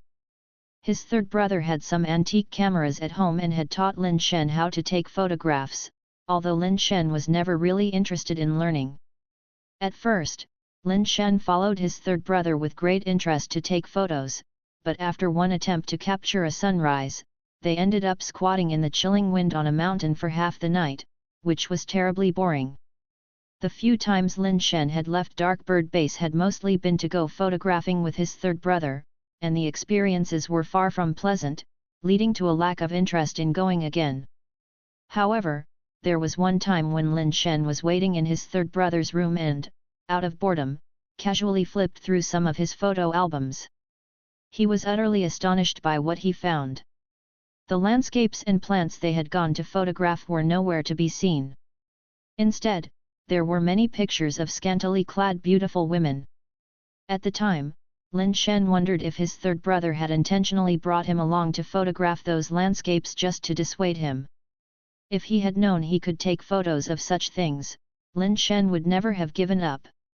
After taking a few photos of the man with the dark jade dragon, Lin Shen returned the camera to him. The man checked the pictures and seemed quite satisfied. After putting the camera away, he also removed the fish hook from the dark jade dragon's mouth. The man's next action left Lin Shen dumbfounded. He actually pushed the dark jade dragon back into the river. Once it felt the water, the dark jade dragon seemed to come to its senses a bit. It swam around near the bank, unsteadily at first, and then with a flick of its tail, it plunged into the deep water and disappeared without a trace. "Why did you let it go?" Lin Shen felt it was such a pity, as the creature could very well be a mutant. "No use keeping it," the man said as he settled back onto the rock, rebaited his hook, and resumed fishing. "Are you just messing around? Why catch it if you don't want it?" Lin Shen looked at the man with a complex expression. He hadn't taken the man's words seriously at first, but seeing him actually fish up a crystal-based creature, that seemed off. He said there were ghosts in the forest across the river. Maybe there really was something wrong. It might not be real ghosts but just his unusual way of putting it. "Big brother, you mentioned before that there are ghosts in the forest across the river. Could you possibly elaborate?" Lin Shen asked after some thought. "I've never been to the other side myself, but I've seen some people go over and then never come back. The only one who did come back was insane as if possessed." The man paused before adding, "If you want to go over, you'll need to figure out how to get across this river first. Do the base variant creatures in this river attack people crossing it?" Lin Shen asked. "That's rare, but the gravity above the river is much stronger than in other places. Wood can't float on it, and even balloons will sink, so it's not easy to get across," the man explained. Lin Shen was taken aback and quickly took a metal lunchbox from his backpack and tossed it toward the river. A metal lunchbox should float just like a boat upon touching the water's surface. But it didn't even reach the water. In midair, it was as if a huge force yanked it, deforming instantly and plunging into the water, vanishing without a trace. Lin Shen was startled. Such strong gravity. "It's a good thing I didn't try to jump across just now. With such strong gravity, I might have been pulled down while still in the air." With that thought, Lin Shen regarded the man with even more awe. This river was so mysterious with extraordinary gravity, yet he could reel in a crystal-based creature that was more than 10 meters long. Just the strength required was frightening. "Friend, may I ask your name?" Lin Shen asked casually. The man merely smiled without responding. Lin Shen quickly realized that when the man had asked his name earlier, he hadn't answered, and now it was his turn not to receive a response. That was a quick payback. Lin Shen didn't mind, as he was the one who had chosen not to reveal his identity first. But inwardly, he gave the man a nickname, the Fisher. "Friend, I'll be taking my leave now. May we meet again if we're fated." Lin Shen was ready to leave. He wasn't a good swimmer and didn't wish to force his way across the river, especially since the forest on the other side might harbor oddities. "Better not to go. May we meet again if we're fated," the Fisher responded amicably. Lin Shen had only taken a few steps when he suddenly saw a familiar figure in the distance in the sky, heading this way. "Hey! Why is Tian Xin over here too? It should be quite far from the hillside to the seaside, right?" Seeing Tian Xin, Lin Shen was no longer in a hurry to leave. Since Tian Xin had come here, it must mean that the seaside wasn't far away. If he could find out which way to go, heading to the seaside wouldn't be bad. There were many mutant creatures there, and with Lin Shen's current strength, he wasn't afraid of encountering mutated crystal-based creatures. It was an excellent opportunity for swiftly reaping mutations. Chapter 179, Chapter 179, Double the Happiness. Tian Xin had long since spotted Lin Shen and the fisherman, but with Lin Shen's current Ultraburn tribe attire and mount, he hadn't recognized him at all. Recently, Tian Xin had been doing very well, robbing numerous humans entering the Realm King planet and killing some Ultraburn warriors, amassing a considerable fortune. Perhaps because things had been going so smoothly for him lately, he had forgotten the lesson of being robbed by Lin Shen. Seeing two humans by the river, he brazenly flew over to them. Even though Lin Shen was dressed in the battle clothes and helmet of a legion commander and riding a big red bull, Tian Xin didn't care and even mistook Lin Shen for an easy target. "This guy is showing off again, looks like he's been having a good time recently." Watching Tian Xin descend from the sky, white robe and charming smile, like an angel descending from heaven to save the world, Lin Shen muttered to himself. Tian Xin landed in front of Lin Shen, flashing a smile he believed could charm all beings. "Human, would you like to make friends with me?" "Willing." Lin Shen nodded agreeably. "As friends, we ought to share the good things, don't we? Take out everything you've got on you," Tian Xin said, still smiling. "You're absolutely right, friends should share. What good things do you have in your bag? Take them out and let's see," Lin Shen replied with a smile. Tian Xin, hearing Lin Shen's response, suddenly looked cold, and pulled out a pet launcher, aiming it at Lin Shen. "Friend, it seems you haven't grasped the situation." Lin Shen recognized the pet launcher in his hand as an item of the Ultraburn tribe, likely stolen. "What situation?" Lin Shen asked knowingly. "Sharing means you give me your stuff, and as a good friend, I'll spare your life," Tian Xin said with a cold face. "And here I thought sharing between friends was mutual," Lin Shen sighed. "Mutual sharing isn't as enjoyable as keeping it all to oneself. I like my happiness doubled," Tian Xin said with great delight. "Now, start sharing your stuff, and let's see what good things you've got on you." "Makes sense," Lin Shen nodded, pulling out a pet launcher of his own, pointing it at Tian Xin. "Now that you mention it, I'm starting to like the idea of doubled happiness. Share your stuff with me." "Haha, there really are greenhorns around? Haven't you heard of my reputation? Know about the robbing angel?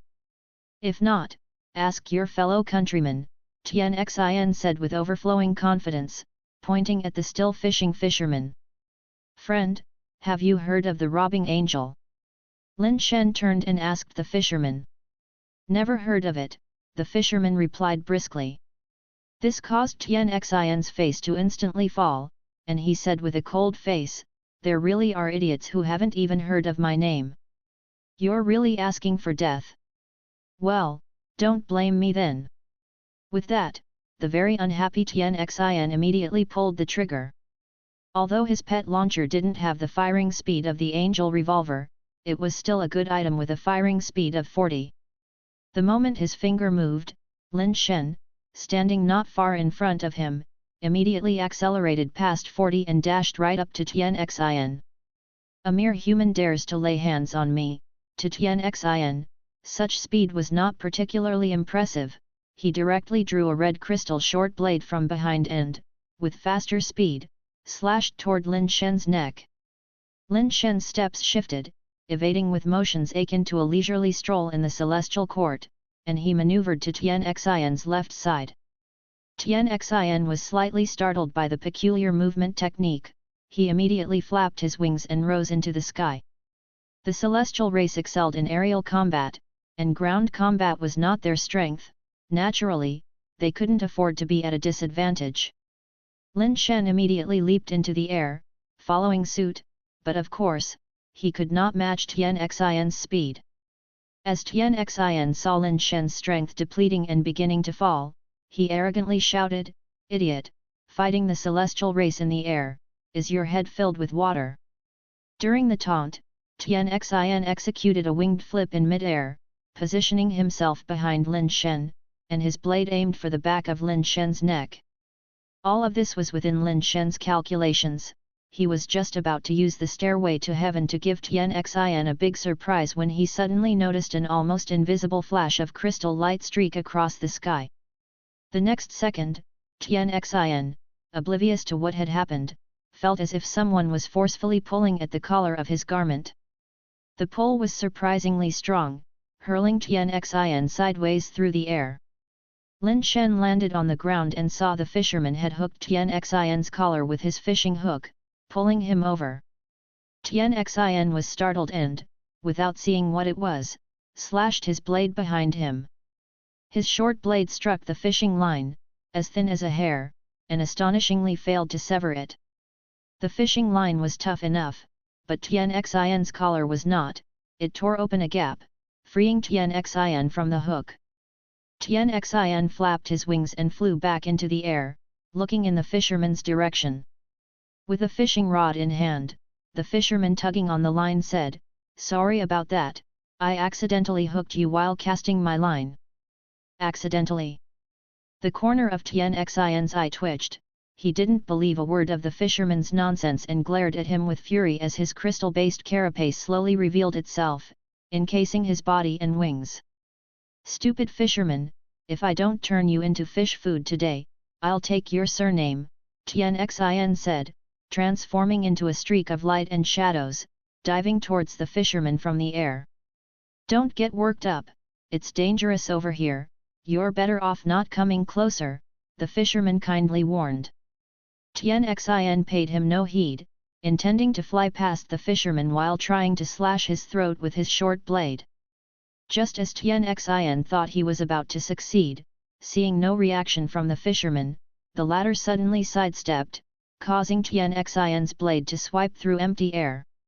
Tian Xin zoomed past the fisherman, ready to turn back and fight, only to suddenly feel a terrifying force from below, dragging his body down hard. Frantically beating his wings, Tian Xin found that the pulling force was too strong, preventing him from soaring into the sky, his feet already touching the water's surface, wings flapping wildly, yet unable to fly high for the moment. Lin Shen watched Tian Xin struggling on the water's surface, inwardly glad he hadn't attempted to jump directly over the river. Even with Tian Xin's crystal base, he could barely resist the river's odd gravity. With his strength, had he jumped over, he likely would have been dragged into the river.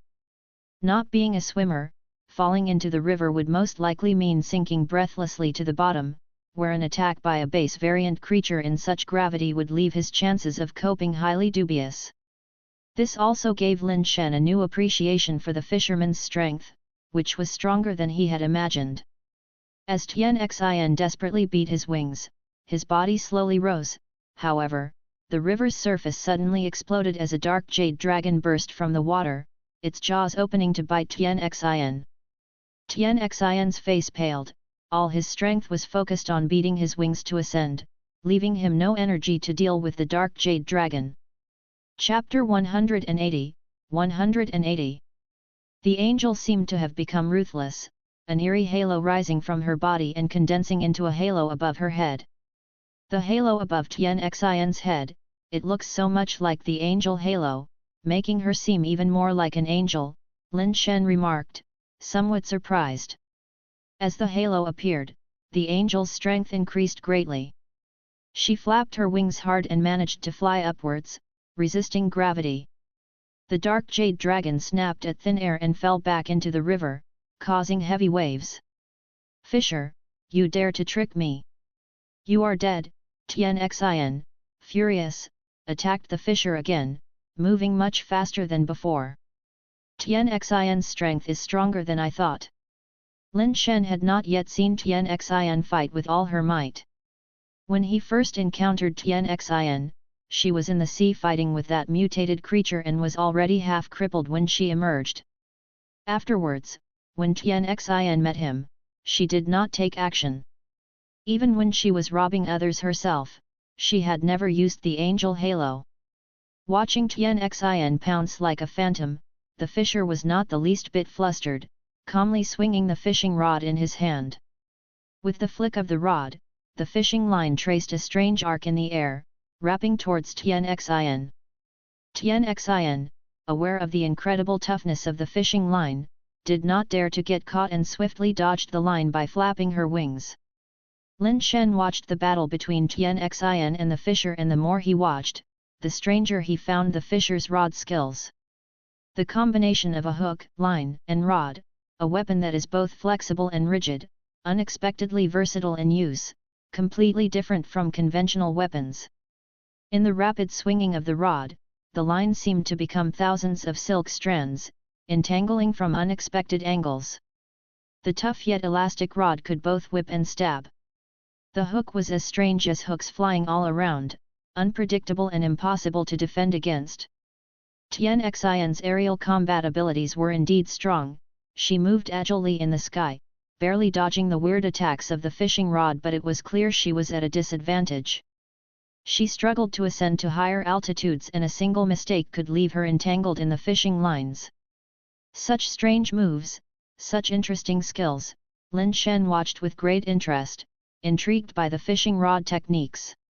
As a child, he too had gone fishing, just once, taken by his third brother. After sitting for half a day without catching a single fish, Lin Shen, lacking patience, never went again. Now, Lin Shen still had little interest in fishing, but he found the fisher's rod skills very intriguing.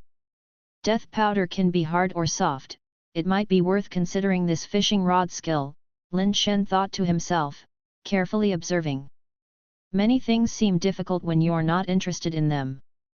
But when you truly focus on something, you quickly realize that everything follows a pattern. If you proceed methodically, it might not be as difficult as you imagined. The key is to be diligent. Without focus, everything is hard. With concentration, things may become easier. Of course, it's only a possibility. Some tasks are indeed difficult, not achievable just by diligence alone. After watching carefully for a while, Lin Shen found some clues. Although the rod technique was peculiar, it wasn't without trace, just obscure and rarely used by most people. Tian Xin kept dodging, but her range of movement became increasingly limited. If this continued, she would eventually get caught. I refuse to believe that I can't break this damn line. Tian Xin hardened his heart, intending to overpower the situation with brute force. He gripped the knife with both hands, the halo above his head blazing with light, and he chopped fiercely at the fishing line, trying to cut it and break free from the current predicament. The incredibly sharp red crystal short blade, moving with terrifying speed, struck the fishing line, only to send it swinging to one side, completely undamaged. The fisherman pulled and reeled, the line wrapping around Tian Xin's body, circling him many times in an instant, the fish hook embedding itself into Tian Xin's carapace. With a fierce yank of the rod, Tian Xin's body was instantly bound into a long strip, dangling back and forth in the air. Tian Xin now deeply regretted his actions, his guts turning green with it. If he had known this man was so formidable, he would never have come.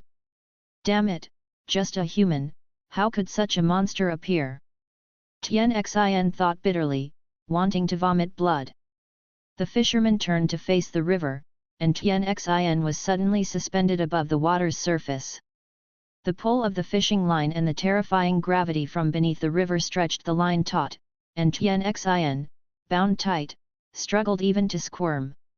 "Friend, this is all a misunderstanding, let's talk this out nicely," Tian Xin said, forcing a smile.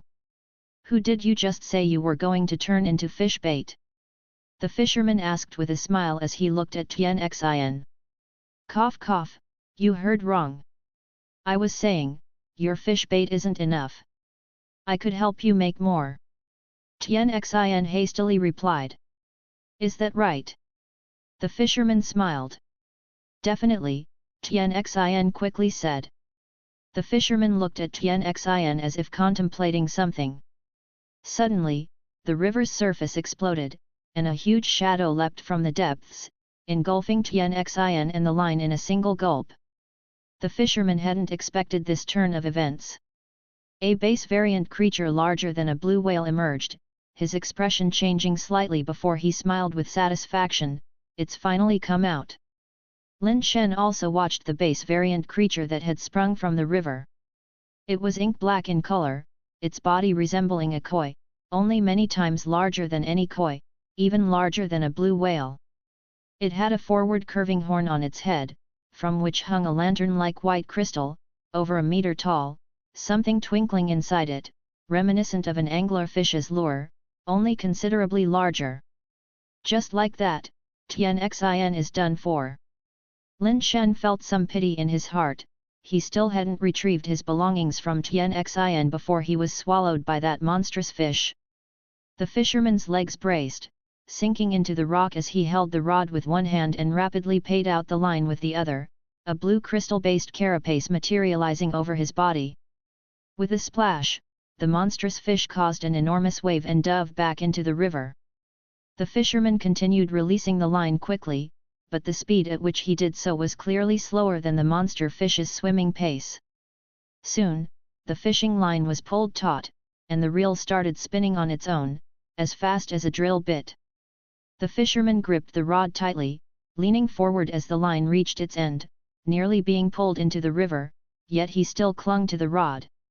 Lin Shen swiftly executed a base mutation and rushed behind the fisherman, grabbing his body and pulling back with all his might, but still, he could not stop the pull.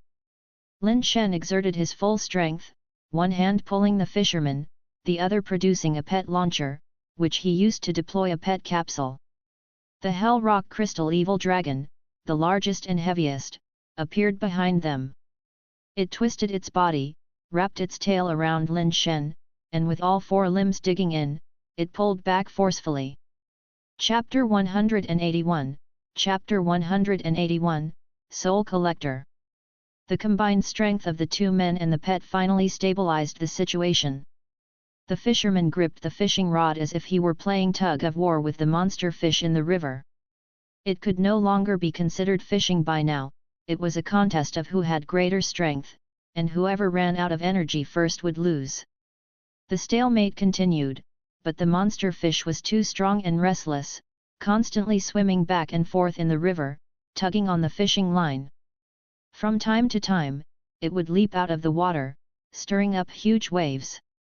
Water splashed over Lin Shen and his companions, and Lin Shen dared not move an inch, only able to desperately hold on. The slightest relaxation could result in being pulled over. Fortunately, endurance was Lin Shen's forte. With the empowerment of the super base pattern, Lin Shen's strength was unceasing. The fisherman was fixated on the monster fish and did not pay much attention to Lin Shen behind him. He didn't know how much time had passed when he felt extremely exhausted and noticed that the force pulling him from behind had not weakened at all. With slight surprise in his heart, he turned and glanced at Lin Shen. Seeing the carapace on Lin Shen's body, he was even more astonished. "Are you practicing evolution theory?" The fisherman turned to ask while continuing to struggle against the monster fish. "Yes, evolution theory," Lin Shen replied. "To have reached this level with evolution theory, you're the first I've seen," the fisherman said with a smile. "Young brother, what do they call you?" "Just call me Tian," Lin Shen said offhandedly. "All right, Tian, I owe you one today. If you ever need anything, just come find me," the fisherman said. "And how should I address you, brother?" Lin Shen knew this man must be extraordinary. "Just call me the fisherman," the fisherman's words left Lin Shen slightly startled. For an unknown length of time, the two men and the pet grappled with the monster fish until its strength finally began to wane, giving both men a sigh of relief. The fisherman did not let his guard down and still gripped the fishing rod tightly. After a while, seeing that the monster fish's strength was growing weaker, he began to reel in the line. Just after a short length of line had been wound up, the monster fish suddenly burst forth with fierce strength, nearly ripping the fishing rod from the man's hands. Fortunately, he reacted quickly and immediately gripped the fishing rod with both hands again, preventing the rod from flying away. "Cunning thing!" The fisherman cursed under his breath, not daring to let up any further. After another long struggle, the monster fish truly had little energy left, and the fisherman began reeling in the line again. Being able to reel in meant they could start playing the fish, and the pressure on the two men and the pet was significantly lessened. It was hard to know how long it took, but finally, the monster fish was pulled to the river bank. "Tian, pull hard," the fisherman called out while backing away. Lin Shen coordinated with the fishermen to pull with all their might almost to the point of exhaustion, and they finally dragged the enormous creature onto the bank. Not daring to unhook it there, the fishermen continued to pull the monster fish up the grassy slope and didn't let up until they were well up the slope, inside the grass. Only then did he breathe a long sigh of relief. The monster fish flopped and jumped on the grass, but without legs and away from water, its abilities were greatly reduced. Furthermore, it had no energy left and could no longer stir up any waves. The fisherman set down the fishing rod and took out a camera, tossing it to Lin Shen. "Tian, take a picture for me." Lin Shen had anticipated this and took the camera without a word, snapping several photos of the fisherman and the monster fish together. "Brother, you're not going to let it go, are you?" Lin Shen felt it a pity to release the monster fish they had struggled so hard to catch. If the fisherman didn't want it, he could take it. The monster fish was undoubtedly a mutated crystal base. Drinking its base mutation fluid could be a boost to his mutation rates. "I only want one thing, the rest is yours to take," the fisherman said as he pulled out a strange-looking dagger from his waist. The dagger was crystal blue with strange light patterns flowing inside, giving the appearance of being forged from ascension materials. The fisherman walked over to the monster fish, which was already out of strength, and with one stroke, severed the lantern-like crystal on its head. The monster fish immediately thrashed violently, sending grass and dirt flying everywhere, but that was all it could manage. "The rest is all yours," the fisherman said casually, not particularly interested in the mutated crystal base. Lin Shen quickly directed the Hell Rock Crystal Evil Dragon to charge down from the sky, slamming into the monster fish with great force and creating a large crater in the grassy slope. After several consecutive heavy blows, the monster fish, drained of strength, quickly lay motionless. Following another high-altitude dive and impact, the monster fish suddenly opened its mouth wide, and something flew out from within.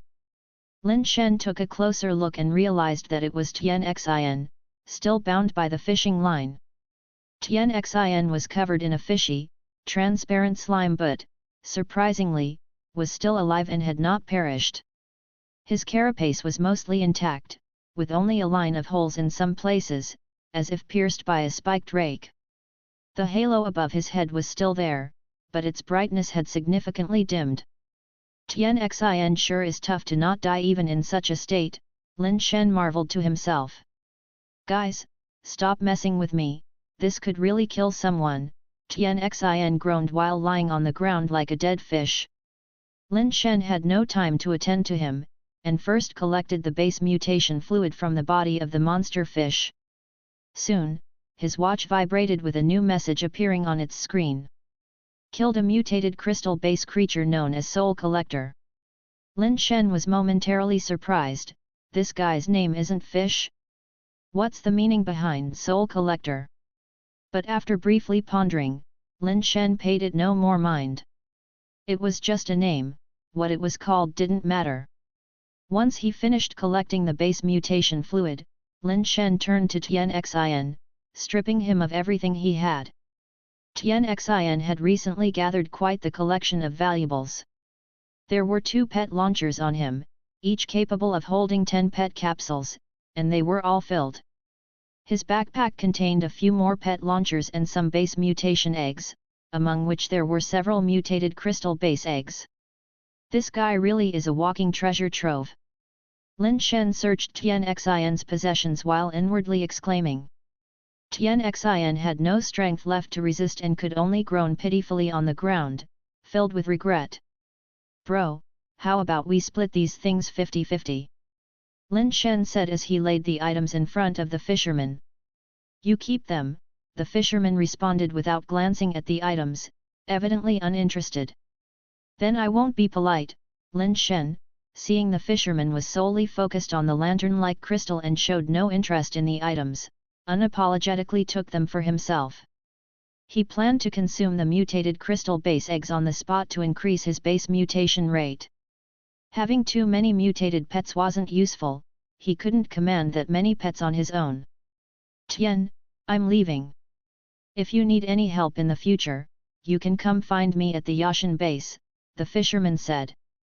Actually, there is something I'd like to ask for your guidance on, Lin Shen quickly said. What is it? The fisherman asked, slightly taken aback, not expecting Lin Shen to be so forthright.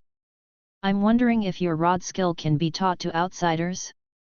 If it's convenient, could you teach it to me? If not, that's okay, Lin Shen expressed his keen interest in the fisherman's uncanny rod skill. The fisherman was momentarily stunned, then laughed. You want to learn that, eh? No problem. It's just a fishing technique, not something all that remarkable. I'll teach you, but whether you can learn it or not will depend on your efforts. While the fisherman said this, he thought gleefully to himself, you want to learn my earth-shattering strike, kid? Then let's see if you've got the talent. If you can master even 1/10 or 1/20 of it, consider it your good fortune. Chapter 182, Chapter 182 Yi Jing Gren. I'm in a good mood today, let him escape, the fisherman flicked his fishing rod, hurling the bound Tian Xin outwards. Tian Xin hastily got up and limped away, eager to leave that wretched place, not wanting to stay a second longer. He had managed, through a mix of stealing and killing, to accumulate many possessions, but in one night, he was back to square one. Lin Shen wanted to stop Tian Xin and ask him how to get to the seaside from the grassy slope, but after calling out once, Tian Xin ran even faster, ignoring his injuries and forcibly taking flight to flee. Come, don't waste time. Let me start teaching you the rod skill, the fisherman called to Lin Shen. Lin Shen had no choice but to give up on the idea of chasing after Tian Xin, especially since the fisherman had said he would release him. It would be rude to insult the fisherman's dignity, after all, it was the fisherman who had captured him. This rod skill of mine was created out of boredom while fishing. There are 37 moves in total. I'll first teach you the practicing methods for these 37 moves. The first move is called Taigong fishing, the second is Misty Waves fishing adept, the third, Pointing Sky shooting fish. The fourth, Fisher gains profit, the fifth, Seeking fish through wood. The fisherman taught Lin Shen each of the 37 moves and their corresponding practicing methods one by one. The moves and methods could be seen as a whole. The moves detail how to perform the actions, while the practicing methods focus on the core skill exercise for that move. For instance, if you want to dunk, the dunking motion is the move, and the core skill would be the need for high jumping ability or sufficient core strength in your waist and abdomen. The practicing method teaches you how to jump higher and how to train your core strength. Once these are up to standard, you can perform those cool-looking skills. But if you're able to perform those movements directly, it means you've already mastered the core skills, and naturally, you wouldn't need the practicing methods. The more Lin Shen heard, the more he found the rod skill fascinating. Each move was unexpected, vastly different from the usual sword and blade techniques. Most of the skills were novel and unheard of, truly intriguing. Lin Shen earnestly memorized the teachings of the fisherman, planning to find time to practice diligently. He felt that many of the rod skill techniques could be applied to death powder. After teaching, the fisherman lent his fishing rod to Lin Shen to practice a few times to get the feel, while he observed from the side. This youngster has some talent. Though he doesn't catch on immediately, his learning is very solid. After watching for a while, the fisherman felt that Lin Shen's practice was not bad. The stranger the skill, the higher the requirement for fundamental training. The fisherman saw Lin Shen striving to lay a solid foundation, which showed that he understood what was essential in this rod skill, pleasing the fisherman. Being able to learn instantly is naturally the best, but such geniuses are rare. Someone with a big picture perspective, who knows what the focus of what they're learning is and how to learn it, is also an excellent choice. If he can persist, although he may find it difficult to achieve the accomplishments of Yi Jing Gren, he should still learn about 70 to 80% of it. It would be enough for him to benefit from it for a lifetime. The fisherman nodded to himself. The fisherman was none other than Yi Jing Gren, Madame Yi's father, something Lin Shen could never have imagined. Decades ago, Yi Jing Gren was already an ascender, causing many to speculate that he might have advanced to even higher ranks in the universe. Lin Shen could never have guessed that the mutator in front of him was actually Yi Jing Gren. Yi Jing Gren hadn't ascended to a higher rank but had opted to start over, simply because he was not satisfied with the path he had taken before and decided to start anew. Of course, his restart differed from the way ordinary people would discard their cultivation and begin again. Seeing that Lin Shen was training quite well, Yi Jing Gren, who had originally planned to leave after teaching, couldn't help but offer a few more tips. Who would have thought that his guidance would make Lin Shen train worse? This left Yi Jing Gren feeling rather gloomy inside, thinking, "You were doing fine without my help, but you get worse as soon as I give you advice. Are you trying to make me look bad?" Yi Jing Gren felt that he couldn't just let it be, so he gave even more effort in instructing Lin Shen, even personally correcting Lin Shen's posture. However, the more he instructed and corrected, the more off-track Lin Shen's practice became, worse than before. "Damn it, are you born a donkey? Moving forward only to go backwards when pushed." Yi Jing Gren felt his blood pressure surge, almost giving him a heart attack. "Don't get angry, don't get angry, others may rage but I won't, who benefits if I rage to death?" Yi Jing Gren silently recited his mantra until finally, he exhaled deeply, dispelling the anger in his heart. Not every fisherman has a great temper, and Yi Jing Gren first took up fishing because his temper was bad. As time went by, his temper gradually improved a lot, especially in recent years, where rarely anyone could make him lose his cool. But today, Lin Shen really managed to irritate him. If Lin Shen had been incompetent from the start, Yi Jing Gren wouldn't have cared. But it was clear that Lin Shen had potential at first, but after his instructions, Lin Shen's performance deteriorated, leaving Yi Jing Gren wondering where to put his face. "Tian, don't rush, follow my movements and try again, you need to control your strength, don't let it go." Yi Jing Gren spoke softly, appearing even more gentle and patient than before. But for some reason, Lin Shen felt there was a strange undertone in Yi Jing Gren's gentle voice. "No, that's not right, try again, still not right, try again," Don't get angry, don't get angry. Let the others get angry, I won't. Getting sick from anger doesn't benefit anyone.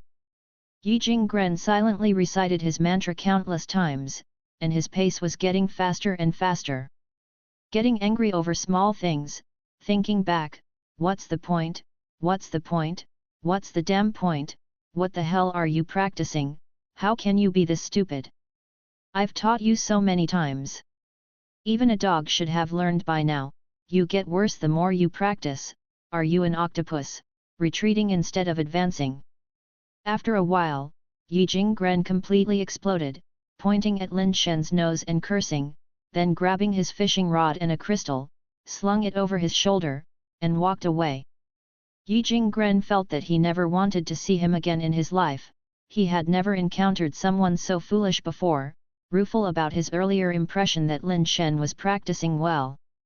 He thought he must have been blind at the beginning, or perhaps he had forgotten to wear his glasses then. Training was going just fine, how come everything turned sour so quickly? Lin Shen watched blankly as Yi Jinggren disappeared into the distance. He felt that he was actually doing well, and under Yi Jinggren's guidance, he had many insights which could be described as an outpouring of ideas. He really didn't understand why Yi Jinggren got angry. Luckily, he had learned the rod skill well, and he could continue to practice on his own in the future. Once alone, Lin Shen released the death powder, allowing it to devour the body of the soul collector. Chapter 183, Chapter 183, Blood Jade Mountain God. The corpse of the soul collector was too massive, and even in its giant state after turning into death powder, it still couldn't be completely swallowed whole. Using its mouthparts, it ground down the soul collector's corpse little by little, ingesting it, a process that was exceedingly slow. Lin Shen stood by, drinking the mutated base mutation fluid he had just obtained, as his watch continually displayed the message, ingesting base mutation fluid, base mutation rate +0. It wasn't until the effects of evolution theory kicked in that he finally started to see the message, base mutation rate +1. As Lin Shen drank the base mutation fluid, he pondered the rod skill he had learned from the angler. With Yi Jinggren's guidance, Lin Shen had gained a deeper understanding. The rod skill was a blend of firmness and flexibility, but the focus was not on the firmness or the flexibility, but rather on one word, burst. Yes, the most crucial point of the mystifying skill was the word burst, which referred to explosive strength. The most important aspect of the rod skill, the casting technique, ultimately aimed to concentrate the strongest force into one point and unleash the most powerful burst of strength. No matter how many setups there were beforehand, they were all to add momentum, constantly stacking up to prepare for the final burst. The setup was for the burst, and the burst was the inevitable result of layers upon layers of build-up.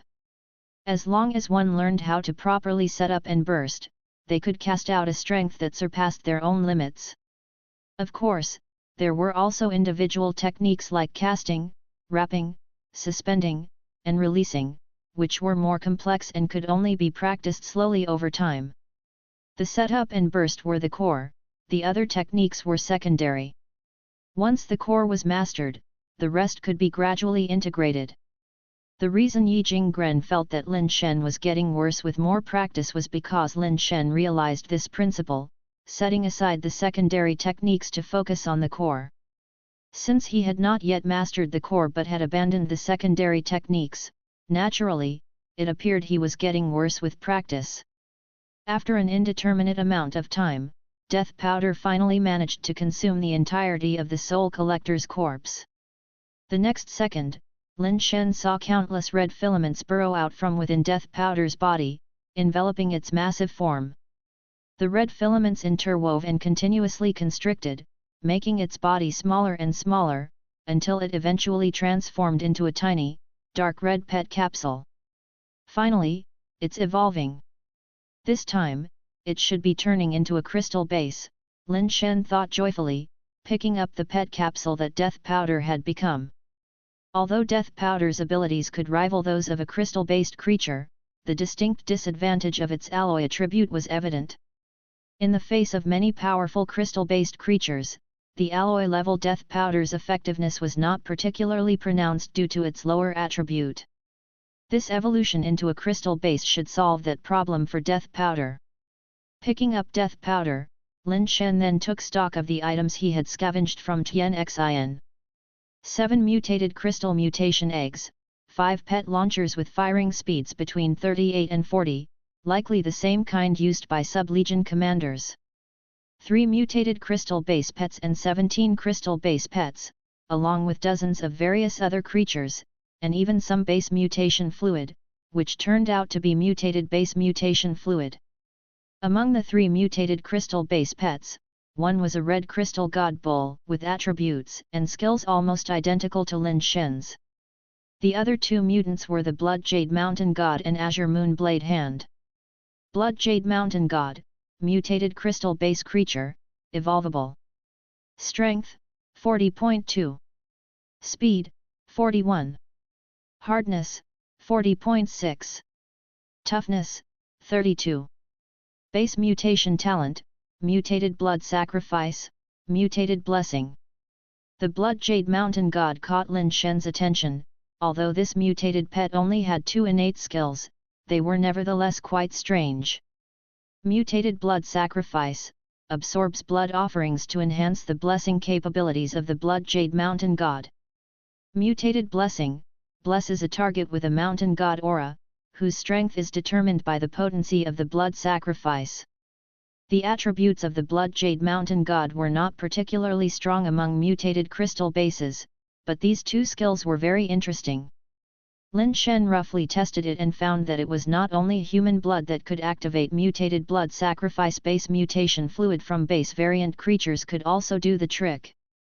The Blood Jade Mountain God was only palm-sized, resembling a mountain god sculpted from blood jade, looking quite bizarre and even somewhat frightening. As long as base mutation fluid or blood was poured over it, it would absorb it into its body. The higher the level and quality of the base mutation fluid it absorbed, the stronger the blessing of the mountain god aura would be. To say its mountain god aura is actually to apply a layer of blood-colored film to the base variant carapace, enhancing its ability to withstand hits. This film does not directly raise hardness and toughness, it's akin to applying a protective film on glass, preventing the glass underneath from shattering as easily. The strength of this protective film is determined by the level and quantity of the base mutation fluid used for the blood sacrifice. If that's the case, then if I use Ascension liquid for the blood sacrifice, could I obtain an Ascension level membrane? Lin Shen wondered, taking out the Ascension liquid he carried and dripping some onto the Blood Jade Mountain God. The moment the Ascension liquid touched the Blood Jade Mountain God, Lin Shen immediately saw its eyes bulge, the bloodline on its forehead split open, and its body trembled violently. Lin Shen had assumed it was just a bloodline, only now realizing it was actually a blood-colored eye without a pupil. As the Ascension liquid merged, a bloody light gradually shone from the vertical eye on the Blood Jade Mountain God's forehead, the light growing brighter and brighter. Once the Blood Jade Mountain God stopped trembling, Lin Shen had it activate the mutated blessing skill. A red light shot out from the vertical eye of the Blood Jade Mountain God, falling on Lin Shen and immediately coating his carapace with a layer of blood-colored film. This film turned Lin Shen's carapace blood red, which looked quite chilling, as if dyed with fresh blood. Summoning a mutated black armored centipede, he had it bite his arm's carapace. With a crack, only some marks appeared on the alloy-level carapace it had not been penetrated. Lin Shen was overjoyed. Since the mutated black armored centipede could bite into it, it meant the blood sacrifice didn't have enough Ascension liquid. With a sufficient amount of Ascension liquid for the blood sacrifice, the mountain god aura would only be stronger. Lin Shen immediately took out more Ascension liquid and dripped it onto the Blood Jade Mountain God, trying to let it absorb as much as possible. However, after only a few drops, a cracking sound was heard, and cracks appeared around the vertical eye of the Blood Jade Mountain God, which startled Lin Shen into stopping immediately. It turned out the Blood Jade Mountain God had a limit to the energy it could absorb, it couldn't handle too much of something high-grade like Ascension liquid. Fortunately, Lin Shen had dripped it slowly, otherwise, he might have caused the blood jade mountain god to burst. 5 drops of ascension liquid is the limit for the blood jade mountain god. Lin Shen could only collect the blood jade mountain god and let it slowly recover from its injuries. After further study, he found that mountain god aura also had a duration, but this was not fixed. The mountain god aura created from a blood sacrifice with ascension liquid lasted exceptionally long and, as long as it wasn't shattered, could easily maintain for over 10 hours. Base mutation fluid from steel creatures could only sustain the mountain god aura for a few minutes. Regardless of how much was fed, it would at most last for 20 minutes and the defensive abilities were also much weaker. Chapter 184, Chapter 184 Qingji. Can the blood jade mountain god withstand 5 drops of ascension liquid, then can I withstand 1 drop? Lin Shen wondered if his body could withstand drinking the ascension liquid directly. Considering even a body with a mutated crystal base can hardly withstand it, and he's only alloy, if something were to go wrong, wouldn't it mean certain death? Not to mention that even if it doesn't kill, damaging the kidneys is also bad. Eventually, Lin Shen gave up on the idea of trying. After all, there were enough base mutation fluid from Tianxin and the mutant eggs, combined with the Soul Collector's base mutation fluid for Lin Shen to digest for quite a few days. He shouldn't need to worry about base mutation fluid for at least the next half a month, but he couldn't just sit and consume resources without replenishing them, so Lin Shen decided to continue searching for mutated creatures. Considering how eerie this river was, and the fisherman saying the forest across was even more peculiar, he dared not venture there again. Choosing a different direction, Lin Shen planned to explore other areas. Inferno Star. A massive planet covered in metallic mechanical structures looked from afar to be a space base disguised as a sphere. 3 orbiting rings revolved around the planet's exterior, and various vehicles, similar to cars, shuttled through the air.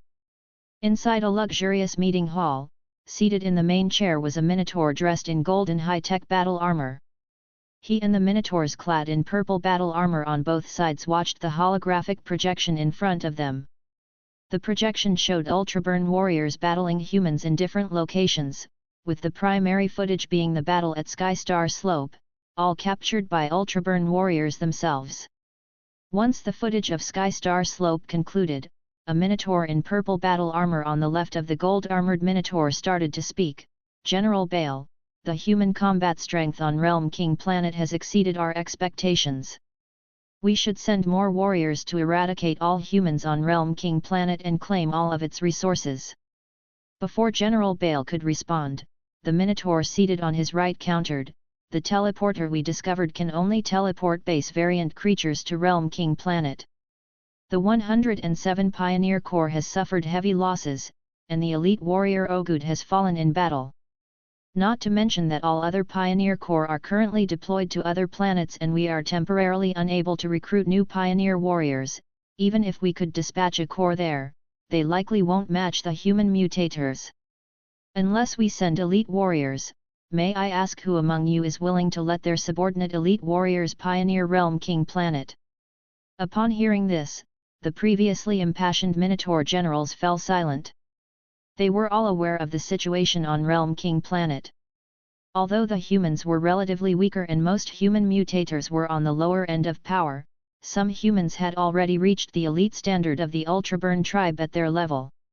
If they did not send elite warriors to Realm King Planet, more cannon fodder would ultimately struggle to truly take the initiative.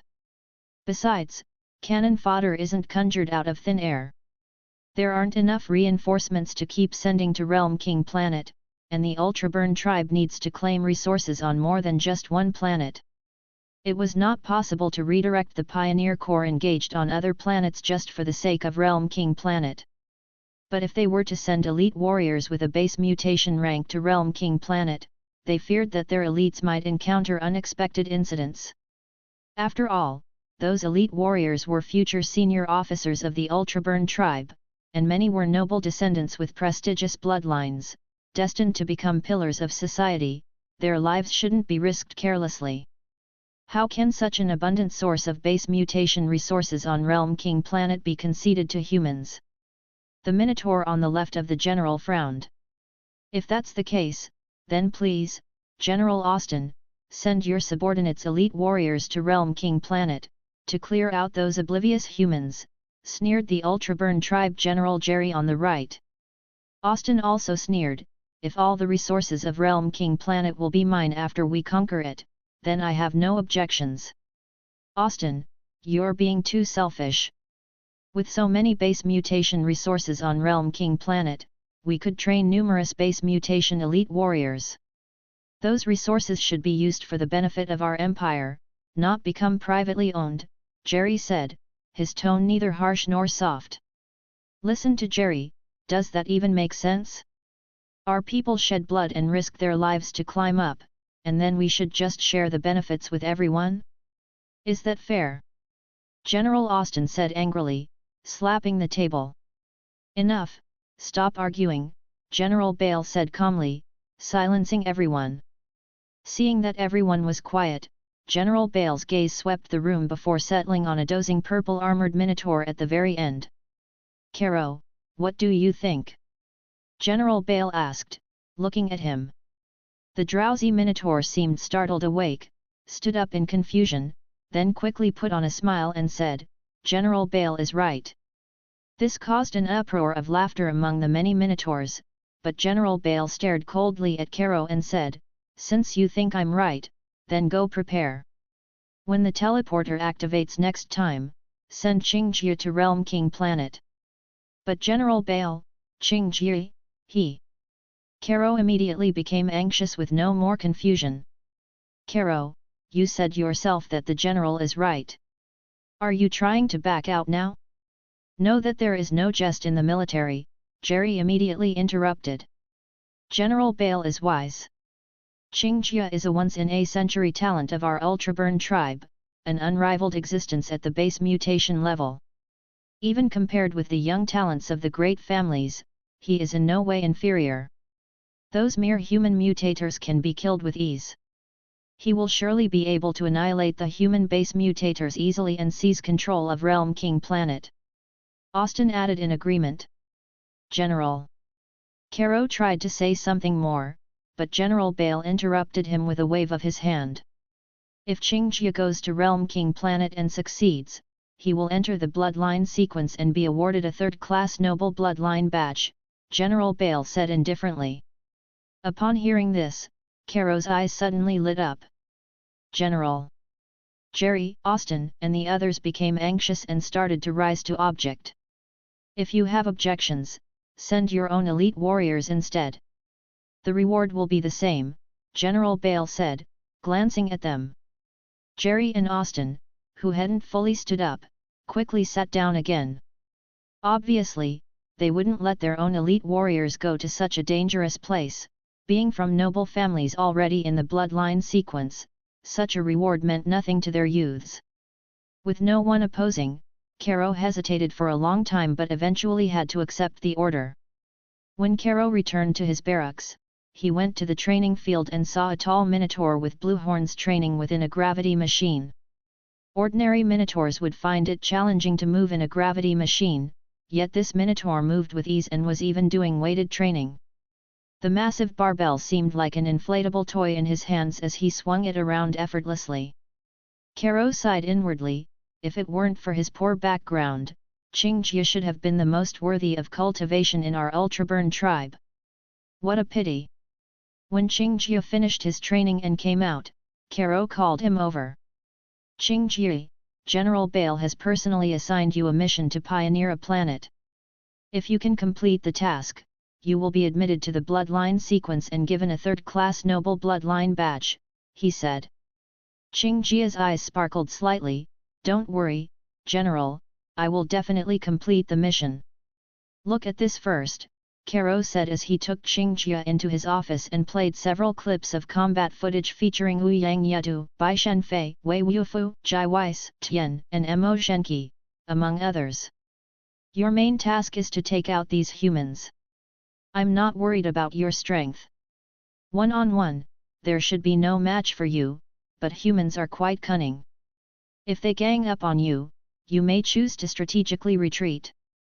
Caro's last words caused Qingjie to hesitate slightly. Qingjie saluted Caro solemnly, "General, I was nothing more than steel level at birth, and I owe my progress to my family's unwavering support and your cultivation under great pressure. This time, no matter what, I will complete the mission and enter the bloodline sequence. I will lift my family's descendants from the fate of cannon fodder and prove you haven't misjudged me." Chapter 185, Chapter 185, Metal Warriors. Lin Shen gazed at the colorful desert in front of him, his emotions incredibly complex. It had taken him 7 or 8 days to finally reach this area on the other side of the grassy slope, only to discover that it was a desert. Looking at the sporadic colorful grains of sand amidst the white desert, Lin Shen immediately realized that this must be the desert where the frost giant tree was discovered.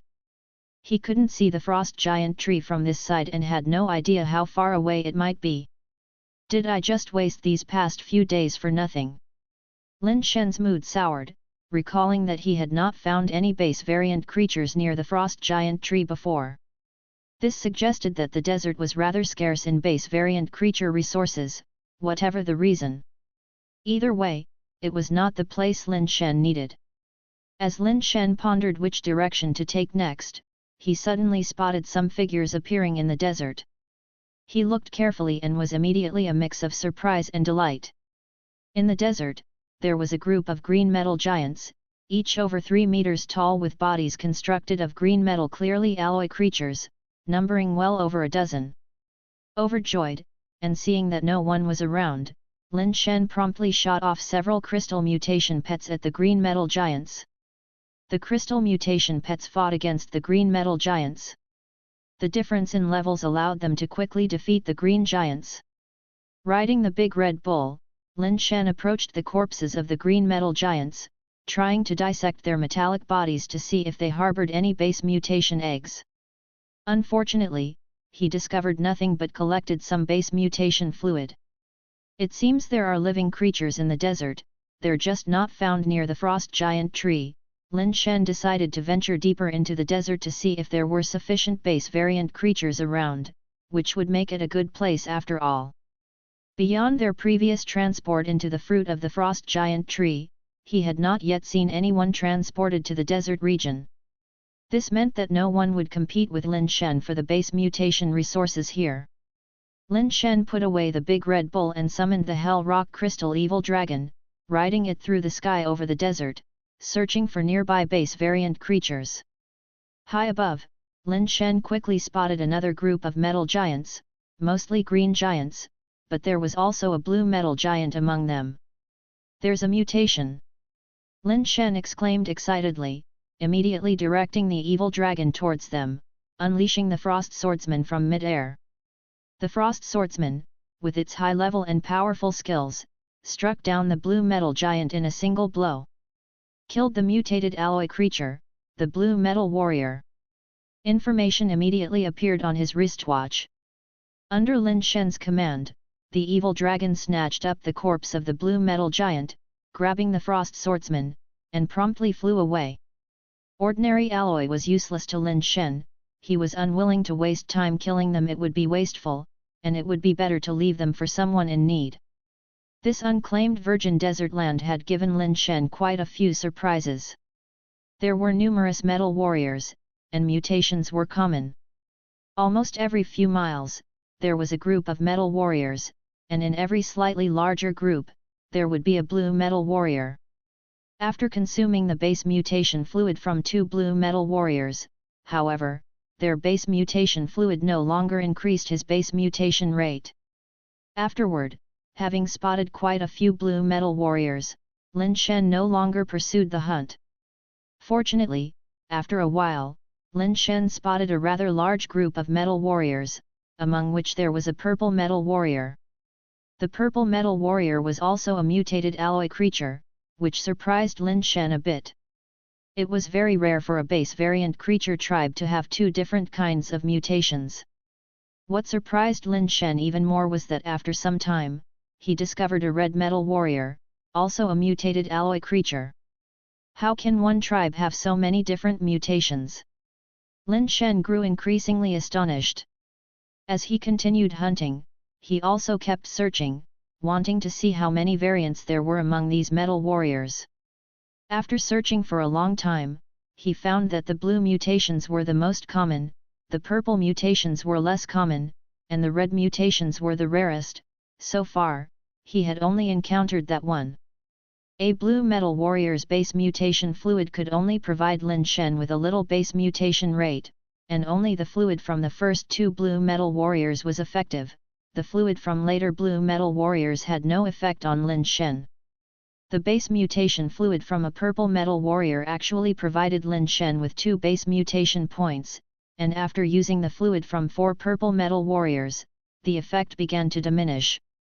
The 5th purple metal warrior's base mutation fluid only provided Lin Shen with 1 base mutation point, and the 6th provided no more.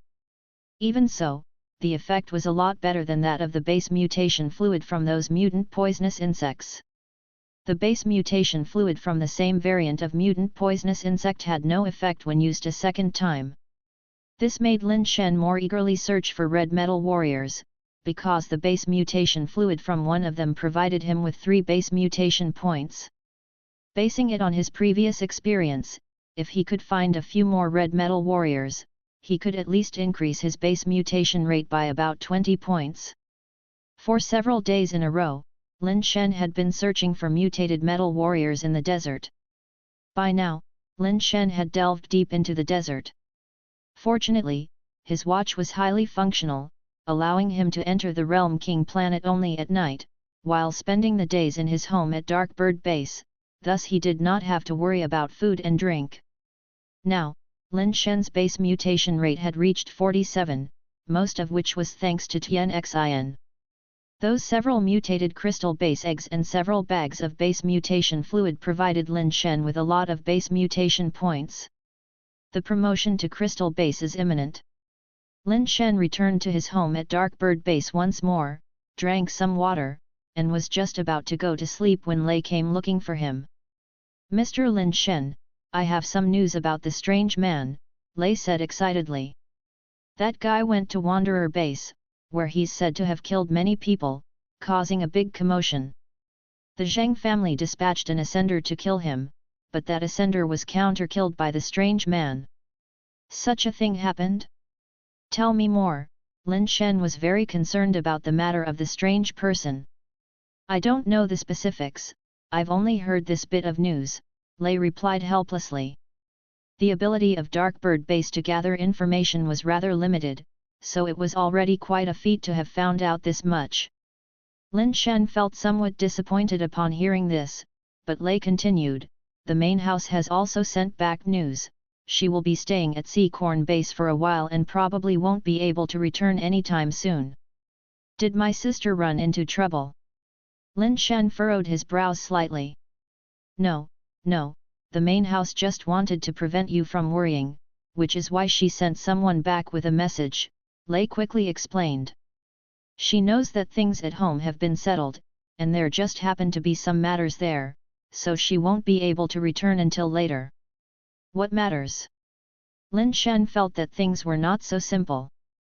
"I'm not very clear on that, the letter didn't say," Lei responded. Lin Shen looked at Lei without speaking. Lei couldn't hold on and sighed. "I asked Zhao Ziyi, who came back with the message, and he said something. The main house at Seacorn Base has encountered him.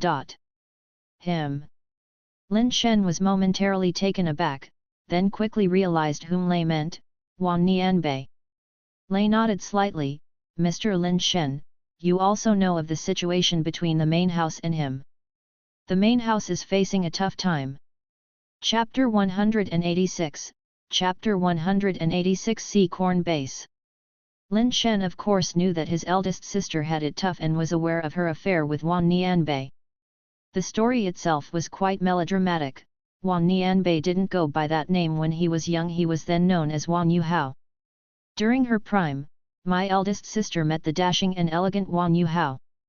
The two of them were madly in love, and according to my fourth brother, at that time, both of them were so young and reckless, they did not care about anything, and their love was so intense it could shock the heavens and move spirits.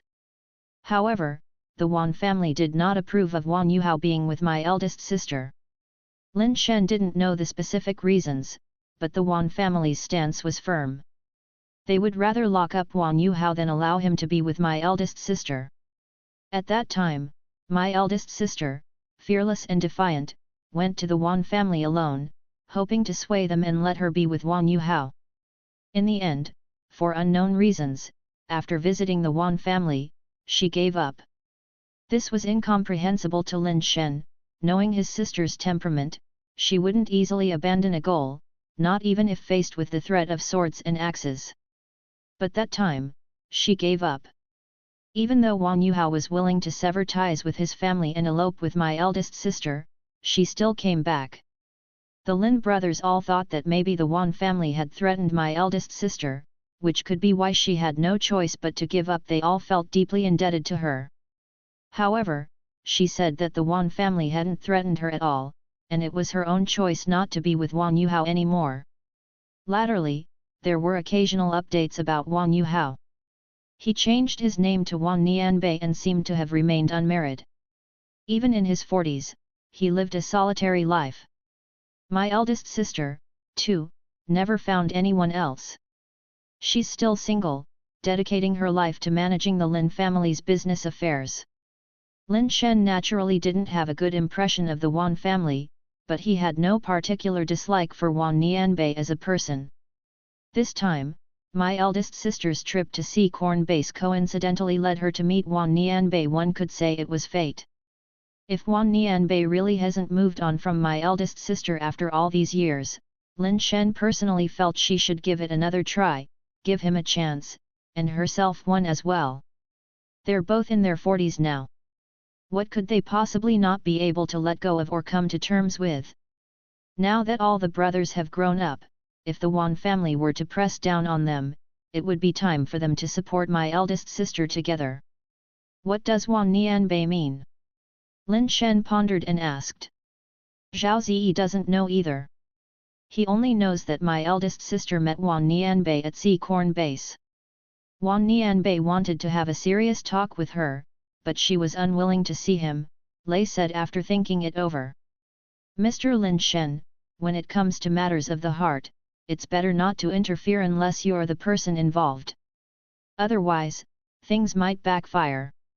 Lin Shen certainly understood this principle, but he was genuinely curious as to why his eldest sister had given up in the first place. It didn't fit her character at all. Lei, get ready. We're going to take a trip to Sea Corn Base, Lin Shen decided, feeling that a visit there would be worthwhile. After all, since he couldn't show himself at home, he might as well go to Sea Corn Base and see for himself what the situation was like between his eldest sister and Wan Nianbei. He had to let his eldest sister know that if it were because of concern for them that she dared not be with Wan Nianbei, there was no need for her to compromise anymore. Lin Shen also wanted to go to Sea Corn Base to take a look. In Dark Bird Base and Yashan Base, he was no longer able to find any base mutation eggs with fire seed. Sea Corn Base was a super base, and the number of base mutation eggs there far exceeded the combined total of Dark Bird Base and Yashan Base. Perhaps he might even find more fire seed. Mr. Lin Shen, this isn't right. Lei hesitated indecisively. I'll make the decision on this matter. Once we arrive, I'll explain it to my elder sister myself, Lin Shen instructed Lei to prepare, mainly because he had never been out before and needed Lei to guide him, otherwise he would have gone by himself. Seeing that Lin Shen was resolute in his decision, Lei said nothing more and went out to prepare. Following the principle that business must go on, Lei prepared a batch of goods, intending to sell them at Sea Corn Base for a profit. Lei truly is my sister's right-hand man. Lin Shen could only sigh at his sister's large influence on those around her. Lin Shen made some disguises and set off with the caravan. Although traveling with the caravan was slower, he was not in a hurry. Lei also prepared some local specialties for Lin Shen, telling him to visit Instructor Mu when he arrived at Sea Corn Base. The caravan set out along the trade route. Though it was a trade route, many paths were overgrown with vegetation due to sparse use, requiring manual labor to clear the way. Moreover, base variant creatures often appeared.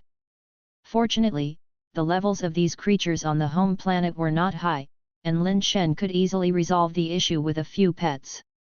If they had taken a straight line, it would have taken only about 7 or 8 days to reach Sea-Corn base, but due to detours around some base mutation zones, it took more than 10 days to arrive. Sea-Corn base was established next to the sea, resembling a colossal beast pressing down by the seaside. It was said that during the Great Sea Creature Tide of years past, Sea-Corn base was the main battleground. Many of the elders at Sea-Corn base were mutators who had survived that particular war. Subsequent smaller-scale sea creature tides were mostly fended off by Sea-Corn base. Lin Shen, what brings you here? Lin Miao was both surprised and delighted to see him. I felt suffocated at home, and since you wouldn't let me go on an adventure, I had to come out and take a walk, Lin Shen said with a smile. Lin Miao rolled her eyes at him. You can't fool me with that excuse. My relationship with Wan Nianbei is over, it has no strings attached, so stop worrying unnecessarily. That's your business, I couldn't care less. I just want to check out the markets at Sea-Corn base, get some interesting base mutation eggs to hatch and play with, Lin Shen replied. It would be for the best if that's really what you're thinking. Take this money. Buy whatever you want. You can spend it however you like, but don't get ripped off, it wouldn't look good for your sister.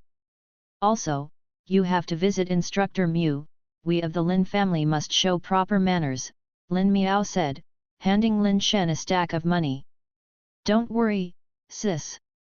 I've always been thrifty, and you know that, Lin Shen took the money directly and stuffed it into his pocket. Sis, I'll go look around now. Not so fast.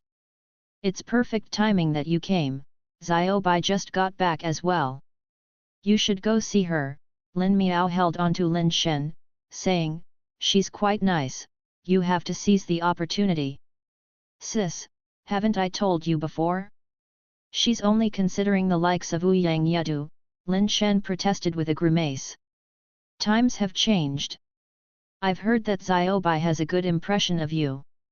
She hasn't agreed to marry into the Ouyang family because of you, so your chance is considerable. I'm rooting for you, so give it your all, Lin Miao encouraged him, handing him another stack of money. If you can really win Xiaobai over, everyone will know my brother-in-law chose you over Ouyang Yedu, what a reputation that would be. Be sure to buy some thoughtful gifts, and remember, opportunities are meant to be seized. I'll try my best, Lin Shen replied helplessly. Though he was determined to take the money, whether he would buy gifts for Bai Shenfei remained to be seen. Leaving the hostel where Lin Miao was staying, with Lei's guidance, Lin Shen promptly arrived at the sand field, one of the 3 major free trade markets in Sea-Corn base. Chapter 187, Chapter 187 The value of the pet launcher. The marketplace was located near the seaside, and at first it was just a small fair where mutators who hunted base variant creatures at sea would trade supplies and catches on a temporary basis. During that tremendous oceanic beast tide, this place served as a logistics hub between the front lines and the rear, playing a significant role. Many wounded were treated and rested here, and numerous mutators exchanged goods that they could use. After the beast tide, the marketplace was preserved and became an important fairground. Back then, the marketplace was only open on weekends, but later, as Sea-Corn base expanded, the marketplace was incorporated into the base.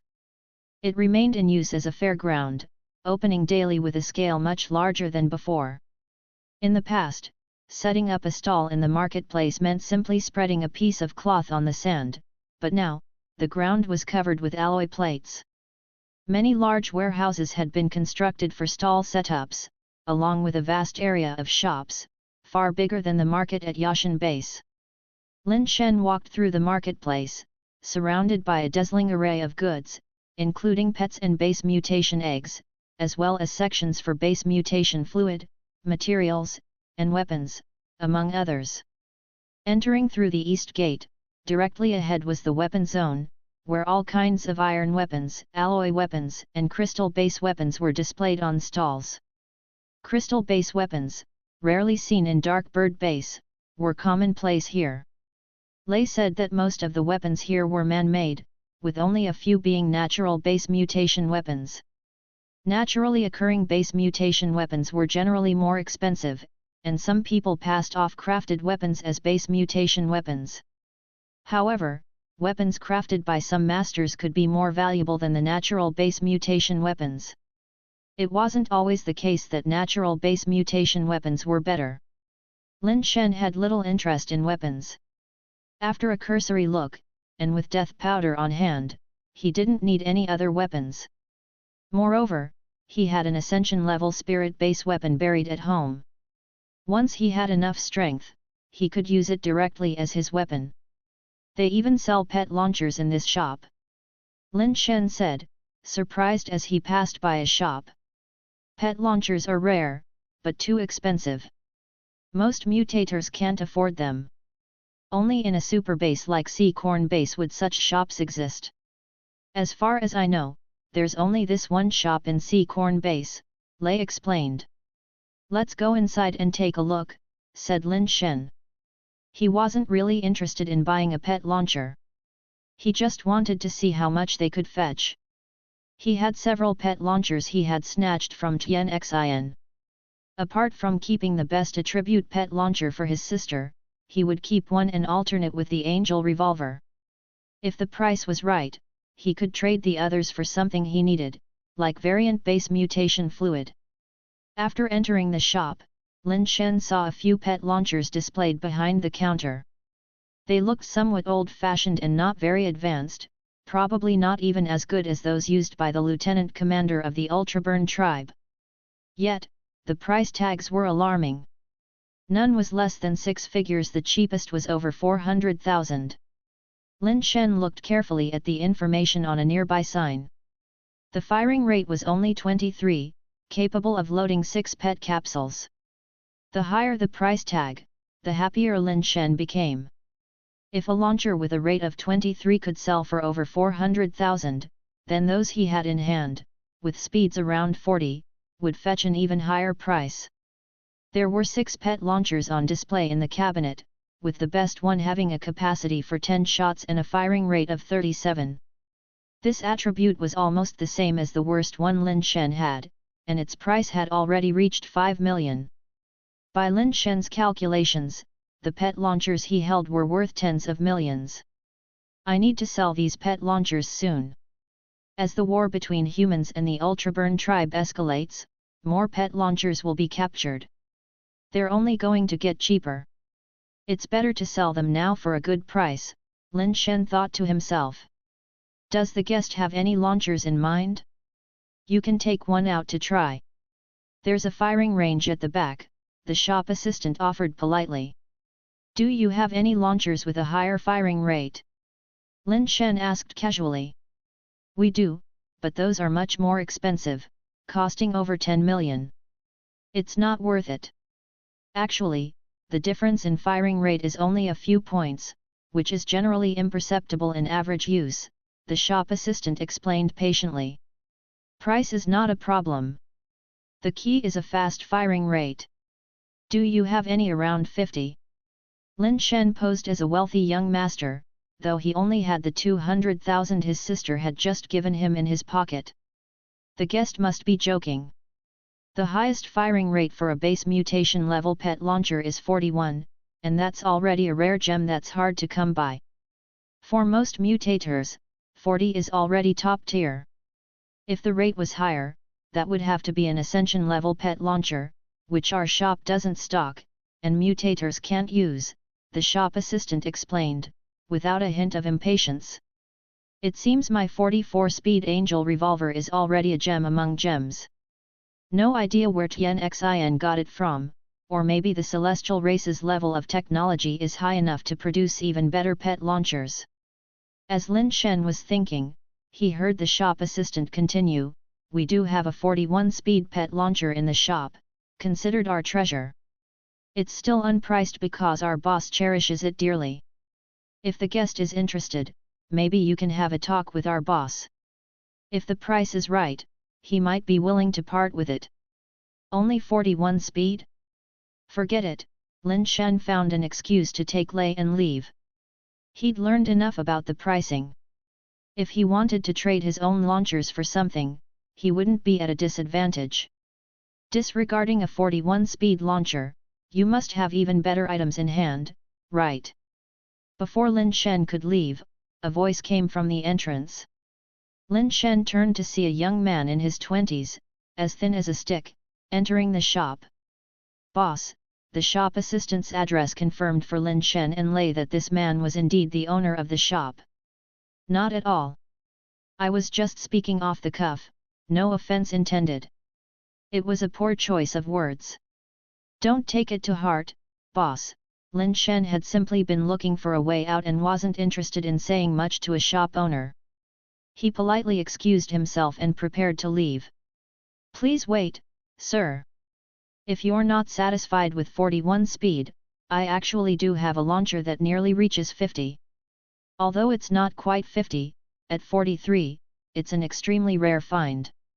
Even in the universe, it's hard to find a base mutation level launcher of such speed, the lean owner said, making Lin Shen slightly embarrassed. Even if he had the money, Lin Shen couldn't afford it. Yet, reputation mattered in life, and although he couldn't afford it, Lin Shen still pretended not to care and said, "Your shop actually has such an extraordinary item." Subscribe to Chinese Novel Audiowave. Chapter 188, Chapter 188, Wan Nianbei. I presume the customer also knows his goods. The item is available, it's just a matter of how much you're willing to spend, the skinny shopkeeper said with a smile. You are the seller, so naturally, the price is for you to set, Lin Shen responded. An item like this is a rarefied treasure, hard to find a second in this world. It could be considered priceless. If I really had to put a price on it, I think it's worth at least this much, the skinny shopkeeper said as he extended one finger. 10 million. Lin Shen thought the price seemed not too high. The skinny shopkeeper shook his head with a smile. 1 billion. Lin Shen had seen his share of money, but such a quote from the skinny shopkeeper still took him by surprise. A 43 speed can sell for 1 billion, then how much can I sell my 44 speed for? Lin Shen felt an urge to sell his angel revolver. With 1 billion, he could buy quite a few mutated crystal base pets. Lin Shen, with that much money, could buy base mutation fluid and nearly max out the base mutation rate. That's too expensive, Lin Shen said, shaking his head. Expensive, yes, but you get what you pay for. Ouyang Yada reached the 9th level of the Realm King Tower and the pet launcher he got was only 41 speed, which is already exceedingly rare. Mine is 43 speed, just 2 points faster, but those 2 points make it unparalleled in this world.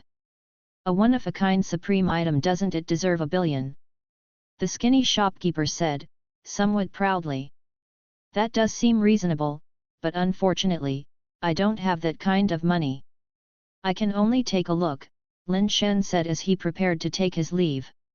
He wasn't seriously planning to buy anything and really didn't want to prolong the conversation with the skinny shopkeeper. No money is no problem, I can give it to you, the words of the skinny shopkeeper stunned Lin Shen. Who would believe that such a great deal existed in the world, a top-tier item worth 1 billion given for free? Even if he was the skinny shopkeeper's father, he might not offer it, let alone to a passing stranger. Lin Shen couldn't help but look closely at the skinny shopkeeper. Though slim and somewhat dark, the man appeared energetic, with a pair of bright, alert eyes that truly gleamed. What are you trying to say? Lin Shen felt that there was more to this situation, suspecting that the shopkeeper might have recognized him. But even if he had recognized him as the playboy Lin Shen, there was no reason to offer such a huge favor. Lin Shen did not believe his reputation and looks were worth 1 billion. Your name alone, Master Lin, is worth 1 billion, the skinny shopkeeper said with a smile. So you did recognize me? Lin Shen was on guard, despite his disguise and the hat he wore, he had still been recognized. This made it clear that the skinny shopkeeper was someone calculating, and Lin Shen wondered what he was up to. Noticing Lin Shen's wariness, the skinny shopkeeper said with a laugh, "Master Lin, there's no need to worry. I mean no harm.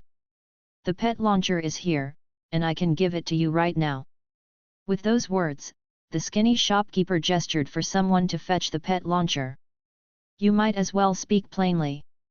I won't accept a gift without knowing the reason." "I won't take it until things are clear," Lin Shen said, frowning. "Please be at ease, Master Lin. The gift is not from me, but from an old acquaintance of yours who is currently waiting for you in the garden out back. He hopes you might meet him if it's convenient," the skinny shopkeeper said, delivering a box to Lin Shen. Inside was a beautifully crafted pet launcher that seemed even more advanced than the one used by the ultra-burning ultra-core commander. "Which old acquaintance?" Lin Shen did not take it. Gifts were not to be accepted carelessly. "You'll know when you see him." "This is a gift for the meeting," the skinny shopkeeper insisted, pushing the box into Lin Shen's hands. "If you don't tell me, I'm leaving right now," Lin Shen said, stepping back to avoid it and turning to leave. True to Lin Miao's brother, Lin Shen, "Let's talk," a voice emanated from the back of the store as a man stepped out in tandem with the voice. Lin Shen saw the man who came out was in his 30s. He was not remarkably handsome and had a beard, yet he possessed a mature charm. The sorrowful look in his eyes was more than most young girls could resist. Wan Nianbei. Although Lin Shen had never met Wan Nianbei, for some reason, upon laying eyes on him, he was certain it was Wan Nianbei. "This isn't a place for a conversation, let's talk in the back," Wan Nianbei said. "That's fine," Lin Shen nodded slightly. "This pet launcher?" the skinny shopkeeper said as he held the box with some indecision. "Put it away. Lin Miao's brother won't accept it.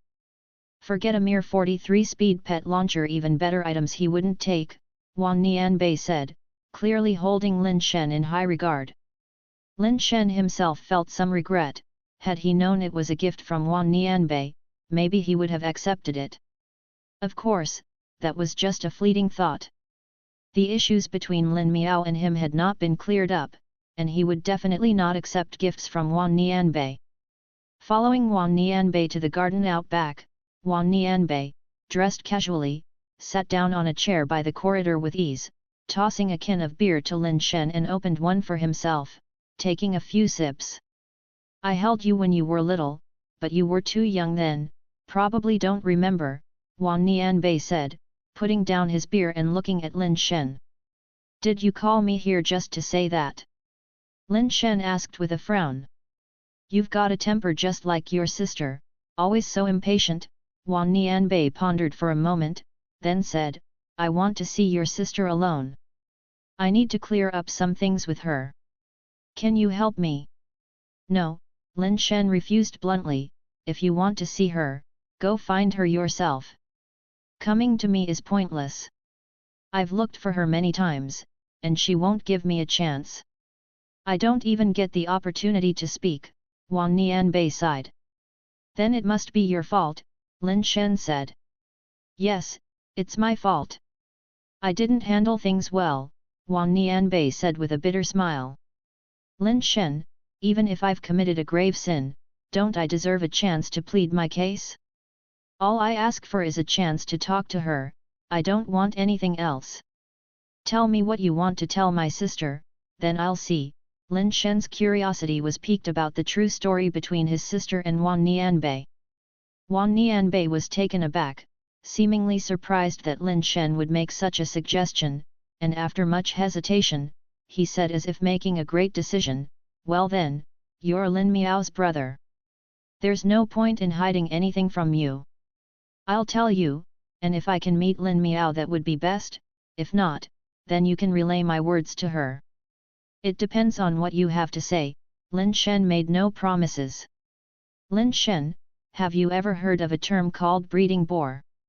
Wan Nianbei's peculiar question left Lin Shen puzzled about what he really meant. Chapter 189, Chapter 189, Seeing the Fire Seed Again. The term breeding pig was something Lin Shen was quite familiar with, as many people at Dark Bird Base used to curse him with it behind his back. What exactly do you mean? Lin Shen asked with a frown. To put it crudely, I am just the Wan family's breeding pig, responsible for passing on the family lineage, said Wan Nianbei. Lin Shen had already guessed something when he first heard the term breeding pig, so he didn't feel surprised. If the Wan family wants you to continue the lineage, then they should have you marry and have children as soon as possible. Why would they oppose your relationship with my elder sister? Don't tell me there is something wrong with my sister. Lin Shen's face chilled. No, Xiao Wu, you are misunderstanding, how could there be such a thing? Wan Nianbei shook his head repeatedly. The descendants that the Wan family need are different from what you are thinking.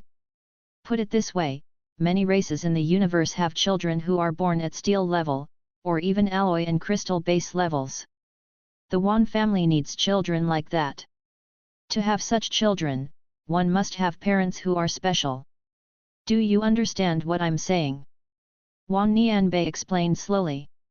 So, you are saying they want you to marry another special woman, so the children you have together could potentially be at the steel level, or maybe even alloy level or crystal base level.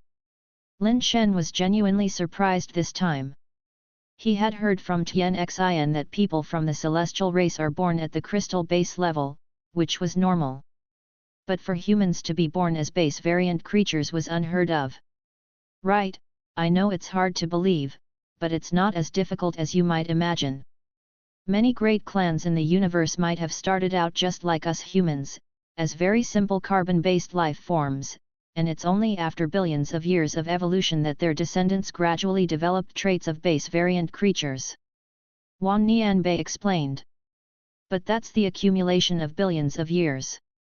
Humans have such a short history, and have only been in contact with base variant creatures for a short time.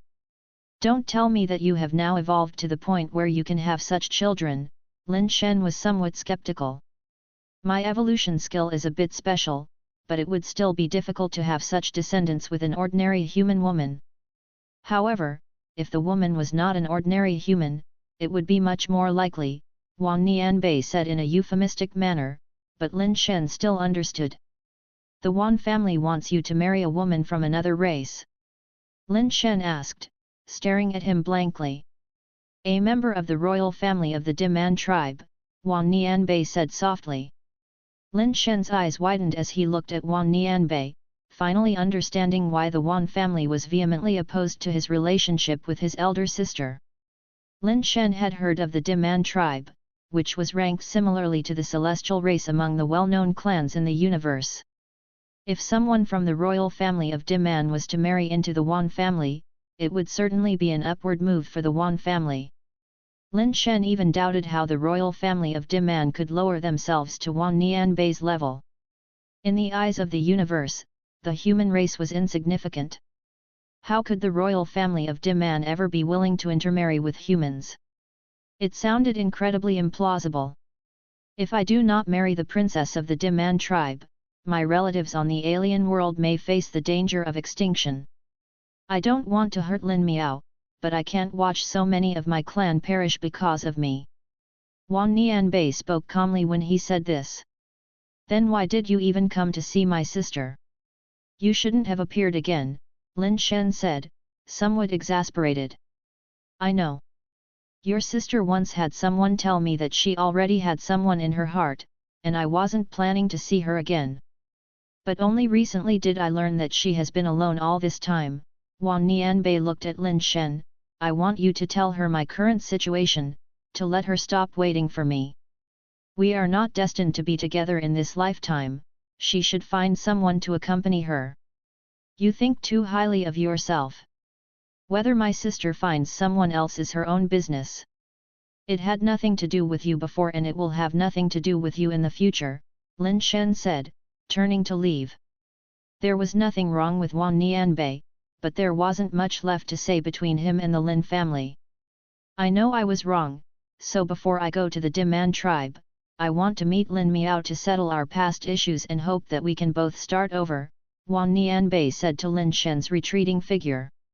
My older sister does not want to see you, which means she no longer wishes to be associated with you. Let's leave the past behind. There's no point in discussing it further, Lin Shen said before leaving the garden.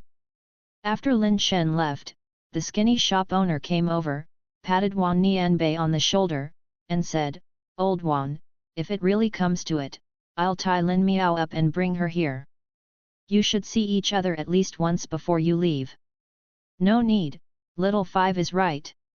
If she doesn't want to see me, it probably means she has let go. Let go is good, that's for the best. Wang Nianbei seemed genuinely relieved. Good my ass. If she has let go, then why are you torturing yourself? Have you really thought it through, to enter reincarnation with the body of a six-paths phoenix? Do you really know what you're doing? Do you realize what that means? Wang Nianbei, you must be crazy. For a woman, is it worth it? The skinny shop owner couldn't help but curse. It's worth it, Wang Nianbei answered with a single word. Hey, if I fail, please take care of the Lin family for me later, she has it so tough. To hell with that, I am not your servant, He snapped angrily. Having left the shop, Lin Shen continued to wander around the sandfield, pondering whether or not to tell his older sister about Wang Nianbei's situation. Wang Nianbei was powerless to fight against destiny, and it seemed anything else said was already superfluous. After some thought, Lin Shen eventually decided to tell his older sister and let her make her own decision. After passing through the weapons section, he entered the area selling base mutation eggs. This area's variety of base mutation eggs was even more diverse, many of which came from marine base variant creatures. However, mutations were rare and nearly impossible to find. Mutant creatures on the mother planet were still too scarce, nowhere near comparable to those on Realm King planet. While walking, Lin Shen suddenly saw a stall where among a pile of base mutation eggs, one was covered with a thick mosaic. Finally! Lin Shen was elated and hurriedly approached the stall. The stall was piled with many base mutation eggs. After asking casually, the stall owner said these eggs were hunted from the sea, all produced by marine base variant creatures. Lin Shen picked up the one with the fire seed and asked the owner, who said it was produced by a jellyfish-like base variant creature from the sea, at the steel level, for 500. Lin Shen, not in the mood to bargain, paid the money directly, bought the base mutation egg, and tucked it into his backpack before continuing to browse. After a while, he found another base mutation egg covered with a mosaic. This time, however, someone was already negotiating the price with the owner, and Lin Shen quickly made his way over. Having finally found another, he was willing to pay a high price if necessary to secure it.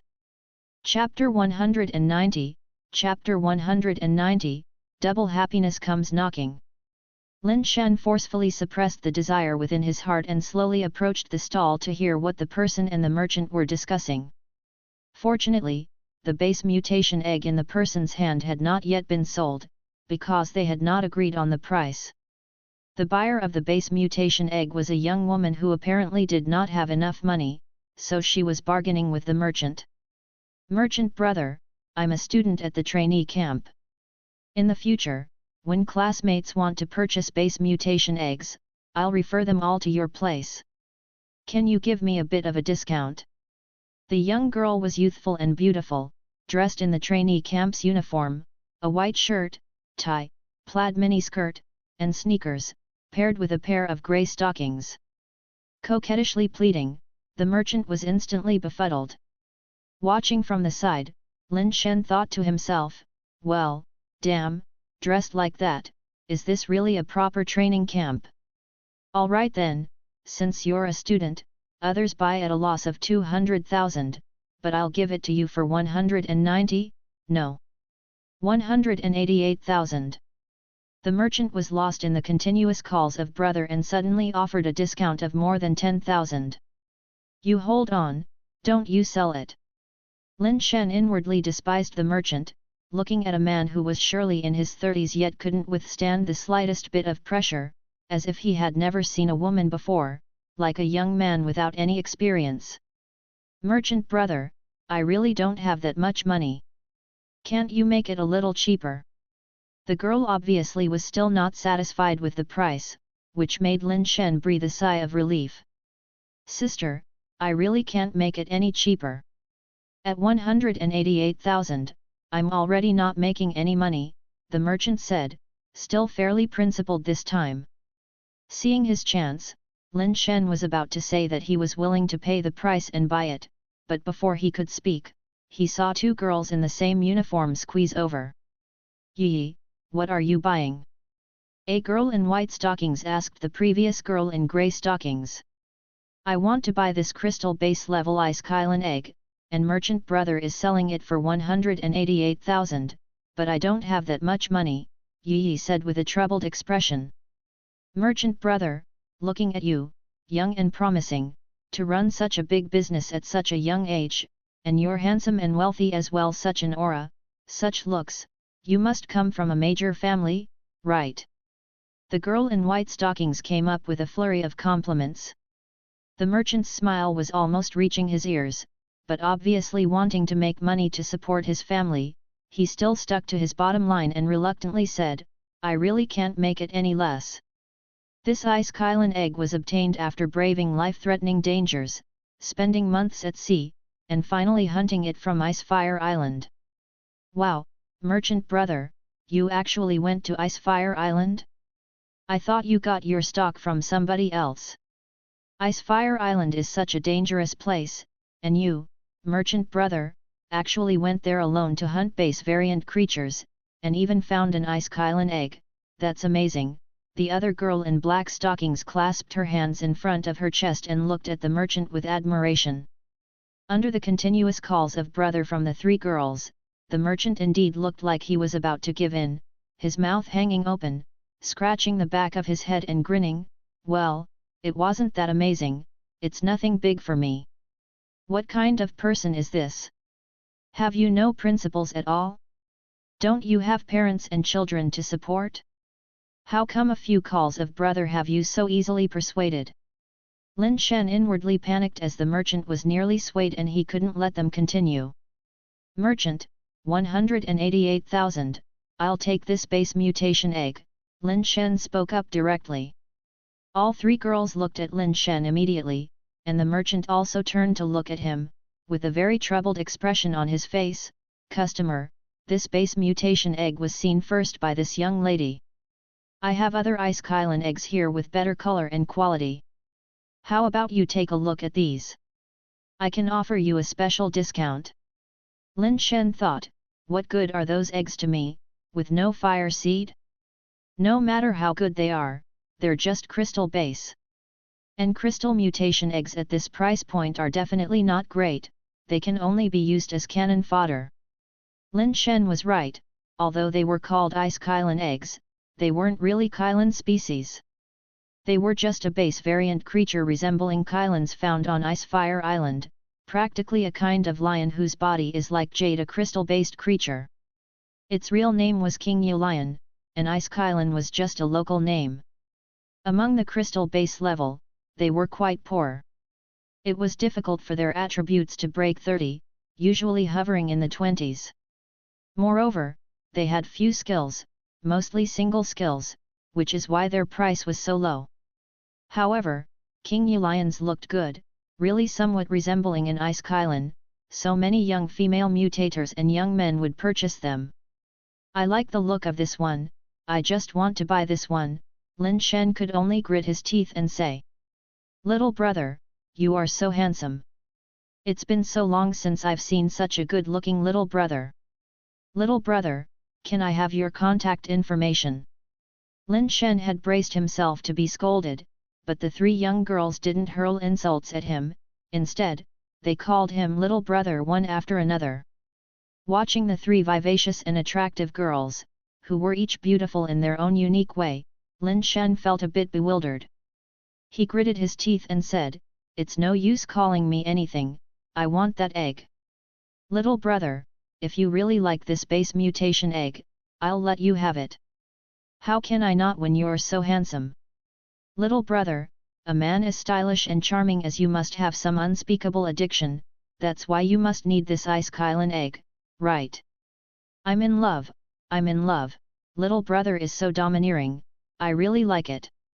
In the midst of the girls' encirclement, Lin Shen couldn't help but smile, and he thought to himself, goodness, who could withstand this? I really misunderstood the boss earlier.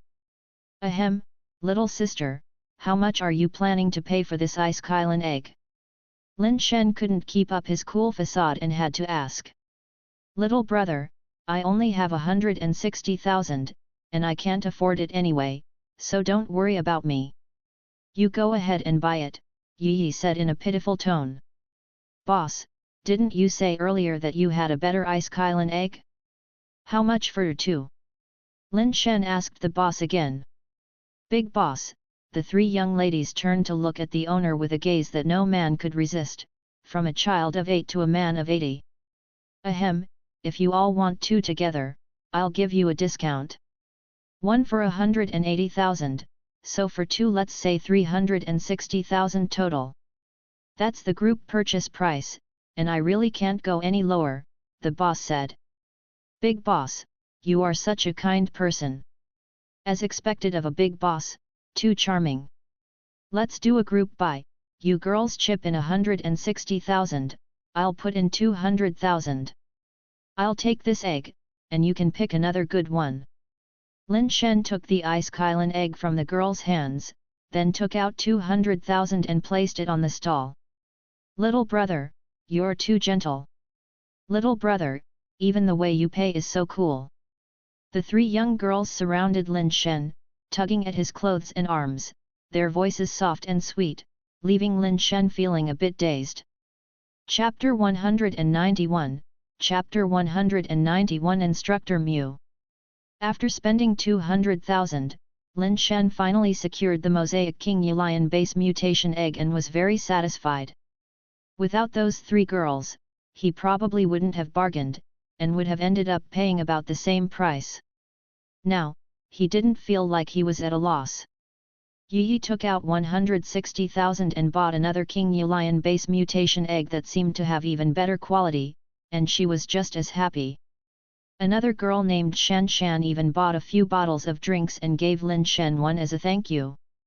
When they were about to leave, the three girls wanted to add Lin Shen's contact information, but unfortunately, he didn't have a communicator, so he had to feign profundity and declined their request. The three girls told Lin Shen that they were students from the Marine training camp, and if he had the chance, he could visit the camp to hang out and they would treat him to a meal. Lin Shen also learned their names were Su Yi, Bai Shan, and Yu Shishi. They were locals from Sea Corn Base who grew up together as close friends. However, Lin Shen didn't leave his name behind, only saying if fate allows, we shall meet again, and quickly left the place. No wonder they say a hero can't withstand the entanglement of beautiful women, who could bear this? The big bases are better. Dark Bird Base doesn't have so many cute and soft young girls, Lin Shen muttered to himself. Mr. Lin Shen, this way of shopping isn't going to work. You're taking a big loss, Lei said from the side. I was never cut out for business anyway, spending money is fine, Lin Shen said with a light cough. The two continued to stroll through the market, but before long, they ran into those three girls from the Marine training camp again. The three girls were eating at a street stall and insisted on pulling Lin Shen to join them. Lin Shen wanted to refuse, but under the girlish and naive cries of little brother, his legs weren't firm enough, and he ended up being coaxed into eating something. Lin Shen was about to pay, but Su Yi took the initiative to pay and even offered to act as a guide and accompany Lin Shen around. If Lin Shen had money on him, he wouldn't mind walking around with them and spending a bit, no big deal. The problem was that he didn't have much money left. He intended to refuse, but he got pulled along by the three girls anyway. Fortunately, they didn't ask Lin Shen to spend any money on anything, they bought some things with their own money. After watching for a while, Lin Shen didn't find any other base mutation eggs with a fire seed. The market was just too vast. After touring the area with the base mutation eggs, it was getting late.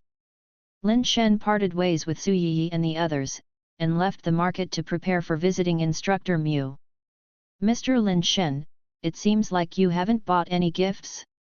With only one base mutation egg, how will you visit Miss Bai and Instructor Mu's houses? Lei knew Lin Shen was out of money and was ready to take some from the caravan to give to Lin Shen so he could buy some gifts. No need, I have my ways. Lin Shen said as he actually wasn't lacking in possessions, he could take out 1 or 2 items as gifts. Besides, he didn't plan to visit goddess consort Bai and was only preparing to see Instructor Mu. Lin Shen picked out a gift box on the street and placed a set of red ultraburn helmets and ultraburn battle suits inside as a gift. Although these items weren't very expensive, they were hard to find on the mother planet, and they would still fetch a good price if sold now, so it was a token of his intentions. His fourth brother had spent 10 years at the Sea Corn base, living and being cared for at Instructor Mu's house, so naturally, the gift Lin Shen brought for his visit couldn't be too shabby. Instructor Mu lived in a slightly remote location, not in the bustling area of the base, in a rather small courtyard. After Lin Shen knocked on the door, he saw an elder with graying hair standing inside. Instructor Mu, I am Lin Xiangdong's younger brother, Lin Shen. My brother always mentions you at home, he says that you took great care of him during his time at the training camp. He told me to make sure to visit you if I ever had the chance to come to the Sea Corn base, hinted by Lei. Lin Shen knew the old man was Instructor Mu and quickly stepped forward and said. He had indeed heard from his fourth brother that Instructor Mu was a very strict man, known as the Devil Instructor at the training camp. However, seeing him now, he seemed to be a rather amiable old man with graying hair but neatly and properly groomed, wearing a pair of glasses around his neck, probably reading glasses. This image hardly matched the notorious reputation of the Devil Instructor. Lin Shen also knew appearances could be deceiving and wouldn't skimp on the proper respect due. That kid never scolding me is already good enough, laughed Instructor Mu as he opened the door and led Lin Shen inside, saying, You must be Lin Shen from the Lin family. When I stayed at your family's house, you weren't even born yet. Don't be so formal with me in the future, just call me Mu. Understood, Uncle Mu. Lin Shen followed Instructor Mu into the courtyard, noting that although it was small, it was well kept and quite charming, with a few flowers and plants that made it quite comfortable. After entering the living room, Lin Shen put down the gift box. Uncle Mu, just a small token of appreciation. I won't be polite about gifts from you guys, just put it there. We'll eat at home later, and you'll join me for a couple of drinks. Come on, give me a hand, let's prepare some dishes to accompany the drinks, Mu said with a smile. Seeing that Uncle Mu really didn't treat him as an outsider, Lin Shen didn't refuse and rolled up his sleeves to follow him into the kitchen to help. Lin Shen, I've seen your performance on Realm King Planet, you are a good seedling, it's just that you haven't undergone systematic training, and I don't know how that rascal Xiangdong taught you. Since you're here and there are no other pressing matters, spend some time in the training camp to establish a good foundation, it will benefit you in the future, said Mu as he tidied up things. Lin Shen's mind wasn't really on what Mu was talking about because he saw something hanging on the kitchen wall. He couldn't figure out what that thing was because it was covered in thick mosaic. What is that? It definitely isn't a base mutation egg, why would it have mosaic on it? What could be hanging in the kitchen? Lin Shen pondered to himself. As he was thinking, he noticed Instructor Mu looking back at him, and Lin Shen realized he had been rude, quickly saying, My brothers and sisters don't want me to go out and fight, they just wish for me to live safely at home and have children, so they haven't really taught me those things. Such young people, and yet they think so conservatively. In times like these, who can live in peace forever? It is better to be capable on your own, don't listen to them, come to the training camp with me tomorrow. Mu, seeing Lin Shen seemed interested in the thing hanging on the wall, continued, "That's a horn from a base variant creature. During that massive beast tide in the ocean, I almost died at its hands. I cut off one of its horns as a memento. This thing can emit a scent that effectively repels mosquitoes and bad smells, so I've kept it hanging here." Chapter 192, Chapter 192, The Abilities of Two Fire Seeds. During dinner, Lin Shen kept thinking about how he could obtain the fire seed from the antler tip. It was a war trophy that Mew had fought to the death for, and since it was Lin Shen's first time meeting him, it seemed somewhat inappropriate to ask for it outright. "It looks like I'll just have to slowly look for an opportunity," Lin Shen reluctantly put the thought aside. Fortunately, he had just received 2 base mutation eggs with fire seeds, and hadn't put them to use, so there was no rush. Instructor Mew shared many stories about Lin Xiangdong's past at the training camp, which were somewhat different from the stories Lin Xiangdong had told Lin Shen himself. Lin Xiangdong wasn't as invincible at the training camp as he claimed, and he almost never won when sparring with other trainees. Instructor Mew said Lin Xiangdong used to have a nickname called 100 Defeats Kid, which surprised Lin Shen greatly. This differed vastly from the glorious history his fourth brother had recounted, almost as if they were 2 completely different people.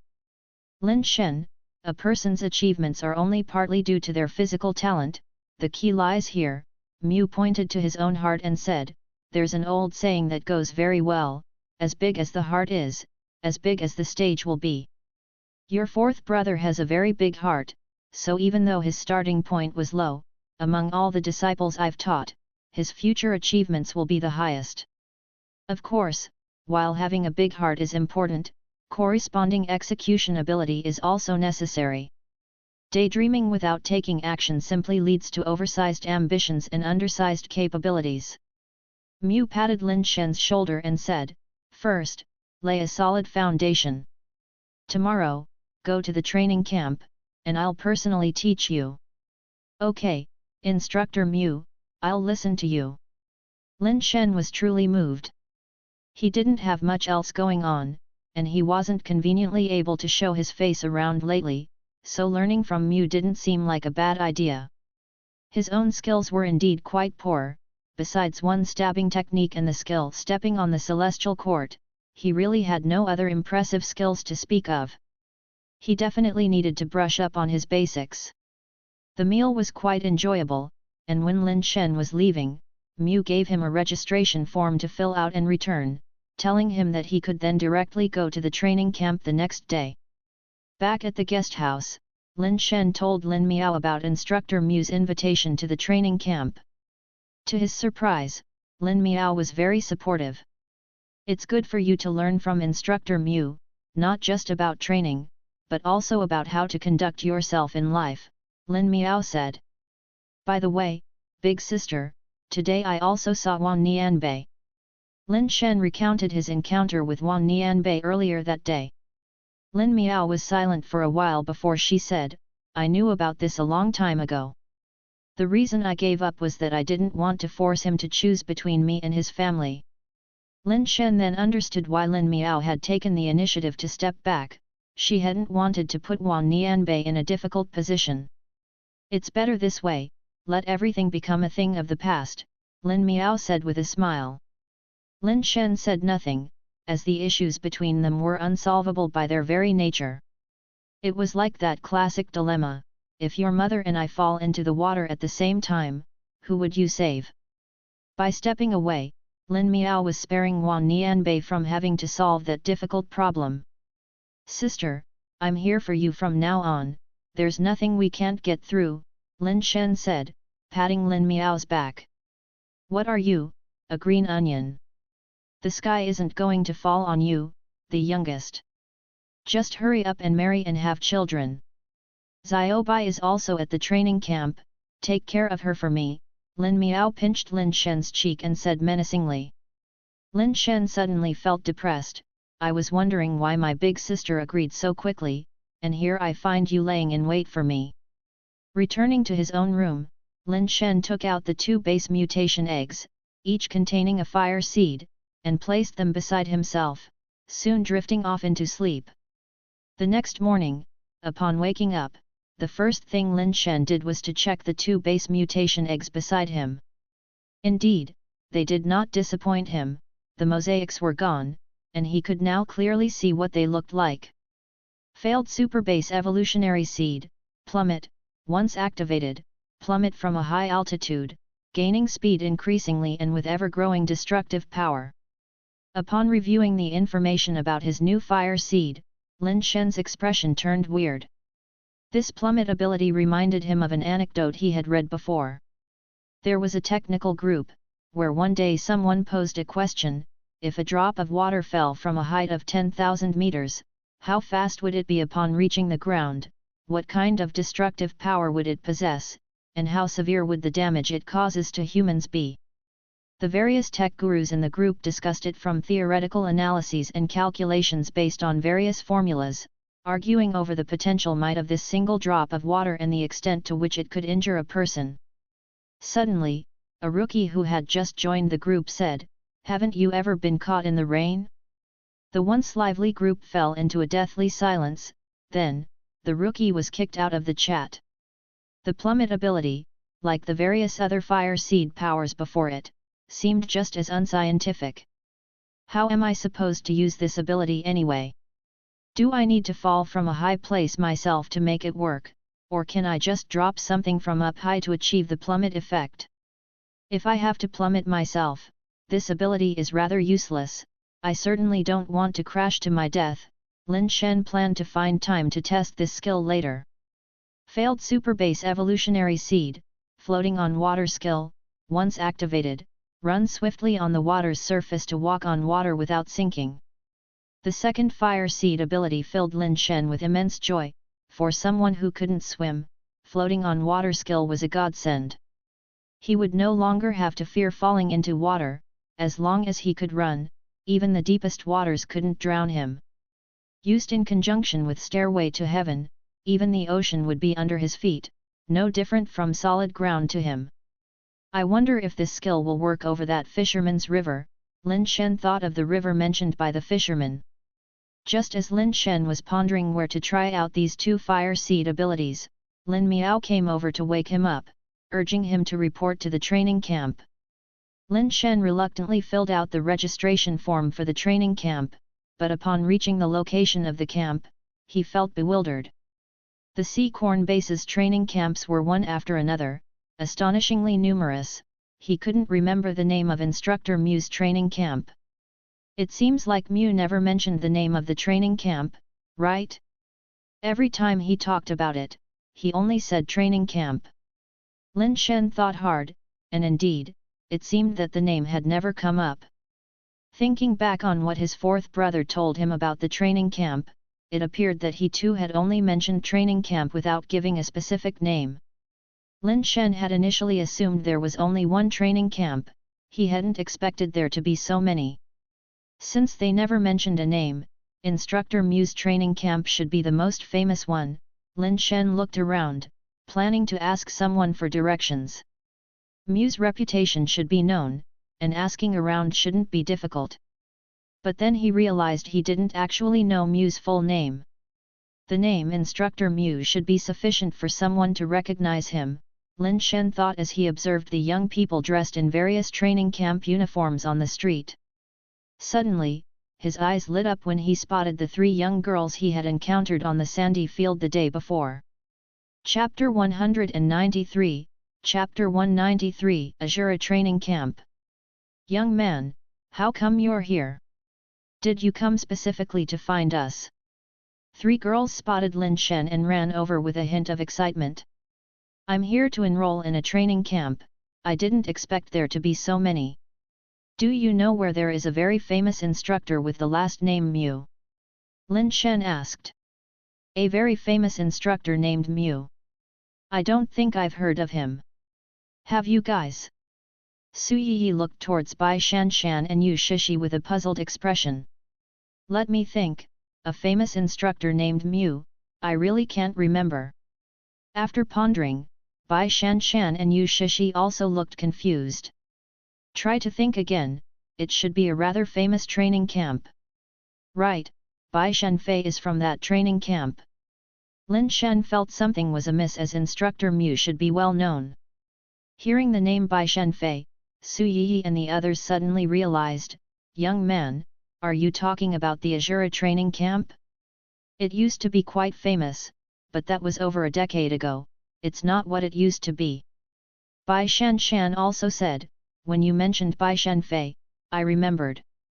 Everyone thought that the Azura training camp had closed down years ago, it was only after Bai Shenfei came out that people learned it was still in operation." "Young man, I heard there was an incident at the Azura training camp where some trainees were abused to death during training, and after that, it gradually went downhill. Now, our marine training camp is the best. If you want to join a training camp, why not come to ours? We'll take care of you." Yu Shishi said this, Bai Shan and Su Yi quickly agreed. Lin Shen then understood why Instructor Mu had been so enthusiastic about inviting him to the training camp. His camp was simply struggling to attract students. However, having already promised Mu, Lin Shen felt he had to go and see for himself. After getting directions to the Azura training camp, Lin Shen waved goodbye to the three girls. Before he left, the three girls reiterated their advice to Lin Shen, insisting that if he found the Azura training camp unsatisfactory, he must come looking for them at the marine training camp. Following the directions given by Su Yi and the others, Lin Shen made his way to the southeastern corner of the base, where numerous training camps were situated, but he looked somewhat perplexed upon finding the entrance of the Azura training camp. Is this really the training camp Xiang Dong spoke of? Looking at the decrepit gate and the overgrown yard within, Lin Shen found it hard to connect this place with the training camp Lin Xiangdong had mentioned. How could a training camp that produced someone as famous as Bai Shenfei be in such a state? Approaching the camp's entrance, the doorman was too lazy to bother with him, allowing him to come and go as he pleased. Inside the yard, Lin Shen saw a few uniformed students running with the speed of an octogenarian, each one sluggish and lacking any zeal. As Lin Shen watched them, they paused, gasping for air and looking back at him with peculiar expressions. The training camp was much smaller than he had imagined, consisting only of a large courtyard and a few single-story buildings. On one of the offices, a sign read "Office." Entering, Lin Shen saw Instructor Mu writing something. "Instructor Mu," Lin Shen called out as he knocked on the door.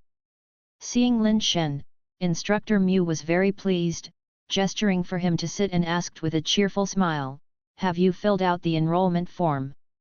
"I have. Instructor Mu, I've been thinking about it since yesterday.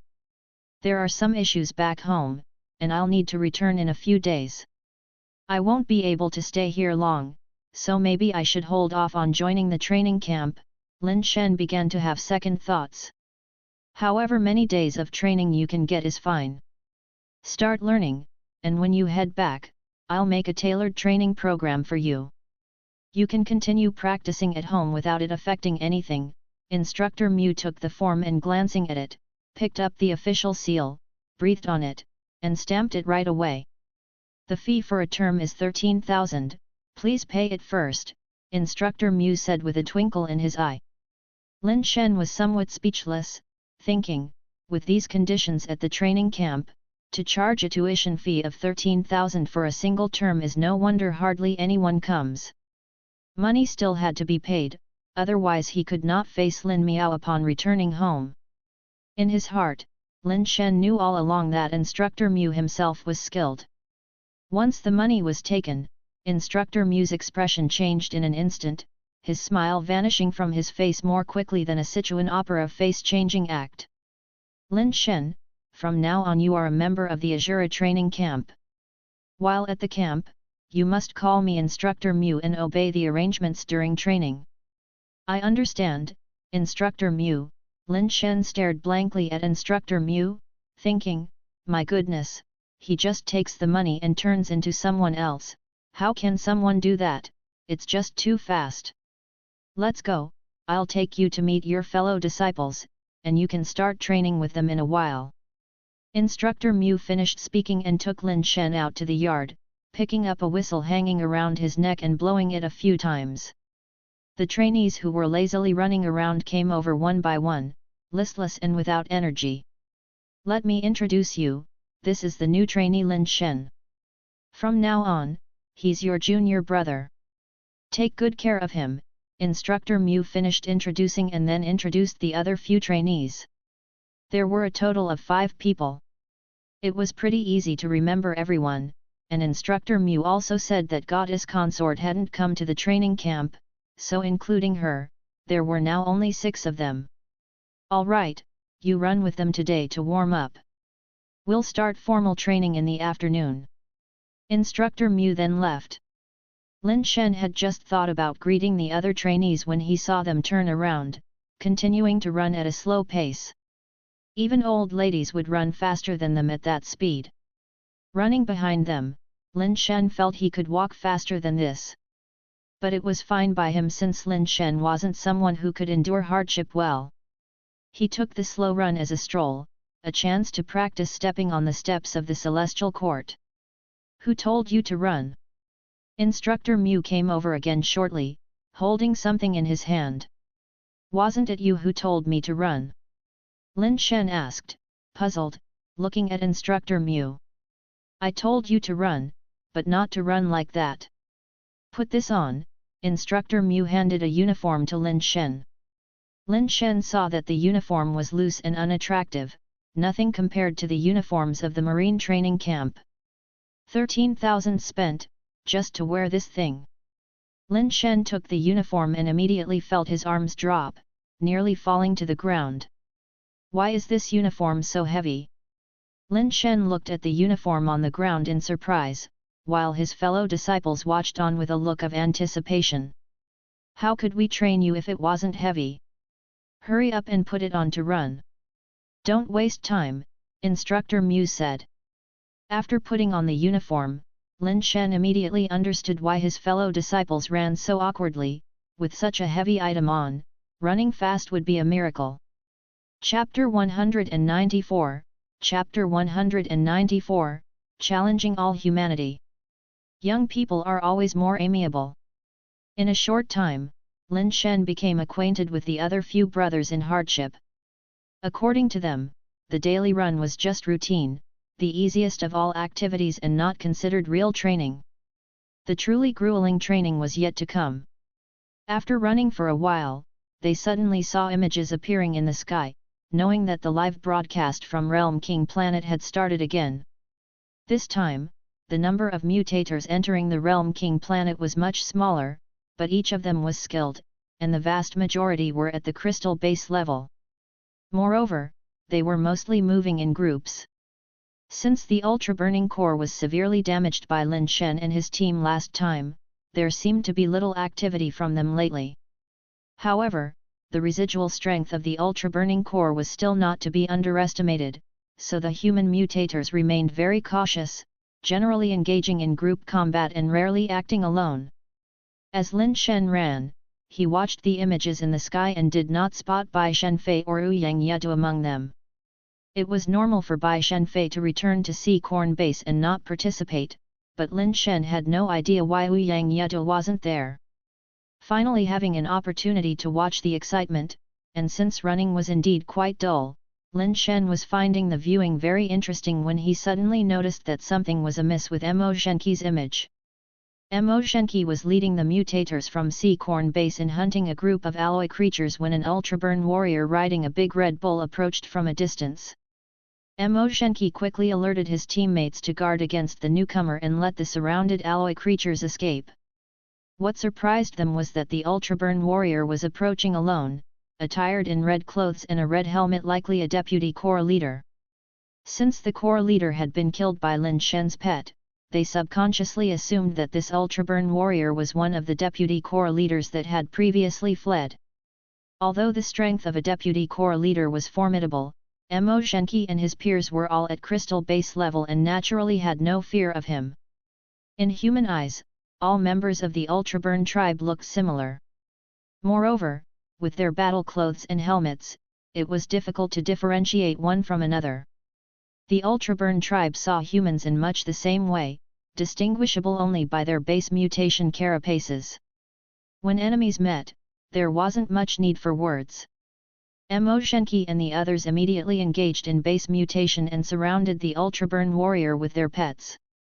Not knowing why the Ultraburn warrior was alone, but with no reasoning needed between the Ultraburn tribe and humans who were in a life-or-death struggle, there was no need for talk of righteousness. At Moshenki's command, the mutators allowed their pets to launch an attack on him. "That Ultraburn tribe member is really unlucky to have ended up alone," said Ling Luo, a senior brother, while running and speaking breathlessly. "Moshenki's strength is pretty good. He alone should be more than enough to deal with the deputy corps leader, so why all the trouble?" Another senior brother, He Feng, commented. The group was discussing when they suddenly stopped, their facial expressions turning to astonishment. Lin Shen also stopped running and watched the images from Moshenki's location. A dozen crystal base pets attacked the Ultraburn warrior, but he did not even use his base mutation carapace, knocking over several of the crystal base pets with clean, powerful punches that smashed them to the ground. The force of his fists was terrifying. Each punch landed on a crystal base pet's body, causing them to burst apart and explode. "That Ultraburn warrior seems very strong, doesn't he? Moshenki and his team might be in danger," Ling Luo said, staring blankly. The others frowned as they watched the images, none of them speaking. Moshenki and the others were all taken aback, hurriedly brandishing their weapons as they surrounded the Ultraburn warrior. Bang!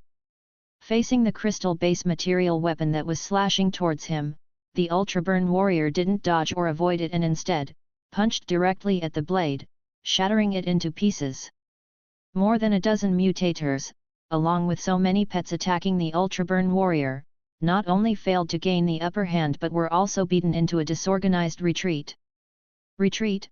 Moshenki immediately issued the command to pull back, while he himself faced the Ultraburn warrior. His movement technique and swordsmanship were both impossibly tricky, and he didn't need to engage in a brute force contest with the Ultraburn warrior. No matter how strong the Ultraburn warrior's strength was, he wasn't afraid. Moshenki's long sword danced in his hand, and his body moved rapidly like a ghost, leaving behind after images. His sword shadows were like a torrential downpour of blades, for a moment making it impossible to discern which were real and which were illusions. Moshenki's swordsmanship has become more and more unpredictable. It seems that after the battle at Sky Star Slope, his growth has been significant, He Feng exclaimed admiringly. No matter how strong the Minotaur's strength is, in front of Moshenki's tricky movement technique, it's of no use. "Now there's a good show to watch," Ling Luo also said. While everyone was admiring Moshenki's movement technique and swordsmanship, the Ultraburn warrior who had been sitting motionless on the back of Big Red Bull finally moved. The next second, to everyone's horror, all the sword shadows and after images vanished, and Moshenki's true form appeared in front of the Ultraburn warrior, with his long sword, astonishingly, being grasped by one hand of the Ultraburn warrior on the blade itself. Moshenki forcefully tried to withdraw his sword but only felt like it was welded in place, not budging at all. Snap! With a minor movement of his palm, the Ultraburn warrior broke Moshenki's long sword, then flung the broken blade, which pierced through Moshenki's shoulder, giving him no chance to dodge. Everyone was shocked, as Moshenki was among the top figures of human mutators, with only few others like Ouyang Yadu and Bai Shenfei who could be considered stronger. But in front of this Ultraburn warrior, he was beaten without the power to fight back. This was too terrifying. "Go back and tell your brethren that I, Qing Jie, on behalf of the Ultraburn tribe here, challenge all the powerful humans. Do they dare to come?" Qing Jie looked down arrogantly at Moshenki and the others, as if humans were no more than pets on the ground. Damn, this Qing Jie is too arrogant. If Ouyang Yadu and War God Wei were here, they'd kill him straight away and we'd see if he could still be so arrogant. There's no need for Ouyang Yadu and War God Wei to act. Tian's pet could kill him. Can the Ultraburn tribe really talk such a big game? Too arrogant, I can't stand it anymore. Someone strong needs to come and kill him. The crowd was seething with anger, but among the mutators present, none were a match for Qing Ji, and their inner fury was to no avail as they silently retreated. That ultraburn creature is indeed very strong, with both speed and strength at the top mutator level. The toughness and durability of its body are out of the ordinary. He Fang analyzed quietly. Mo Shenqi's movement technique and swordsmanship are both strong, but he leans towards skill-based combat, and his direct combat ability is somewhat lacking. It's inevitable that he is at a disadvantage against someone who could see through his move and swordsmanship. However, that ultraburn warrior being able to instantly discern his feints from reality is not simple, to say the least, Ling Luo also said. Chapter 195, Chapter 195 Yin Yang Infinite Warrior. What are you doing? Who told you to stop? Instructor Mu's cold voice came from the office, startling everyone into a jolt, and they hurriedly started running again. Junior brother, take it easy, you just got here and don't know the ropes. No need to deliberately keep up with us, just run at a slower pace, otherwise you won't be able to take it for long, He Fang said to Lin Shen with a chuckle. Yes, senior brother Lin Shen nodded in agreement. The uniform was indeed very heavy, and it was unclear what had been used to fill it, making it very challenging to run. But after the evolution theory began to operate, although it was still exhausting, his body was slowly adapting. It was just that the adaptation was much slower than that to toxins. Gritting his teeth, he could still persevere. Lin Shen was still trailing at the back but had not fallen behind. Seeing that Lin Shen was still maintaining pace and running with them, He Fang and the others shared a knowing smile. They had seen more than one or two newcomers like this before. Even when they had first joined, they had the same mindset as Lin Shen, believing they could endure. However, the reality was that society had taught them a harsh lesson. Instructor Mu's discerning eye was extremely sharp. The loads he assigned were precisely at their maximum tolerance, too heavy to be maintained for very long. This is a necessary path for newcomers. Better to suffer a bit now than to suffer out there later, He Fang thought to himself, smiling inwardly. The group continued to run, each looking like they were of advanced age. It wasn't that they were unwilling to run faster, they literally couldn't. Every few days, Instructor Mu would adjust each person's load, always ensuring they could never have it easy. However, after many years of training, their endurance was far stronger than that of the average mutator. Lin Shen, the newcomer, definitely wouldn't make it. He Fang and the others recognized Lin Shen, knowing he was that playboy. Someone like him who had never suffered would certainly have even worse endurance. The group continued their slow jog with Lin Shen always at the very back. Having left the area, Mo Shenqi and his group soon encountered Zhou Qinglong and others from the Sword Alliance. Seeing that Zhou Qinglong and his group were headed in that direction, Mo Shenqi quickly informed them about Qing Jia's situation, to spare them from suffering a loss. The Sword Alliance members did not underestimate Mo Shenqi after hearing him out, as they all knew how strong he was. Anyone capable of defeating Mo Shenqi in one move clearly demanded serious consideration. From what you're saying, that Ultraburn warrior has top-tier strength and speed, and he must have skills that enhance these attributes. Otherwise, he couldn't keep up with your sword speed, nor could he casually the crystal base material blade. Zhou Qinglong pondered for a moment and then spoke, tell me the details of what happened. Maybe I have a way to defeat him.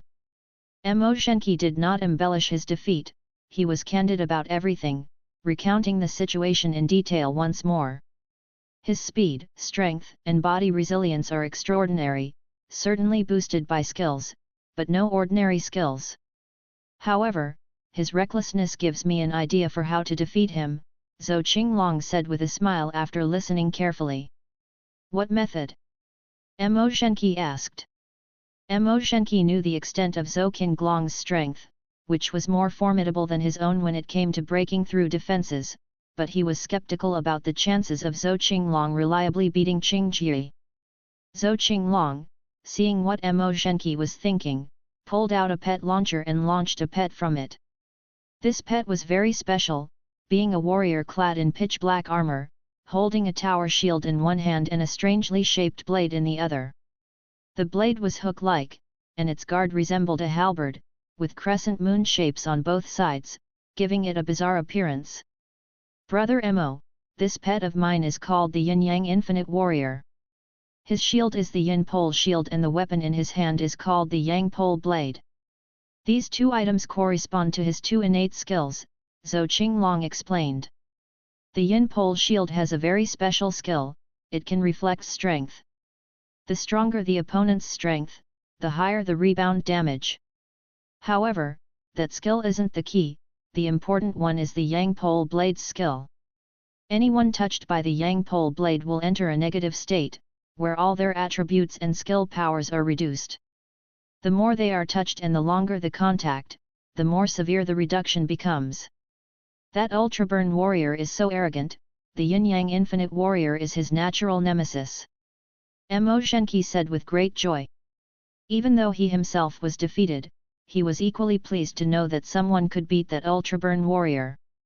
Exactly, Zhou Qinglong nodded and said, the Yin-Yang Infinite Warrior isn't fast, and with ordinary crystal base level fighters, he might not be able to hit them. But this one is so full of himself, he's bound to clash head-on with the Yin-Yang Infinite Warrior. That's the opportunity. Everyone thought this battle plan was feasible, even those from the mother planet who were watching felt that Zhou Qinglong's Yin-Yang Infinite Warrior was the perfect counter to Qingji. Let the foolish Minotaur experience the intelligence of humans. Arrogance comes at a price. I'm already looking forward to seeing that Minotaur kneel and sing conquest. Although he thought the strategy was viable, just to be on the safe side, Zhou Qinglong decided to face Qingjie alone. If Qingjie didn't give the Yin-Yang Infinite Warrior a chance, he had a flying pet to escape with. He had the others wait in a concealed location while Zhou Qinglong went alone to where Qingjie was. Are you Qingjie? Upon arriving, Zhou Qinglong indeed saw an Ultraburn warrior resting on a massive rock. Correct. Since you know my name, you should be prepared for death, Qingjie said, jumping down from the rock and staring coldly at Zhou Qinglong. It remains to be seen who will fall. Zhou Qinglong said, summoning the Yin-Yang Infinite Warrior with a wave of his hand. Qingjie just looked on coldly, without making any move. Zhou Qinglong didn't waste words and directly ordered the Yin-Yang Infinite Warrior to charge. The speed of the Yin-Yang Infinite Warrior was indeed not fast, probably around 30, and when it reached Qingjie, the Yang Pole blade slashed down at him. Qingjie simply extended a hand and caught the Yang Pole blade. Zhou Qinglong saw this and was overjoyed, and the audience watching the battle was equally thrilled, believing that Qingjie would pay the price for his arrogance. As Qingjie held the Yang Pole blade, his eyebrows furrowed slightly. He too seemed to sense that something was off, as he was unable to snap the blade with force. The Yin-Yang Infinite Warrior then smashed its shield toward Qingjie, and although he was still grasping the Yang Pole blade and showed no sign of letting go, his other hand formed a fist and hammered down on the Yin Pole shield. Bang! A muffled sound rang out. The Yin Pole shield was not shattered by Qingjie's punch. The Yin-Yang Infinite Warrior didn't even step back half a step, but Qingjie's body slightly swayed. Haha, the foolish Minotaur. Now that's what I call formidable. It's in the bag. The spectators were all smiles, but then, a blue carapace appeared on Qingjie's body, quickly enveloping him. Surprisingly, the blue carapace on Qingjie's body didn't completely cover him. Many joints were left exposed. Subscribe to Chinese Novel Audiowave.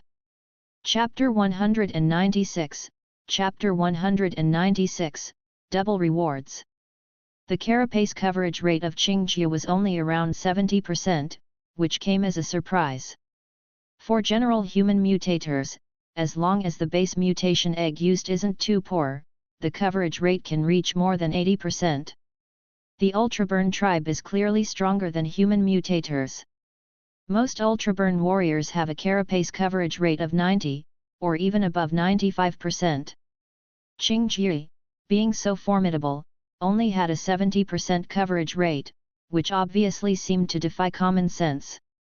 It's somewhat late to use base mutation power now. Zhou Qinglong expressed considerable confidence in the abilities of the yin-yang infinite warrior.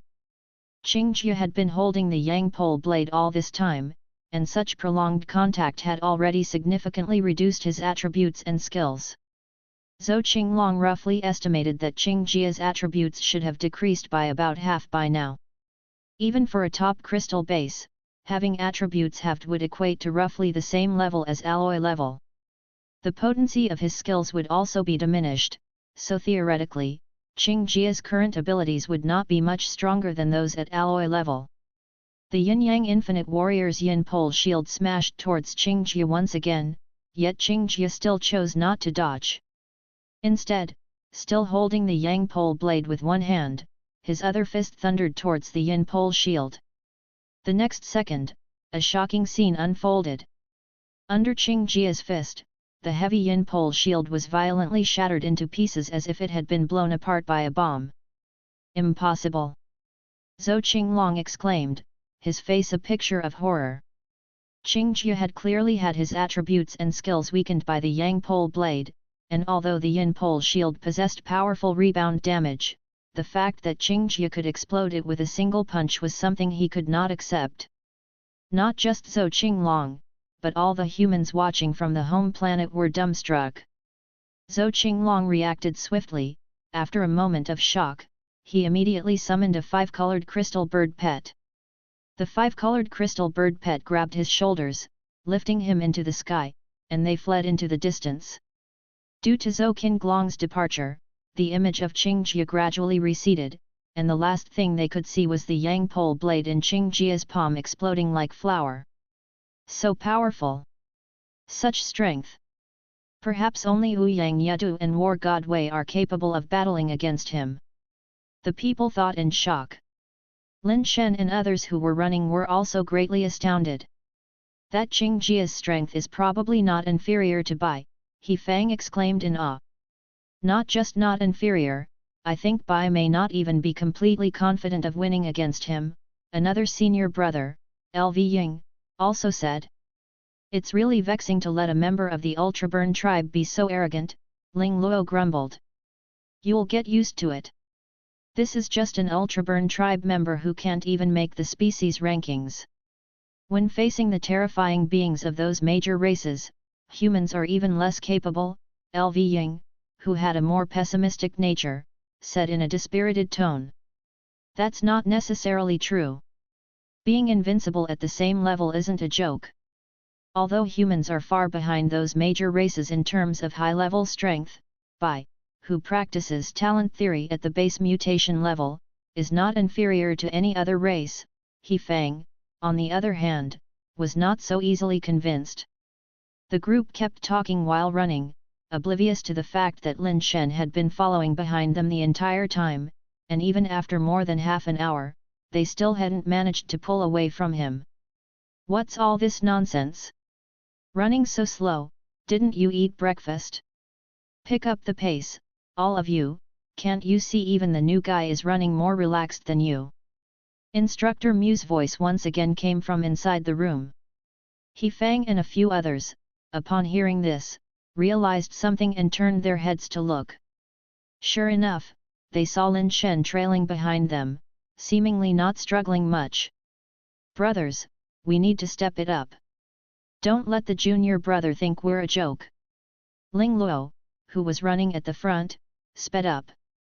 Damn it, I was too busy watching that Qingjie earlier, He Fang cursed under his breath and quickened his pace as well.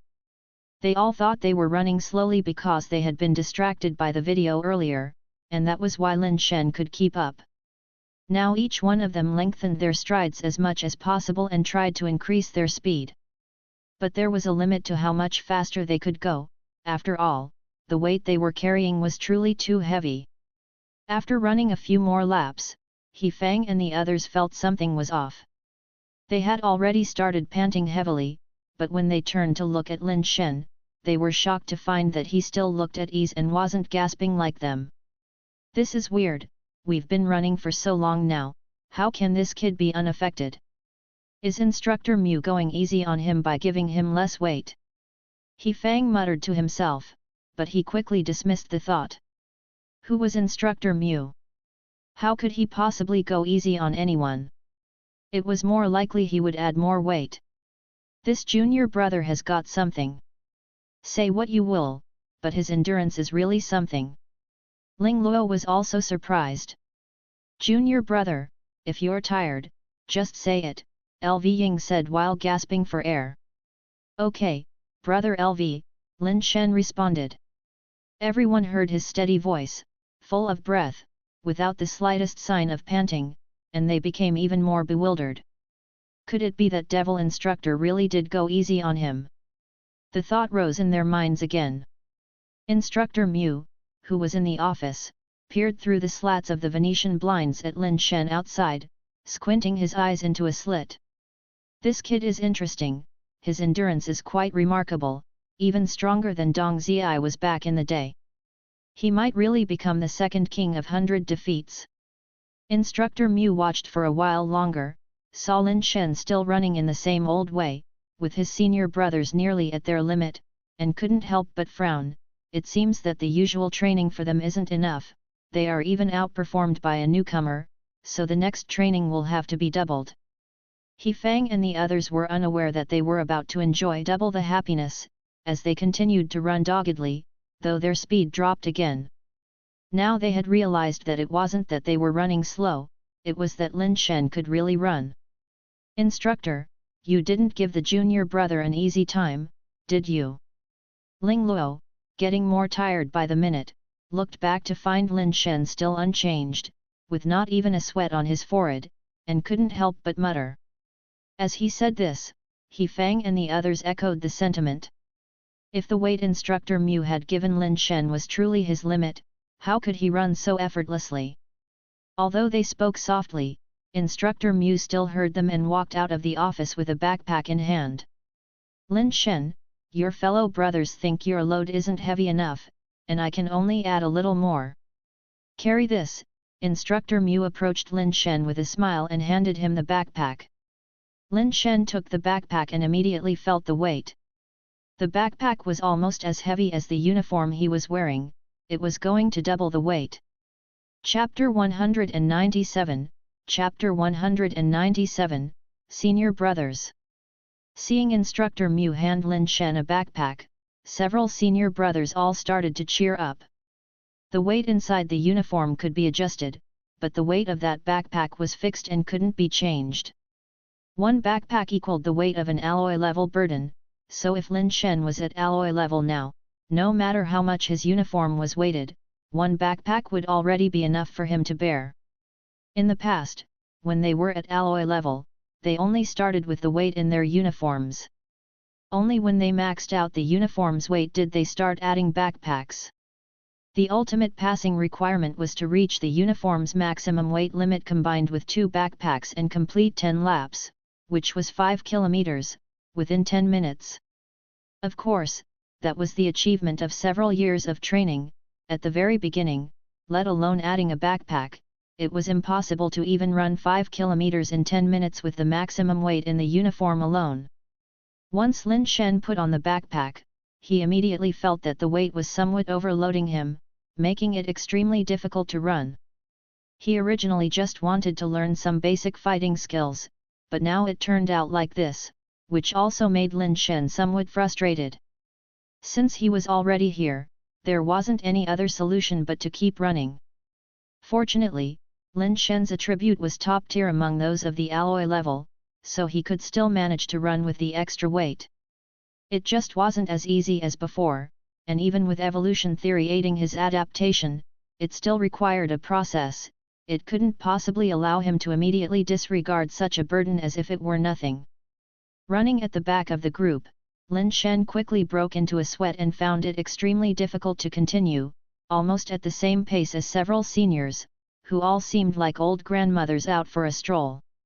That's more like it. Seeing Lin Shen in this state, several senior brothers felt this was normal for once. Instructor Mu, observing Lin Shen through the blinds, thought it wasn't normal when He Feng and the others did. He Feng and the others didn't know how much weight Lin Shen had added to his uniform, but Instructor Mu was very clear about it.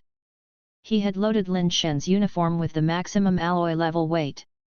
Typically, for an alloy mutator who had just started such training, completing 5 kilometers under that weight was already quite commendable.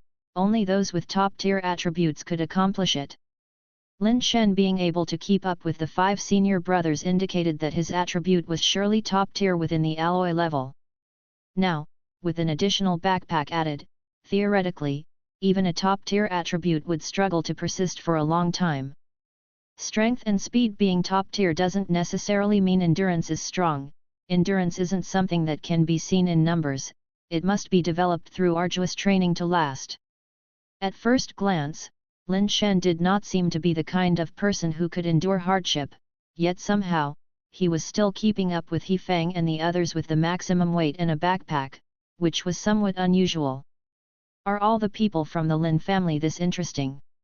Instructor Mu's eyes narrowed into slits, as if he had spotted some amusing toy. Little junior brother, you are Lin Xiongdong's blood brother, right? Running ahead of Lin Shen, He Feng asked while running.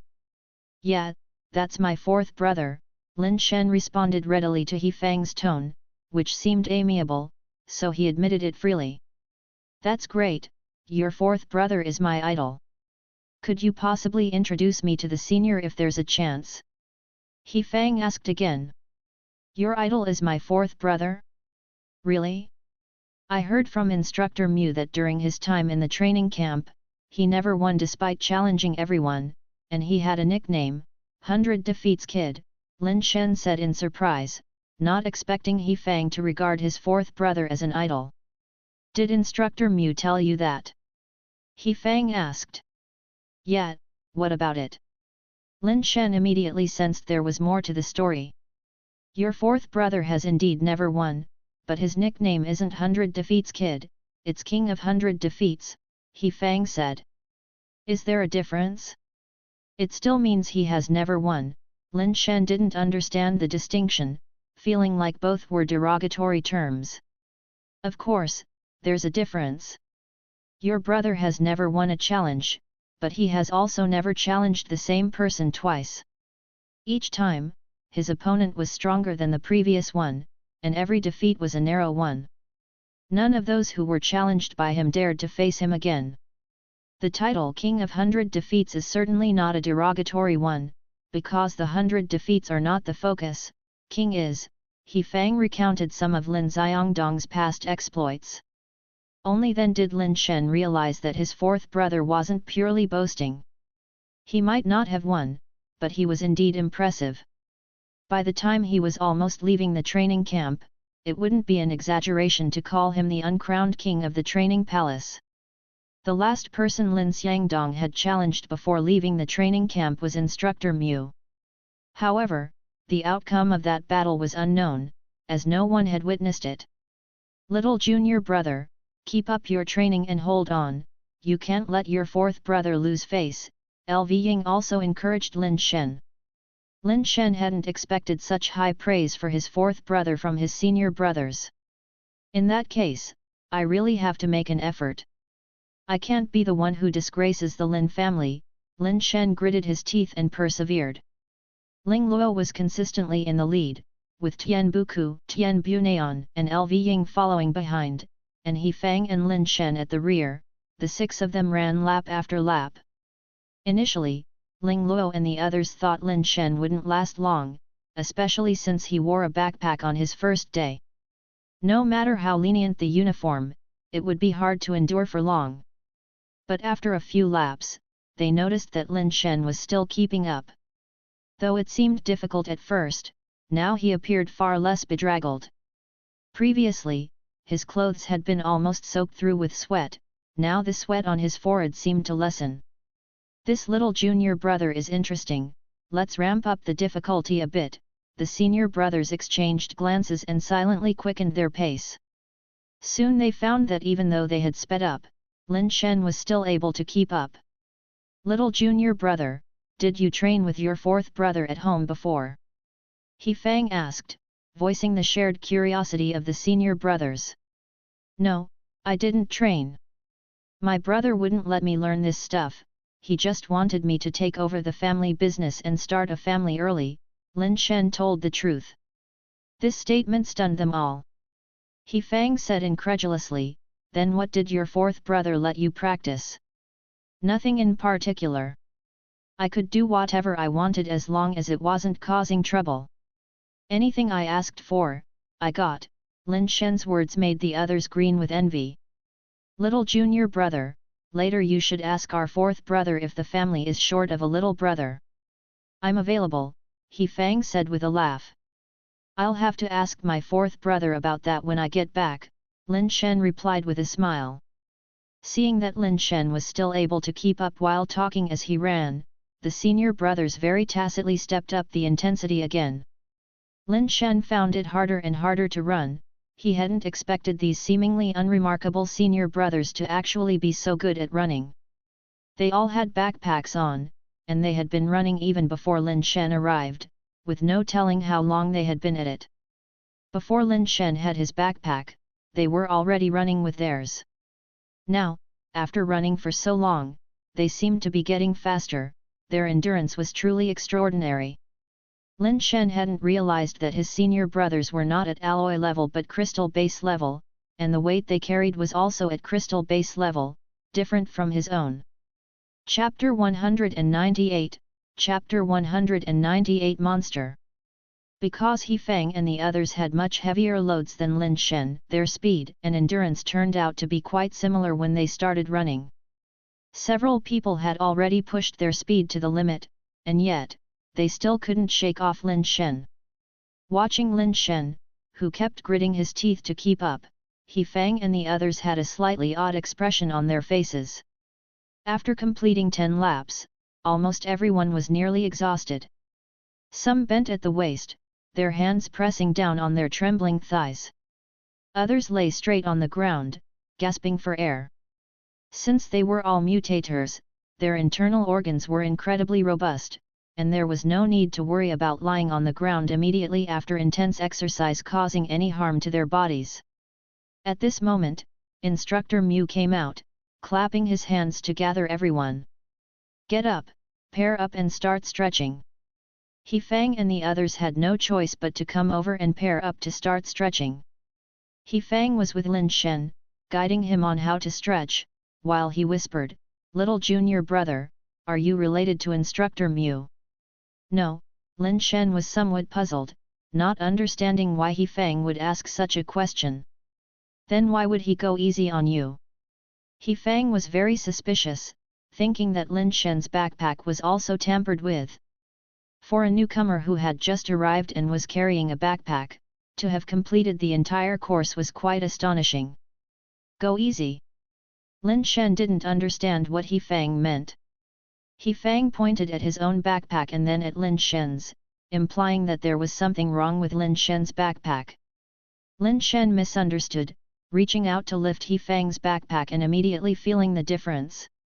He Fang's backpack was obviously much heavier than his, and not knowing that He Fang was at crystal base level, which meant the backpacks designed for crystal base level mutators were much heavier than those for alloy level, he thought that Instructor Mu really did give him a break by giving him a lighter backpack.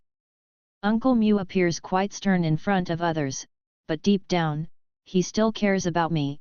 Lin Shen thought he had wrongly accused Instructor Mu before, as it seemed he had been looking after him in secret. Feeling that he couldn't let Instructor Mu look bad, Lin Shen grabbed He Fang's backpack, pulled it over to himself, and said, "Instructor Mu might have taken the wrong one, let me borrow this and run a few more laps." Lin Shen felt that in order to save Instructor Mu's face, the best way was to prove that even without any special treatment, he had the strength to complete the training. Before He Fang could say anything, Lin Shen had already put on He Fang's backpack. Once the backpack was on, Lin Shen immediately felt as if a small mountain was pressing down on his back. Luckily, Lin Shen had recently been to Realm King Planet to kill mutant creatures frequently and became accustomed to the strong gravity there, which made carrying the load feel a bit easier compared to an average person. Moreover, He had a strength attribute of 31, without which, he would have had no chance of moving with the backpack meant for crystal base level mutators. Another mutator at a lower alloy level might not even be able to lift the backpack. Even though it felt incredibly heavy, to keep Instructor Mu from losing face, Lin Shen still gritted his teeth and started running. He Fang was completely stunned. When he mentioned Instructor Mu going easy on Lin Shen, he thought Instructor Mu had tampered with Lin Shen's backpack so that the weight didn't meet the standard. Who could have imagined that Lin Shen would start running with his backpack, which was meant for crystal base level use, something that an ordinary alloy level mutator wouldn't even be able to lift. It wasn't just He Fang, Ling Luo, LV Ying and the Tian brothers were also staring blankly as Lin Shen ran on the training field, having forgotten even to stretch. Instructor Mu had been keeping an eye on Lin Shen and had witnessed this scene, a glint of admiration in his eye. What a Lin family lad, his talent seems to be even better than Xiangdong's, he must be carefully crafted. Lin Shen was unaware of his mistake. In fact, most people wouldn't have thought that in such a dilapidated training camp with only 5 trainees, all of them would be crystal base. Lin Shen had even thought that He Fang and the others were at alloy level like himself. These senior brothers are really something, being able to carry such a dreadful weight and run so far. I underestimated Azura training camp, Lin Shen thought as he ran. It is indeed the place where my 4th brother honed his skills, even in decline, it still has its merits. His speed could be compared to an old lady crossing the street, his legs trembling as he shuffled along. Evolution theory was already at work, although its effects were not very evident, it could only slowly exert its influence. Lin Shen gritted his teeth and continued running, that's just the Lin family spirit. If you treat me well, I must not let you down. As Lin Shen ran, he felt as if his muscles were about to tear apart, as if acid was flowing inside them. The discomfort was indescribable. But he still persevered. Fortunately, evolution theory kept strengthening and mutating his body to withstand this level of pressure. Evolution theory truly was a peculiar evolution skill, providing limited enhancement to surrounding attributes, or it might be said to offer no substantial attribute increase. But it could increase various resistances: resistance to poison, high temperatures, low temperatures, dizziness, and so on, and now, it seemed to be able to combat fatigue as well. However, the enhancement effect against fatigue was progressing very slowly, and the improvement to Lin Shen's body was gradual. In theory, as long as Lin Shen could withstand it, evolution theory could help him endure for a long time. Of course, with such an overload that had already surpassed his own limits, it was possible that Lin Shen would give in before evolution theory could sufficiently strengthen his body. For now, Lin Shen could only bite the bullet and keep going, running as long as he could, no matter what. He couldn't let down Instructor Mu's face. Lin Shen felt he was running in an ugly manner, his pace barely faster than a walk, even slower than some quick walkers, somewhat embarrassing. Having already lost so much face, he was determined to complete those 10 laps nonetheless, to at least have something to show for his efforts. He thought this way, unaware that the 5 senior brothers had already been numbed by the spectacle. They had heard from Instructor Mu that Lin Shen was at alloy level, yet here he was running with a load meant for crystal base level. Had it not been for He Fang having just carried that pack, they would surely have thought Lin Shen's pack was fake. As if realizing something, LV Ying went over to pick up the pack that Lin Shen had been carrying, then said to He Fang and the others, "The weight is correct, Instructor Mu didn't go easy. Do you even need to say it?" He Fang said dismissively, knowing without a doubt that Lin Shen hadn't cheated. Our little junior brother really has something special, how on earth did he manage this? I don't see him using any skills, said Ling Luo, his gaze fixed on Lin Shen, a trace of surprise in his eyes. All we can say is that Xiangdong's brother is strong and different from ordinary people, He Fang praised. Instructor Mu was the most surprised of all. He hadn't expected Lin Shen to last so long, no one had ever done such a thing before, not even during the time when Lin Xiangdong was there, when the Azura training camp was brimming with talents, but he had never seen such a monster. Chapter 199, Chapter 199 Outbreak and Sustenance. When you were at the alloy level, could you carry this? Ling Luo asked, looking at Lin Shen, who was still running, and turned to the others nearby. Could carry it, but couldn't run with it, He Fang replied. Couldn't carry it, Lv Ying shook her head and said. Couldn't move it, Tian Buku and Tian Bunayan spoke strangely. They had no prior communication, but when they spoke, they were in unison, as if one person was speaking. Perhaps only Bai, who practiced talent theory, could manage that, He Fang thought for a moment and added another sentence. Could the rumors that Lin Shen has mastered talent theory be true? Lv Ying's eyes blazed with the fires of gossip. Do you think Bai would really forsake Ouyang Yutu for our little junior brother? I think our little junior brother is quite handsome, and he's not inferior to Ouyang Yutu. Choosing him wouldn't be a problem, Tian Buku and Tian Bunayan said in unison, their lengthy statement sounding as though it was from one person. Although everyone seemed to have accepted that Lin Shen had mastered talent theory, only Instructor Mu in the office knew that Lin Shen had not mastered talent theory. Instructor Mu was looking over Lin Shen's registration form. The level listed was alloy, and under the technique for base mutation practiced, evolution theory was filled in. When Instructor Mu first saw that Lin Shen practiced evolution theory, he frowned slightly. But after this intentional entrance test he had set up, Instructor Mu discovered that Lin Shen, who practiced evolution theory, had an extraordinarily terrifying potential. Previously Tian from Tiancheng also practiced evolution theory. Could it be that evolution theory has some profound mystery that ordinary people cannot understand, and its effectiveness could rival that of talent theory, or even surpass it? Instructor Mu felt very conflicted. He Fang and the others believed that goddess consort Bai was able to do what Lin Shen did now when she was at alloy level.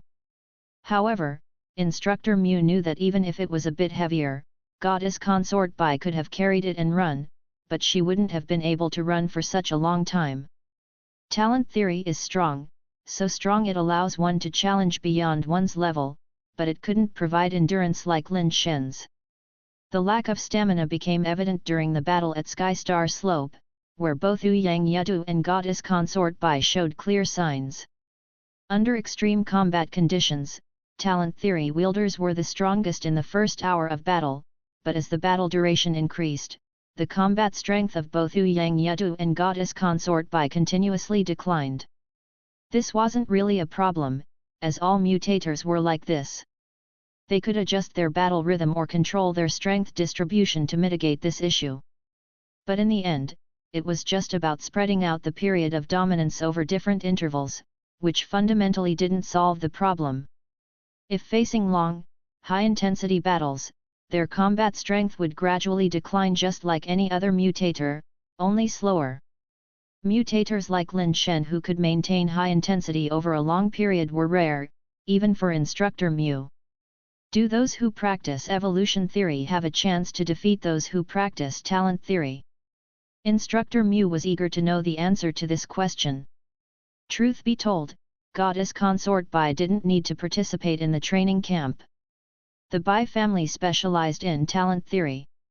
No one understood it better than the Bai family. Of course, they didn't need anyone else to teach goddess consort Bai. The goddess consort Bai came to see Corn Base and joined the training camp mainly to have Instructor Mu help with the most scientific physical training. This training proved to be fruitful. In the battle at Sky Star Slope, Ouyang Yutu obviously had physical issues, while goddess consort Bai didn't suffer as severely. The explosive power of talent theory or the endurance of evolution theory, which one is stronger? Which one is more important?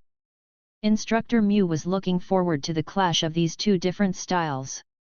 Lin Shen forced himself to finish 10 laps, his body still feeling very uncomfortable. He dropped his backpack and plunked down on the ground, breathing heavily. When he was running, he didn't sweat that much, but as soon as he stopped, the beads of sweat began to pour out, dripping profusely. Little junior brother, your physical stamina is not bad, He Feng brought a bottle of water over to Lin Shen. Lin Shen took a sip of water and immediately felt something was off, looking at He Feng with suspicion. "This is an extract of the base mutation fluid, drink up, it's good for you," He Feng said with a smile. "Don't be polite to him. Your senior brother He Feng is the young master of Tianxia business firm. His family lacks nothing, especially money," Ling Luo said. Lin Shen's heart stirred. He had heard of the Tianxia business firm, the largest merchant in sea corn base. Their business reached not only across the continent but also had many channels overseas. If He Feng really was the young master of the Tianxia business firm, then he truly was a bona fide rich second generation. Compared to him, Lin Shen was at best the son of a small rural store owner. Senior brother, he is actually from the Tianxia business firm's He family. Lin Shen looked at He Feng with surprise. The once declining Azura training camp actually had big shots sending their offspring here. "It's nothing to mention, we're all human, what's so different? I just have a few more buildings than you, look a bit more handsome, and own a few thousand stores around the world, that's all. It's no big deal, with some effort, you'll have the same in the future," He Feng said with a modest expression. The brothers all neatly flipped him the middle finger, some even feeling the urge to give him a beatdown. Instructor Mu came out to tell them to have something to eat, and then rest for a while. Lin Shen hadn't expected the training camp to provide meals, his 10,000 plus wasn't spent in vain after all. Only when the meal came did he realize that it was just several bottles of base mutation fluid, there were no actual meals. After drinking the base mutation fluid, they all sat at the doorway watching the images in the sky. Ever since Zhou Qinglong's defeat, he had been actively seeking allies, hoping to use the advantage of numbers to deal with Qingjie. However, Zhou Qinglong's actions had sparked different opinions within the human ranks. Some people felt that since Qingjie came alone to challenge human powerhouses, they should meet him head-on, one-on-one. Otherwise, even if they defeat Qingjie with sheer numbers, humans would still lose face. Others argued that there was no need to play by the rules with the Ultraburn tribe. War isn't child's play like a tournament, killing the enemy is victory, and the means don't matter. So when Zhou Qinglong wanted to unite others to besiege Qingjie, some of the powerful base mutators from large factions refused him. Everyone knew that their every move was being watched by the whole world, and some did not want others to see them ganging up on Qingjie. This hindered Zhou Qinglong's actions, and he had still not made any significant progress. Lin Shen tended to agree with Zhou Qinglong's approach. It was a battle between humans and the Ultraburn tribe for the resources on Realm King planet, not a friendship first, competition second sports game. Resolving the issue was what mattered most. If Qingjie didn't die, many humans might later perish at his hands. Chapter 200, Chapter 200, Cruel Training. After a rest, the training phase that his senior brothers described as the most brutal began. Running was already so difficult, but that was merely a warm-up before the actual training. Lin Shen had thought that real training would be extremely rigorous, yet the true regimen turned out to be sitting motionless. Instructor Mu had He Feng teach Lin Shen how to meditate, and once Lin Shen had learned, Instructor Mu brought over a chair to sit in front of them and watch. All Lin Shen and the others had to do was sit there in a meditative posture without moving. They didn't need to practice anything, and they could think about anything or let their minds wander. The only requirement was to remain still. Initially, Lin Shen didn't find anything particularly brutal about merely sitting without moving. However, after sitting for a while, he started to feel that something was off. Fundamentally, Lin Shen was a person who enjoyed playing around and was eager to try all kinds of novelties. You could ask him to sleep in, no problem, but when he wasn't asleep, asking him to stay completely still was torturous, and Lin Shen gradually realized just how uncomfortable it really was. Damn, who invented this training method? It's absolutely torturous. I'd rather run 10 more laps than continue sitting here. Lin Shen felt uncomfortable all over, even experiencing an inexplicable itching sensation. If Instructor Mew hadn't been sitting right in front of him, he surely wouldn't have been able to stay put. At the very least he would have reached out to scratch the itch. But seeing that Instructor Mew's eyes were unblinkingly fixed on him, Lin Shen had no choice but to endure and stay still. "I'm definitely not coming tomorrow." Lin Shen had made up his mind to drop out and not come back the next day. He was ready to write off the more than 10,000 as a loss, no big deal. He didn't care about the money that much, he couldn't stand this punishment. But even if he decided not to come the next day, he still had to complete the training for today. Lin Shen could only think about how to endure it. "I'll just practice the greed for life and fear of death elixir," Lin Shen thought to himself, feeling that it was his only option. He held his breath and began to practice the immortality scripture, which he normally only did while sleeping. He would definitely not do it otherwise.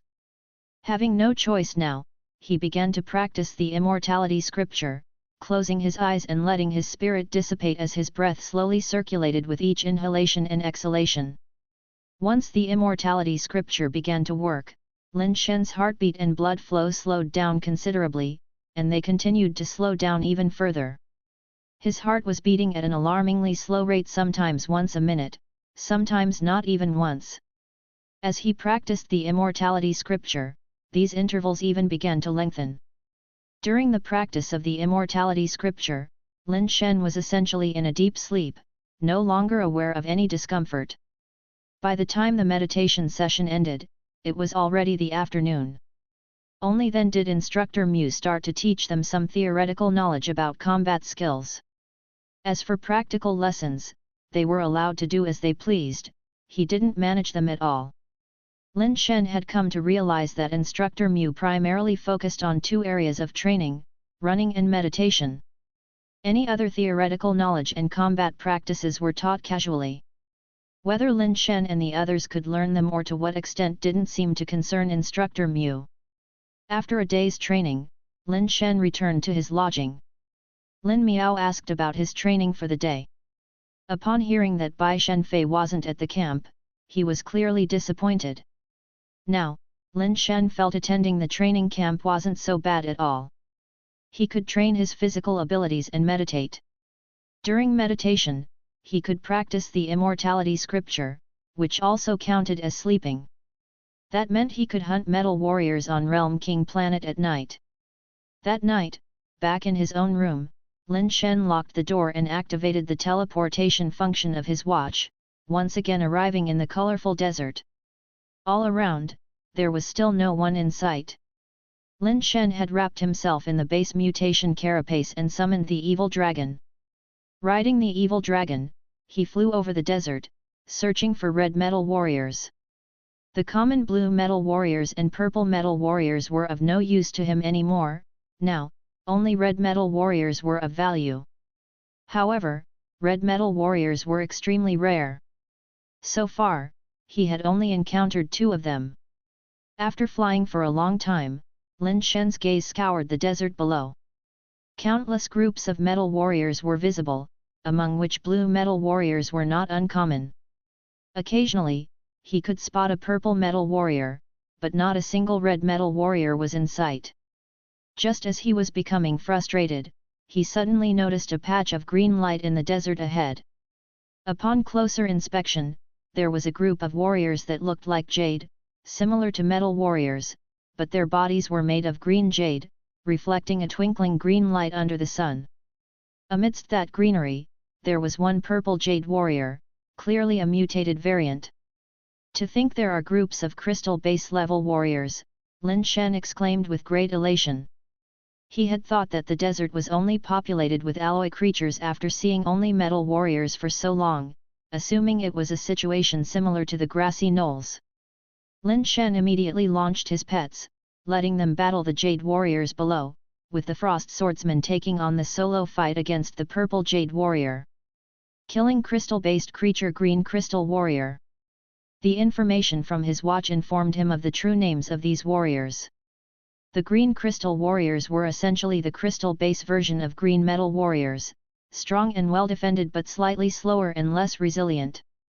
Their main skills were heavy strikes and charges, with rapid body recovery. Mutated warriors had higher speed and resilience and possessed skills akin to storing energy and unstoppable force. Killing mutated crystal base creature Purple Crystal Warrior. As expected, it's a mutated crystal base. Lin Shen watched as the Purple Crystal Warrior was slain by the Frost Swordsman. Seeing the information, he felt unsurprised. The Frost Swordsman was indeed formidable. Wounded by his sword, the base mutation fluid inside their bodies would freeze, greatly reducing their mobility, and eventually, they would lose the ability to fight, a tactic akin to the coagulating effects of death powder. After collecting the base mutation fluid from the Purple Crystal Warrior, Lin Shen mounted the evil dragon to continue his journey. In the desert that followed, he encountered a vast number of crystal base warriors. Green crystal warriors were the majority, with occasional sightings of blue crystal warriors and purple crystal warriors. Having used the base mutation fluid from the purple and blue crystal warriors, Lin Shen's base mutation rate increased once again, filling him with great joy. At this rate, I should be able to reach 100% base mutation rate in this desert. Lin Shen felt a bright future ahead, just waiting to ascend to crystal base. Once ascended to the crystal base level, Lin Shen planned to focus his main efforts on the Realm King planet, laying the groundwork for his own ascension. It would be ideal to acquire some mutated ascension eggs. If he couldn't find primeval eggs for ascension, he would have to settle for the next best alternative. Even Wei Wufu had mentioned that the primeval eggs used for ascension were hard to come by, and Lin Shen had probed him about it. Although Wei Wufu didn't spell it out, obtaining those kinds of primeval eggs used for ascension from Tiancheng was unlikely to be easy. Ordinary supplies would never be enough to trade for those kinds of primeval eggs with the Wei family. Subscribe to Chinese Novel Audiowave. Thank you.